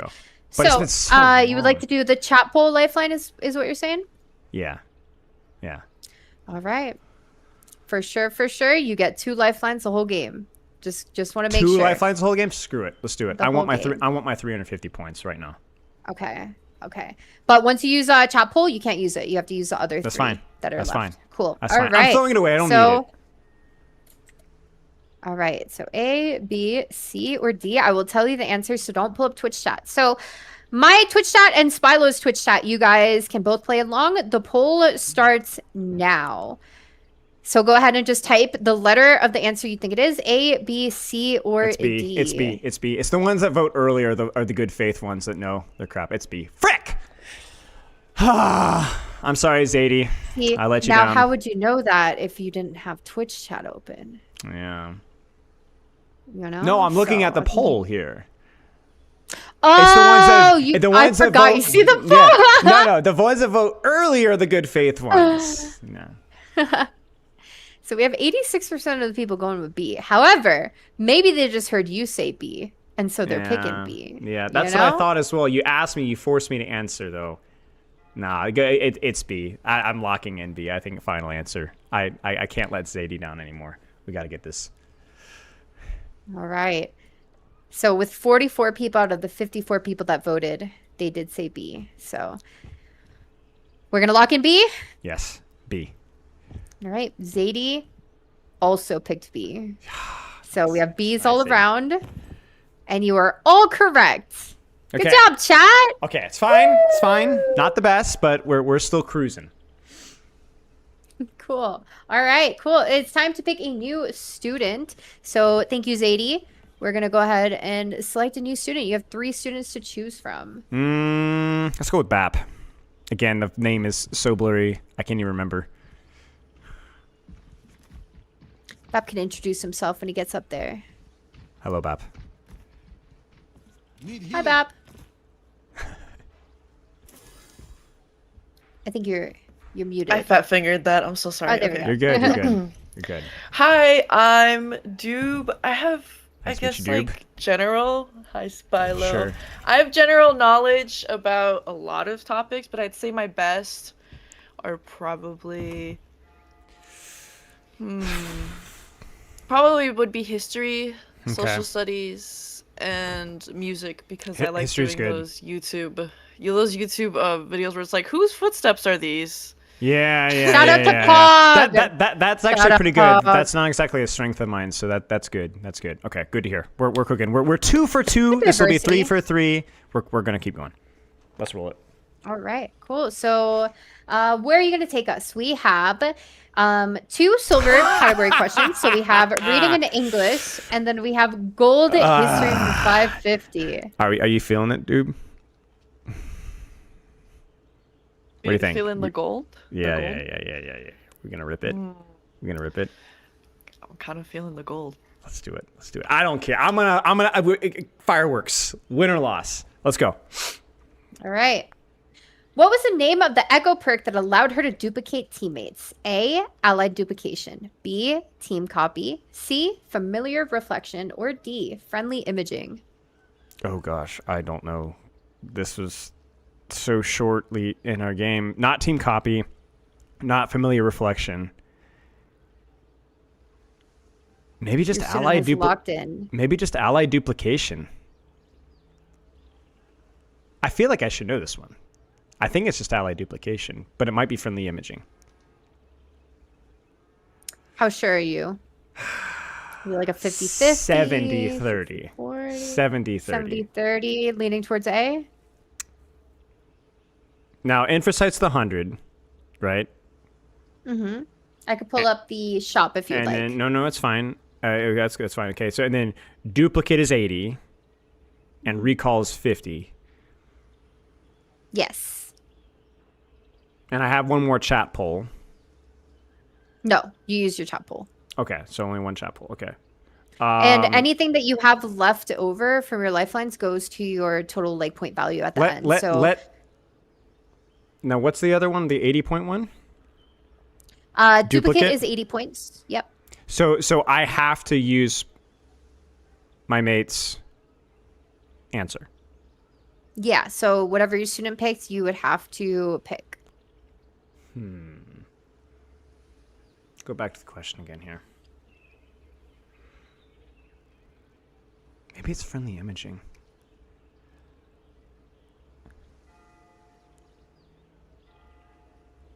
Oh man, this is tough. This is tough, Crystal. I'm not gonna lie. Allied duplication seems so on the nose. Do you feel like you've ever heard either of these before? Or are they both like brand new to you? Like never heard them? Vaguely familiar, but allied duplication sounds more like the way of describing it, but I'm actually thinking it might be friendly imaging. It seems more along the lines of what they would call a perk like that. Allied duplication seems really on the nose and really like boring. It's not team copy. It's not familiar reflection. I don't think I can use my Infrasight just yet. I really don't want to. I'm going to gamble. We're going big or going home. Friendly imaging. Final answer. Lock it. All right. Oh, so the switch up from allied duplication to friendly imaging. Let's see if that pays off. I will let you know that your student picked B, team copy. You might be right. I have no idea. I'll let you know one of you are right. And luckily it is you. It was, in fact, friendly imaging. Oh my gosh. Oh my gosh. Okay. I knew friendly imaging felt right, but I was like, crap. I really didn't know. Oh, jeez. I thought when I saw this question, I was like, surely it's allied duplication. It's very good. Like, okay. My team that wrote this question, they cooked. But all right, cool. So going on now to question 6.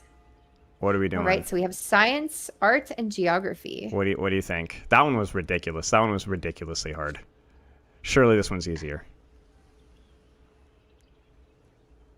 What do you think? Science? Do we go big? Yeah, just go big or go home. Let's Yeah, go gambling. like exactly. Here's the thing. We're all going to fade into irrelevance if we don't finish first. Or we're going to be Yeetle and we're going to be brought up literally every time that she does it. You know what I'm saying? Like That's there's true. literally no That's downside true. here. Science. See, Cricket. Crystal said she wanted a new victor, and we must fulfill that. We have to prophecy. try. We have to try. Yeah, first We have place to try. has been in first place since Come the on. first day of Are You Smarter Than a Plot Player? So Who is in first I would place? be Bruuak. Oh, of course. Okay. All right. Come on. Of course. Come on. Yeah, he All does right, all cool. he So does all running those sides? videos. He does his crap. So okay, yeah, science. I thought CarQ would have dethroned him. Maybe. Right. Which combination of speed bonuses exceeds the plus 75% cap? A. Lucio's speed boost and Juno's hyper ring. B. Kiriko's Kitsune rush and Junker Queen's commanding shout. C. Lucio's speed boost and Anna's speed serum. Or D. Lucio's amp it up and speed boost plus Torbjorn's hammer time. I'm going to weep. I'm going to weep right now. Okay, so I can Axe 1. It's not A. Why? Because it would be the first thing that gets patched. It's the two obvious combos here. And so what I'm looking for... When you say Lucio amp it up plus speed boost plus Torbjorn's hammer time, is that the Lucio amp and just his aura? So amp speed is what you're saying? For C? D, sorry. Lucio's amp it up and speed, like he's amping up the speed boost. Yeah, like he's so on just speed amp, and yeah, amping up. I understand. So it has to be. I feel like it has to be like an ultimate here because that's the only way it would break the thing. because there's a limit, there's a cap. So I don't think it's A. I don't even think A is enough to even reach 75%. Or sorry, I think it might just reach 75 or close. Amp it up plus speed boost plus Torbjorn's hammer time, maybe because it's a perk, so it could tweak things. Kitsune Rush plus Dragon Queen's commanding shout. I don't think that exceeds 75%. So I think that one good. Now, is this like as in it breaks the cap or like it adds up over the cap? I guess is the question. I don't know if you know the answer to this. It's capped at 75%, Yes, so yes. it would kind of be like wasted, like if they both give like. You're saying they don't go past the 75% cap? It's wasted. Oh, okay. So our writer said, I think he's understanding the question as it's allowed in the game to go past 75%. It's but not the question allowed. is actually It just which happens. is not allowed by the game. Yeah. I don't think it's. So does B that then. change your thought process? Yes, it does. It does. I don't think it's B.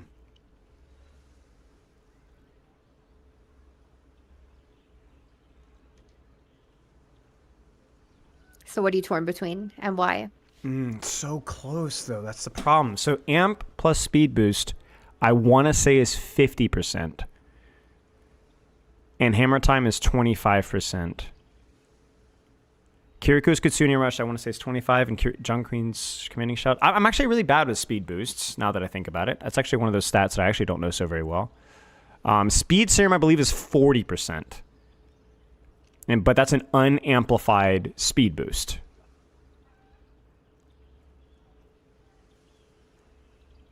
What's your gut telling you? I don't know. Speed boost plus Juno's hyper ring. Okay, so let me take a guess here. So not confirmed, but I think Juno's hyper ring is more than 40%. I think it's 50%. I think. I'm not sure, but if that's the case, then that would mean A should beat C. Kitsune Rush for Dragon Queen's commanding shout. I don't think that is going to beat A either. So to me, I think it's going to come down to A or D, amp speed plus Torb's hammer time. Which, if I remember correctly, hammer time is 25%. Which is speed boost 30 unamped? Crud. Amp it up plus speed What boost. if I told you you have like 20 more seconds to lock in your That's answer? fine. Okay, I'll. You got to speed I'll boost gamble. your Okay. reply real quick. No, I'm not gonna take any help here. I'm gonna go with it. I am going to go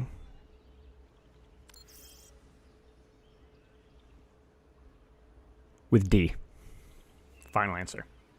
All right. How confident are you feeling? 40%. No, actually 100%. 100%. What made you pick D? I think the difference between speed R and amp speed R is significant enough. But I'm honestly not too sure. Okay. All right. This Your is the student least confident. also picked D. Does that make you feel better, or does that make you feel Does make me feel better, scared? but it's like 40% to 45%. You know what I'm saying? Okay. Well, you are both correct. Oh my gosh! Yes! Oh my days. Okay. I don't remember what amp Brothers speed on a is. run. That I cannot remember. Yes. What is amp speed? So the little kind of trick here is that it's not like amped up, it's just a regular like Lucio speed boost. And I believe like the Lucio base speed is 25%. Yeah, I think so.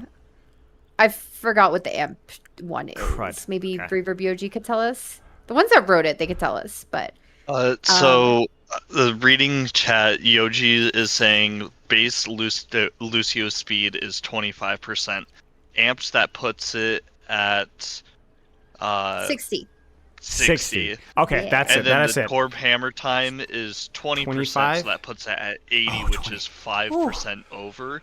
the difference between A and D is A is exactly 75%. Okay, Not that's what I thought. I thought A was 75, but I couldn't remember if amp was 50 or 60, so it was a gamble. Okay, but I felt like it was more than 50. Okay, nice. Never doubted. We're You're cooking. on a freaking run right now, I will say. But all right, it's time to pick a Nice. new student. Nice. We're So 3 you for have 3. Yeah, you have 2 to choose from. Give me Lucio. I want Dark Soul Lucio? to finish this. Lucio's dead. Lucio. He is offended that I didn't know the stat numbers. Is Mercy here? I know he's protesting. Is Mercy here? Mercy. Dude, they don't fuck with you. Oh, wait, we're here. Okay, flick. Okay, we're good. Okay, nice. Okay. I do have friends. Okay, it's fine. I was about to burst into tears. Okay, we're good. All right. Mercy, do you want to introduce yourself? Hi, I'm Dark Soul. Hi, Dark Soul. I'm kind of good in like English and geography. Okay. Yeah, that's all I can say. That's fine. Sorry. Better than me. Okay. We've survived this far. Let's do this. All right. Question 7. We have our first platinum question as a music question, and then we have reading and science as our gold questions for 550. Are you going to take us to our plot question, or are you going to play it safe? What do you think, Dark Soul? I might be able to. I don't know. I mean, science completely not. Okay. I know a good part of this like ability and all that. I don't know about it. Do you just want to... Music maybe, and readings, like one of those two. But you decide. Yeah, let's just go. Come on, let's do this. Like, we got this. Music, fine. Just give me the music, Crystal. I don't know. Go down on a... I just don't even care anymore. I've got nothing to lose. right. Keep gambling. You know what I'm saying? Which hero does not appear on the screen in 0 hour while this excerpt is playing?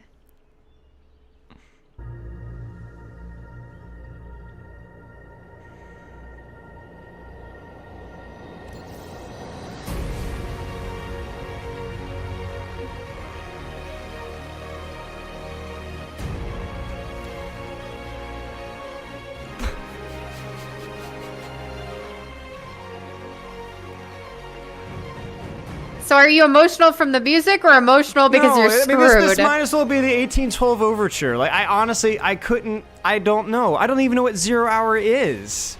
Like, is that the Overwatch 2 announcement thing? Have you ever heard this? Yes, it sounds vaguely familiar. Is that like the Overwatch 2 thing where Genji fights the big robot? Oh man, I don't know, you tell me.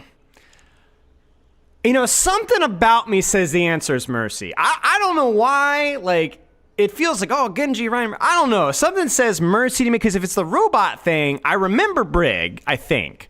And I think I remember Genji Ryan. But I'm going to feel real stupid if my Mercy guess is like, are you freaking kidding me? Give me, I think is it's there time. anybody that you're sure it is? No, or, no sorry, idea. isn't. I don't even know what 0 hour is. I couldn't tell you. So if you said it's like Genji fighting a robot, what else do you remember? Is it the one on the streets? I can't tell you. You tell me what you think it is. Okay, you know what? I think it's the one on the streets. I think it's the one announcing like Overwatch 2 and is like, I know Ryan's, and they're all flexing the new skins and crap, you know? And I somehow remember Brig being there. Because if it's the one I think it of, I'm 90% sure Genji and Reinhardt, like I know Genji was there, and I'm pretty sure Reinhardt was there too. Maybe Reinhardt wasn't there. I don't know. Because they were showing off the new, oh, bless me. You know what? Screw it. I just don't care anymore. Mercy. Final answer. All right. So your student picked A, Brig. This could be a good thing. You still have Resurrect available. That's true. So, you know, I mean, you doubted the Mercy players, but they might end up resurrecting you. But unfortunately, for me, because I like content. You did get it right. Yes! Yes! Wait, is it the one? Is it the one? Yes. Ah! Mercy All right, we're is good. in 0 hour, if I remember correctly, but it's not until like later on that she Okay. shows up. 0 Okay. hour. So I'm not very good at like lore myself. But 0 hour is like pre like Overwatch 2, like the hype announcement and like Brig and it's got Brian the come Genji's, together, the and it's like hoodie and stuff, right? yeah. Yeah, see that I was on the right track. Actually, I got it right for the right reason. I did. I'm gonna, and nobody's gonna pat me on the back, so I'll pat myself on the back because I actually did it. I did remember. Okay, we're good. All right. right, Dark Question Soul. 8. Chad, how's he doing so far? Like, this is a pretty solid run. And he gets the +10 multiplier because of having the bronze through gold student pool. Oh, I think that's right. we might, if you keep this up, I think we might have. Don't say it. new- Don't say it. Okay, Don't say it. Don't say it. No. I was gonna say you might be smarter than a Plat player, but you know if you insist that you're not, then like, that's fine. Okay. you know? Maybe. No, Okay, no, okay. no, it's okay. You said it. You said don't say it. I won't say it. That's okay. Like you're silver at best.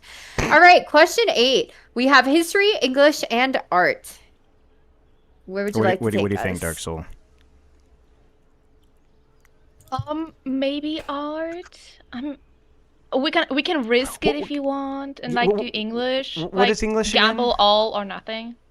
Crystal, what is English? I think again? it's I'm like sorry. the voice lines and all that. Yeah, voice line identification, things like that. Voice line identification. Like, I feel like I'm gonna have to ask for details, and that it's not gonna be possible, sadly. Like, is what does Junkrat say next? Oh gosh, that scares me. You know, there's so many voice lines here. I don't know, Dark Soul. What do you think? What? And then art is what? It's gonna be like, hey, here's Art a is, snapshot like, of a identifying pixel of skins. Paris. Oh, identifying skins. Yeah. Oh, bless me. I don't know. And then history is like kind of like the perk crap, you know, like. History is the actual game of Overwatch's history. So it could be Okay. anything like Okay. what was Bastion like in beta to what was. You know what? Why are we even having this anything. conversation? Give me English. I just don't care. All or nothing. I don't care what the topic is. Let's do this, Dark Soul. Come on. Full out. All the way. Alright, All the English. points. Which hero says the following voice line? How dare you come back here? A. Soldier. B. Tracer. C. Hanzo. Or D. Genji. Talk us through how you're feeling. It's not Genji. That just sounds campy as all get out. How dare you come back? That's Hanzo. That has to be Hanzo. Like, just the way I'd be like, how dare you come back? No. How dare you come back? No, maybe. No, that's so pretentious. Soldier's not that pretentious. And it was like, how dare you come? I can't do Genji. I'm not gonna do Genji. I'm gonna embarrass myself. Genji. No. That was Genji? Oof. I give that a 3 out of 10. Okay, better than I would have given it. How dare you come in? No, it's just, it has to be Hanzo. Just from the sound, but I'm gonna feel real silly because I can see like Tracer, the recall, and like the how dare you come back here? But she doesn't really have problems with anybody. See, here's the problem. It sounds like something that Tracer could say, but she wouldn't say because she wouldn't say it like that. But it sounds like something a soldier would say, but I don't know why he would say it. That's the problem I have here. Okay. Like, why would soldiers say, how dare you So come back if you here? had to narrow this down to a 50-50. Soldier Hanzo, I think. I think it's Soldier Hanzo. So why are we ruling out Tracer Genji? It's because it doesn't fit the vibe? It doesn't fit the vibe, and I'm literally going off, like, I'm thinking, when have I ever heard how dare you come back here? And I don't think I've literally ever heard this voice line that I can remember. So it's just a total, what vibe check are we going here? Like, how good is it? Yeah, see, here, if I get this one wrong, it's not my fault. It's the Overwatch direction voice lines. They're not being consistent with their character design. So if Hanzo doesn't say this, he should say this, and it's not my fault. I think if you get it wrong, it's because you hear this voice line when you get a kill, and maybe you just don't get kills in Overwatch. I don't appreciate that. Everyone. Have you ever considered that one? Wait, Soldier with Reaper.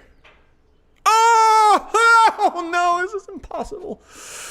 Oh, because I was thinking, who would Soldier say that to? It would have to be with Reaper, or something. It wouldn't be with anybody else. How dare you come? I can't. He sounds constipated. It doesn't exactly sound right. How dare you? It's gonna be Soldier Hanzo, man. It's gonna be Soldier Hanzo. What's your gut telling you? I don't know. I'm straight up 55-45 Hanzo, but like that's not a good percentage at all. Can I? No, go ahead. What if I told you had 15 seconds to lock in? Give me infosight. Can I get an infosight real fast? Yeah. Do I have time? All right, give me. I want to use it. You have 2 questions after this that you can use the lifeline on. You sure you want to use it now? Yes. All right. So infosight. So your student picked C, Hanzo. Okay. I think the strategy then is I get resurrected if I get this one wrong, right? If it is Hanzo and I guess Soldier, I get resurrected if I go Hanzo. Yep. If it is Hanzo, absolutely. Soldier. A final answer. That's actually a really good way to use lifeline. Too bad you both got it wrong. It is B, Tracer. Oh no! Almost big brain. Almost. Okay, who was it? It was almost a good play. It is Tracer. Tracer says this to Widowmaker when Tracer kills Widow on King's Row because of the whole Mandata thing. I cannot do this. I'm out for the. No, you're not out. Well, no, but for okay, like, is it possible for me to get the highest score now? Do we even know? I don't even know. I think so. Okay. Yoji, Reverb, if you guys could tell me for sure, but I want to say, like, you've been doing really well going for the higher ones. Yes. Okay, we got the math this. would be close. I think because you've been going for the harder questions, I think you could. 2 more, right? 2 more. And right? because you went for the chat poll that is 80, you have 120 extra added to your score. Or no, 100 extra added to your score. Okay. So you need So to get it's doable. every question correct from here on out. How many questions are there now? 2 plus a bonus question. There is 2 more plus a bonus, so 3 questions correct. Okay, we got that. All That's right, not too bad. cool. And you still So have you the resurrect. Right. You have your last student here. Okay. So That one was hard. I feel pleased at how close we got. I mean, how close we got. Oh, do we both think that was Lucio? That's Cass. Oh my gosh, that is a real. He That's a looked like commentary. That's a commentary on the mythic. That's crazy. I was sitting there like, Lucio. No wonder he wasn't responding. Holy crap. Chad, did you guys also think that was Lucio? That is crazy. Wait, sit back down. That looked like Lucio. I mean, that's Lucio. That's Lucio. That's freaking Lucio. That's insane. That's Lucio with his little green skates. That's crazy. That is so funny. You know, I'm so sorry. I didn't mean to like. No. We were calling you Lucio. Don't even worry about it. It's not your fault. That's incredible. The up close. Okay. Love that. All right. Cool. So we are on question 9. So we have math, social studies, and geography. Where are you gonna take us? What are you thinking? Well, I don't even know your name. Hi, who are your thing is blurry. I can't see it. What's your name? Yeah, introduce yourself to Lucio. Yeah. Incredible. Yeah. So hi, Lucio. My name's Foxy. Nice, Foxy. Hello, Foxy. What are you thinking? I'm kind of good at like English and music. You know, I had science on my maybe, but after seeing these questions, I'm not so sure. Yeah. Have you been playing along? I have been. Okay, and have you gotten a good amount of them right or no? You know, maybe there's a reason I'm hard stuck gold for a reason. Yeah, you don't know the Tracer voice line. How dare you? Okay, social studies is that's your one, right, Crystal? That's the you silly nonsense. I love when people pick social Geography is the map thingy, and math is all the goofy breakpoints, right? Yes. I'm going full trust mode here. Foxy, what do you think? because there's just no points here, so it's fine. You know what? Let's be really nice to Crystal and go social studies again. Hell Good. yeah! That's fine. Match the energy. Match the energy. This way I could... On what map was the term Ajax coined? A, Oasis. B, Lijiang Tower. C, Nepal. Or D, Busan? Oh no, I don't know this. I literally trialed Ajax. I know him. It wasn't Busan. If only you didn't use your lifeline, you could have phoned him as your phone a friend. I don't know. Hey, Okay, I don't know him that Ajax. well. Okay. It wasn't Busan.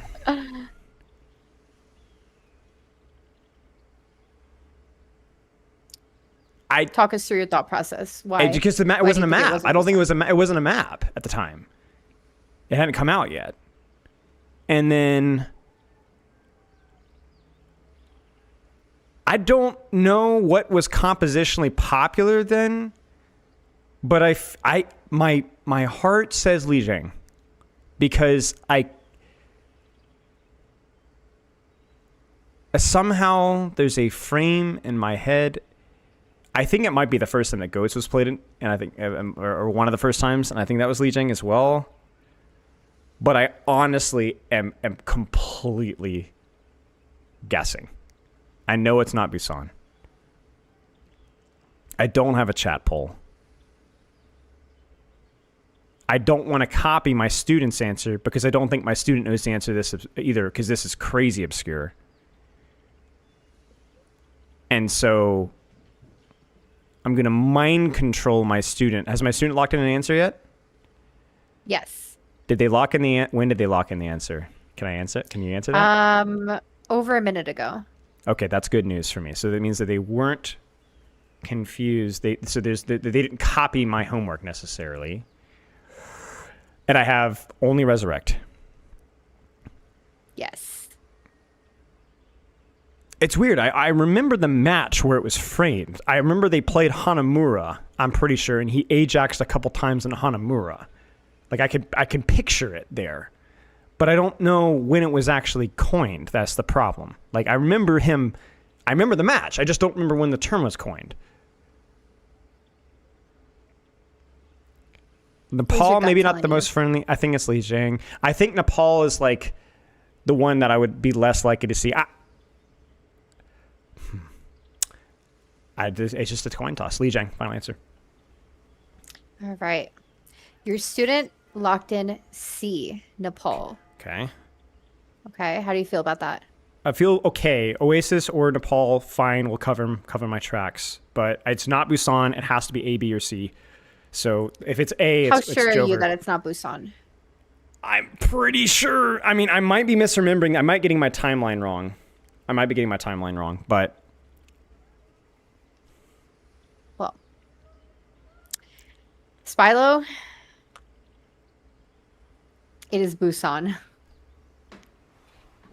there's no way, dude. I hate to break it to you. It is absolutely no. Busan. When was it termed? What?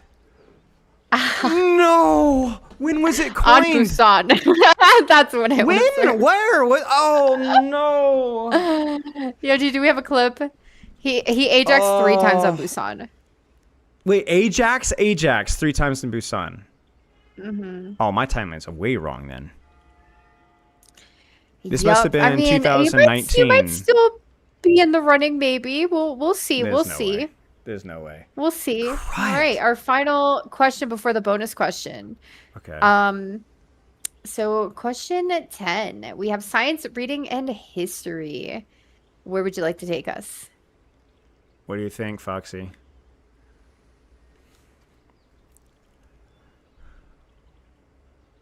Any preference? Foxy feels defeated after that one. Yeah, so do I, man. That was a crippling one right there. That one Definitely. Dog, you know, I didn't even know what Ajaxing was until like 3 months ago. So that's fine. That's fine. That should have been mine. That should have been mine. Slam dunk, if anybody. What do you think? With that being said, though, reading. I think reading. Which is reading again, Crystal? Reading is like in-game lore. Okay. If we got it, if we got the help. Before you lock in, Yeah. I just want to remind you that if you get this next one wrong, It's over. you will flunk out and your Yes. score will be reset to 0. Yes, I don't care. It's over now. It's all or nothing. I don't even think we can get the top score anymore. So it's just over. I've given up. I'm gonna go home and take a All bath. right, so or where are you something. going to take us? Reading. Let's do it. Can't get any worse. All right. Which of the following is not a member of the yokai? A. Ryota, B. Nobuto, C. Sasuke, or D. Sakura? Now, how many points do I have left? I use my insight. For your lifelines? Yeah. 100. And I can't You use can't use insight any more twice. though. Yeah. No, you have no more lifelines. You have 2 lifelines. You could technically get resurrected because that's technically like just an Right. automatic thing that happens. Well, this is where things get weird because I can pick a random answer, hope that my helper doesn't pick that, and then lifeline off of theirs, resurrect. That seems to make the most sense because at this point, if I copy their answer and they get it wrong, and they've only got one more question left after this, and this Yeah, is you about as can't hard. Like use any I'm lifelines not on gonna lie, them? I'm completely out of my element with this one. Like I can't even pronounce these names, much less actually like Ryota, Nobuto, Sakura, Sasuke. It's as wide as it can get. So like I'm fricked. So the best thing I can do here, I think, is to just gamble and hope that either I get it by complete luck or I catch the resurrect from Foxy. Now Sakura is, I believe, the tree. I think it's like the cherry tree thing. So I don't know if that's an actual. Maybe it's a reference to Hanamura. Like, so maybe that feels right. Any of these names familiar to you at all? No, Ryuta. Even Nobuto? outside of Overwatch? No, like I said, Sakura. That's about it. No. Okay. No. So you want to just take a shot in the dark? Yeah, take a shot in the dark. I think it's the best. I'm gonna go with A. Ryota. Not a Alright. member of the yokai. Fraud. Nobody likes Ryota. So, unfortunately, Ryota is a member of the yokai. Okay. Tell me the good news, Crystal. However, the good news is that your student did get it right and you have been resurrected. Foxy! I knew it. See? That's a strat. So now I think you're entitled to like, you know, Nice, get guys. Foxy out of My- Hardstuck Gold or something now. My team has clutched it today, to be honest. Like we've made it 10 for 10. Well, okay, not 10 for 10, but 9 for 10 or 8 for 10. Whatever. It's been good. Nice job. What is the correct answer? I don't know. What did you say? I was just gonna say, so the correct answer is C, Sasuke. Okay. Funny enough, Sasuke and Sakura are from Naruto. That's why I was like, are any of these names familiar to you? No. Yeah. No. All right. So you have not flunked out, which means we're on to the bonus question, which also means students, you are Bless you, Foxy. Dunzo. Bless you all. That Bless was you a all my helpers. great Good clutch. job. Okay. All right, students, cheer on Spylo here. He needs your support. They got Yes, you. Look, mash your it's keyboards. giving like the ladies, Right, leave me right, alone type shit. They're like yeah. jumping up for you. All right, math, English, and music. Where are you gonna take us? Math is the break points. English is music. I know. Oh, I'm getting PTSD from music. English is the what is the English? I forget. What is it? Lore? No. Yes. No. So, English is like the voice line identification. So yeah, English is voice line identification. Also spelling. Math is cooldowns, breakpoints, damage numbers, etc. And music is map musics and mag music, Okay. weapon sounds, footsteps. I think the one I should do is math, and here's why. Okay, I'm doing this not for me. I'm doing it for you because math is like one of those things where it's like it's not that important for coaching, but people think it is. You know, so it'll be really funny when I get it wrong, or if I get it right, it'll be like, of course, you know. So either way, I'm content maxing for you, Crystal. I'm not doing this for myself. It's all for you. Yes. Thank you. I So really we'll go with appreciate math. that. Yeah, you're welcome. It's The okay. bait will Anytime. go hard. All right. Are you positive you want to go math for the bonus question? No, of course I'm not. But scared pick for it you. anyway. All right. I don't want to hear it from you or the YouTube commenters gonna when they're hear like, it. "What is this question?" This is I Oh, never man, tell you've people to really, pick you've math. really encouraging me with this one. Thank you, Crystal. Yeah, I appreciate well, this. You're welcome. I give you an out. How much health would a Junker Queen shouted Torbjorn Wait, I after have to using type this Overload? out. Standing This is inside multiple Brigida's rally, choice. Lifeweaver's Tree of Life after being hit by an enemy Torbjorn's Crystal. sledgehammer. Come on! How much health would a Junker Queen Oh man, like this feels like illegal. How much would a Junker Queen shouted Torbjorn have after using Overload? Standing inside Brigida's Lifeweaver. Are you kidding me? My team is evil. They're so This mean. is sabotage. How much would a Junker Queen shout at Torbjorn after using Overload?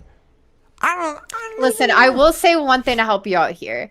A lot of these math and science bonus questions seem so much harder than they actually are, but if you just like take a minute, write it down, if you know just like the standard numbers, you could do it. It's just basic math. Oh, thanks. Basic math.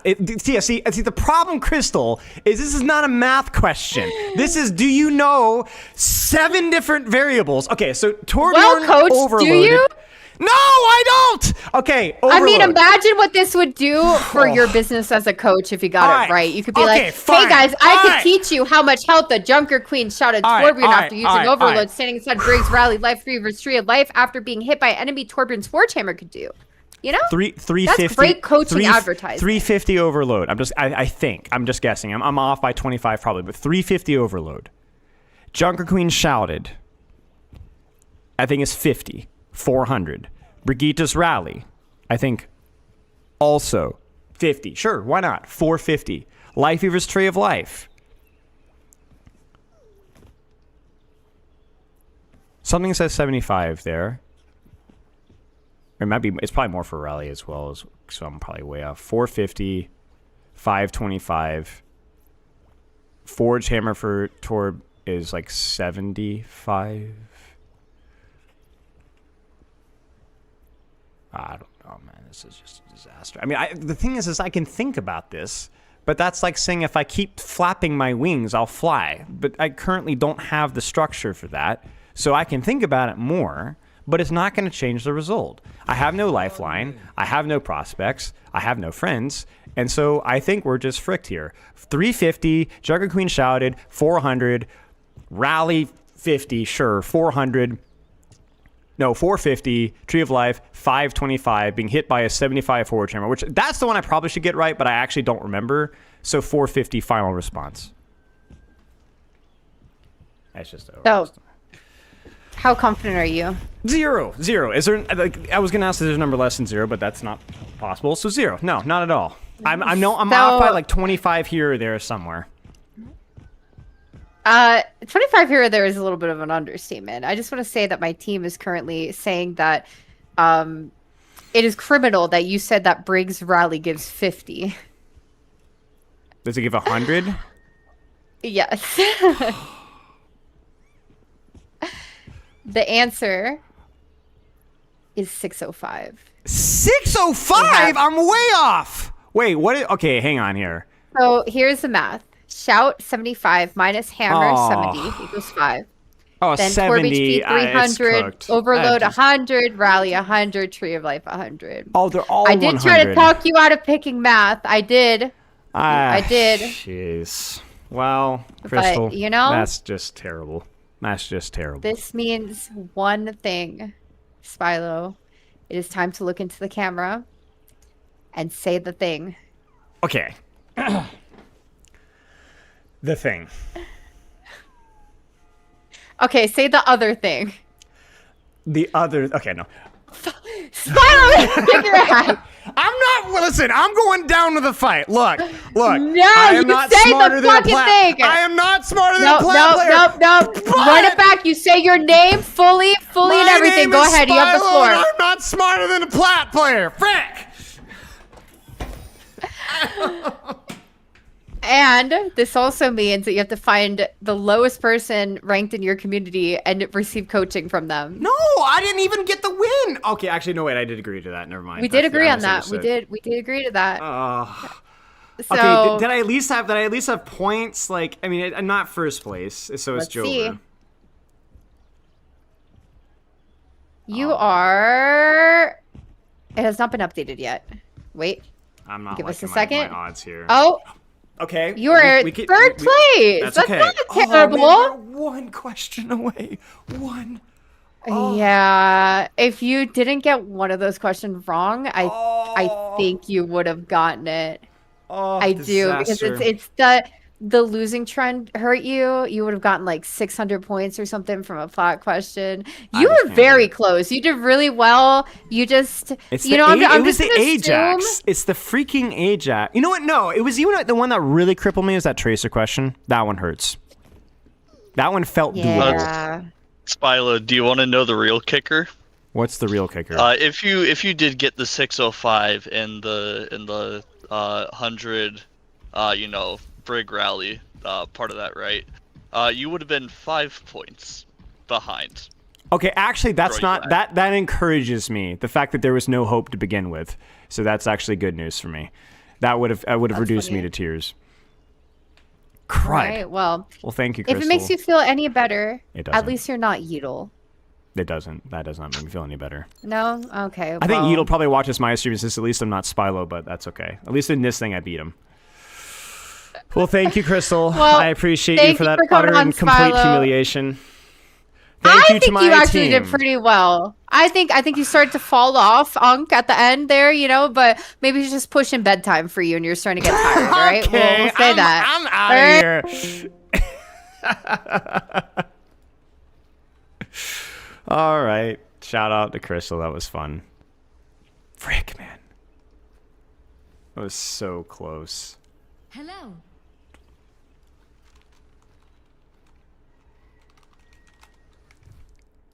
Ria says, I have 1,000 hours on Hanzo, and I was certain it was a Hanzo line. Yeah, like, did you guys, like... Okay, wait, how do I split here? How do we do this? Oh, I think I leave. Okay, yeah, there. I think I leave. And then, wait. Are we still combined? That was fun. Are we combined? Yes. Wait. There. Leave collaboration. Yes. Okay, I think that's it. Are we good? Yes, thank you, Crystal. Yeah, like, man, frick, some of those questions were hard.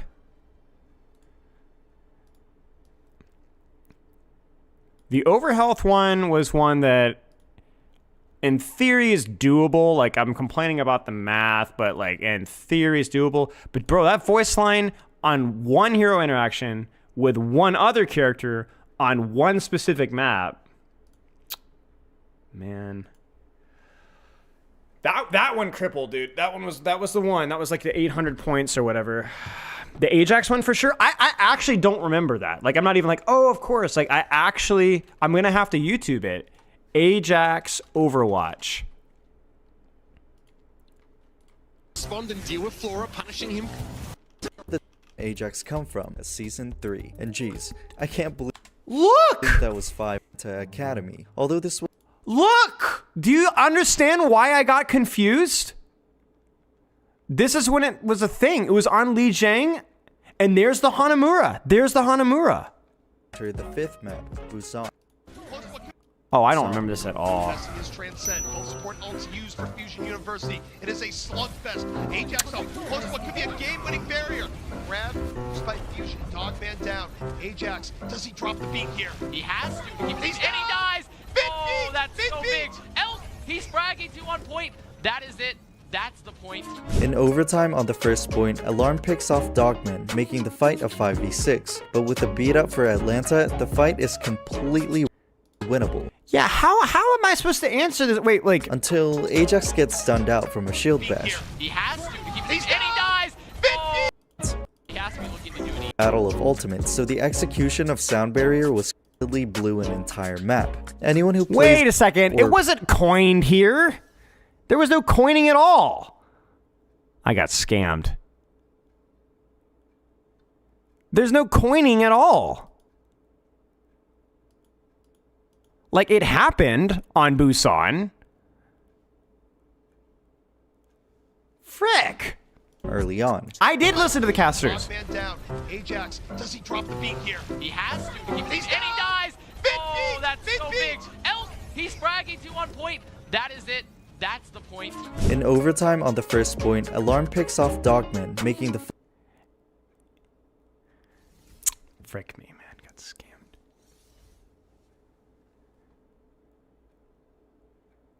just to build up a sound. Okay, maybe. Okay. He has to be looking to do an E.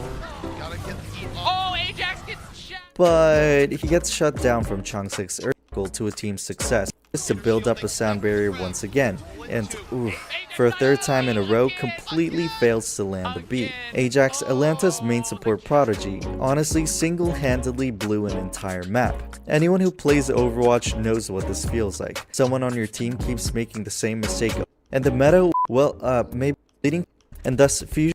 And as for Ajax,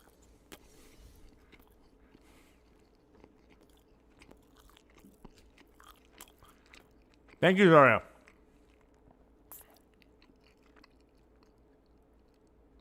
Hello? What? his career went on a downward spiral, or more accurately, took a straight dive.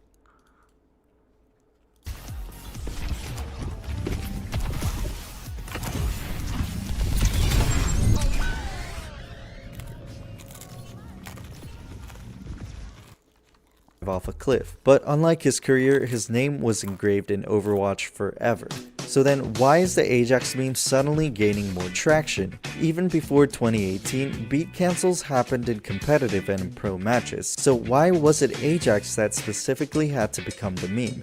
Even if he did become a meme, why is it happening now in Overwatch 2? First, we can figure out why this is happening now based on the meta. From 2019 to 2021's Rollock, Lucio hasn't been hard meta for more than a single patch, so although the term Ajax was used, it didn't receive too much traction. But starting in 2022 with the start of the Junker Queen meta, Lucio became a must-pick hero, and on top of that, moving from 6v6 to 5v5, it's become exponentially easier to mark and target Lucios. And as a result, with the arrival of Overwatch 2, the prevalence of beats being cancelled has become more frequent than ever before. In the past, Ajax was nothing more than a joke made when Lucios would make a mistake, but with the increase in prevalence, Ajax evolved into a full-scale meme, especially amongst the pro players. So why did it have to be Ajax? Well, the meme originated from North America, and the 2018 seasons of Contenders North America was both the start and the peak of attention within the community. So the other regions didn't nearly get as much attention, especially not before 2018. So Ajax really happened to be in the right place at the right time, or maybe the wrong place at the wrong. And to be fair, he freaking Ajaxed more than like any other Lucio in a pro match in recent memory.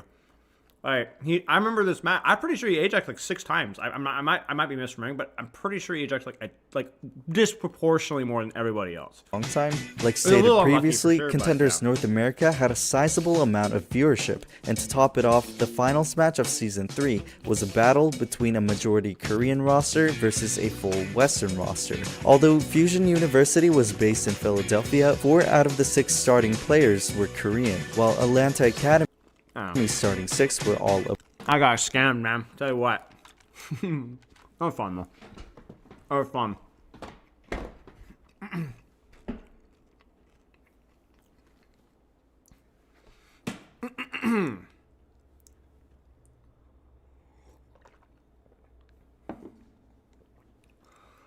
me turn this off so I'm not blinded. That was fun. That was fun. The, what did we get wrong? We got the math one wrong, we got the Ajax one wrong, and we got the voice line one wrong. Right? And the other one we got saved. The Ajax one hurt. And the voice line one hurt. What did she say? How dare you come back here, Tracer? Overwatch. Can somebody link it to me?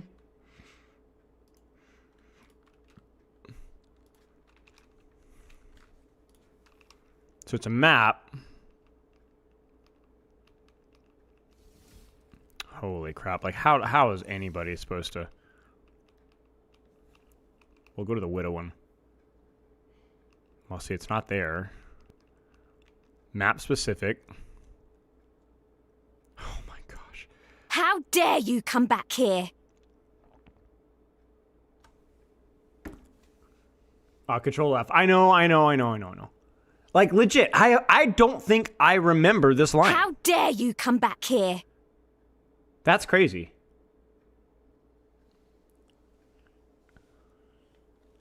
You see, that problem is I don't play Tracer in King's Row. I don't play Tracer at all. But that Ajax one killed me.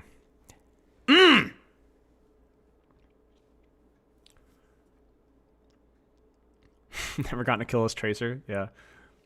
Frick, man, that was hard. Bummer. That was fun, though. Sorry for all the technological issues. I mean, you guys know the routine. My freaking setup is just a train wreck, to be honest. It's horrific, so apologize.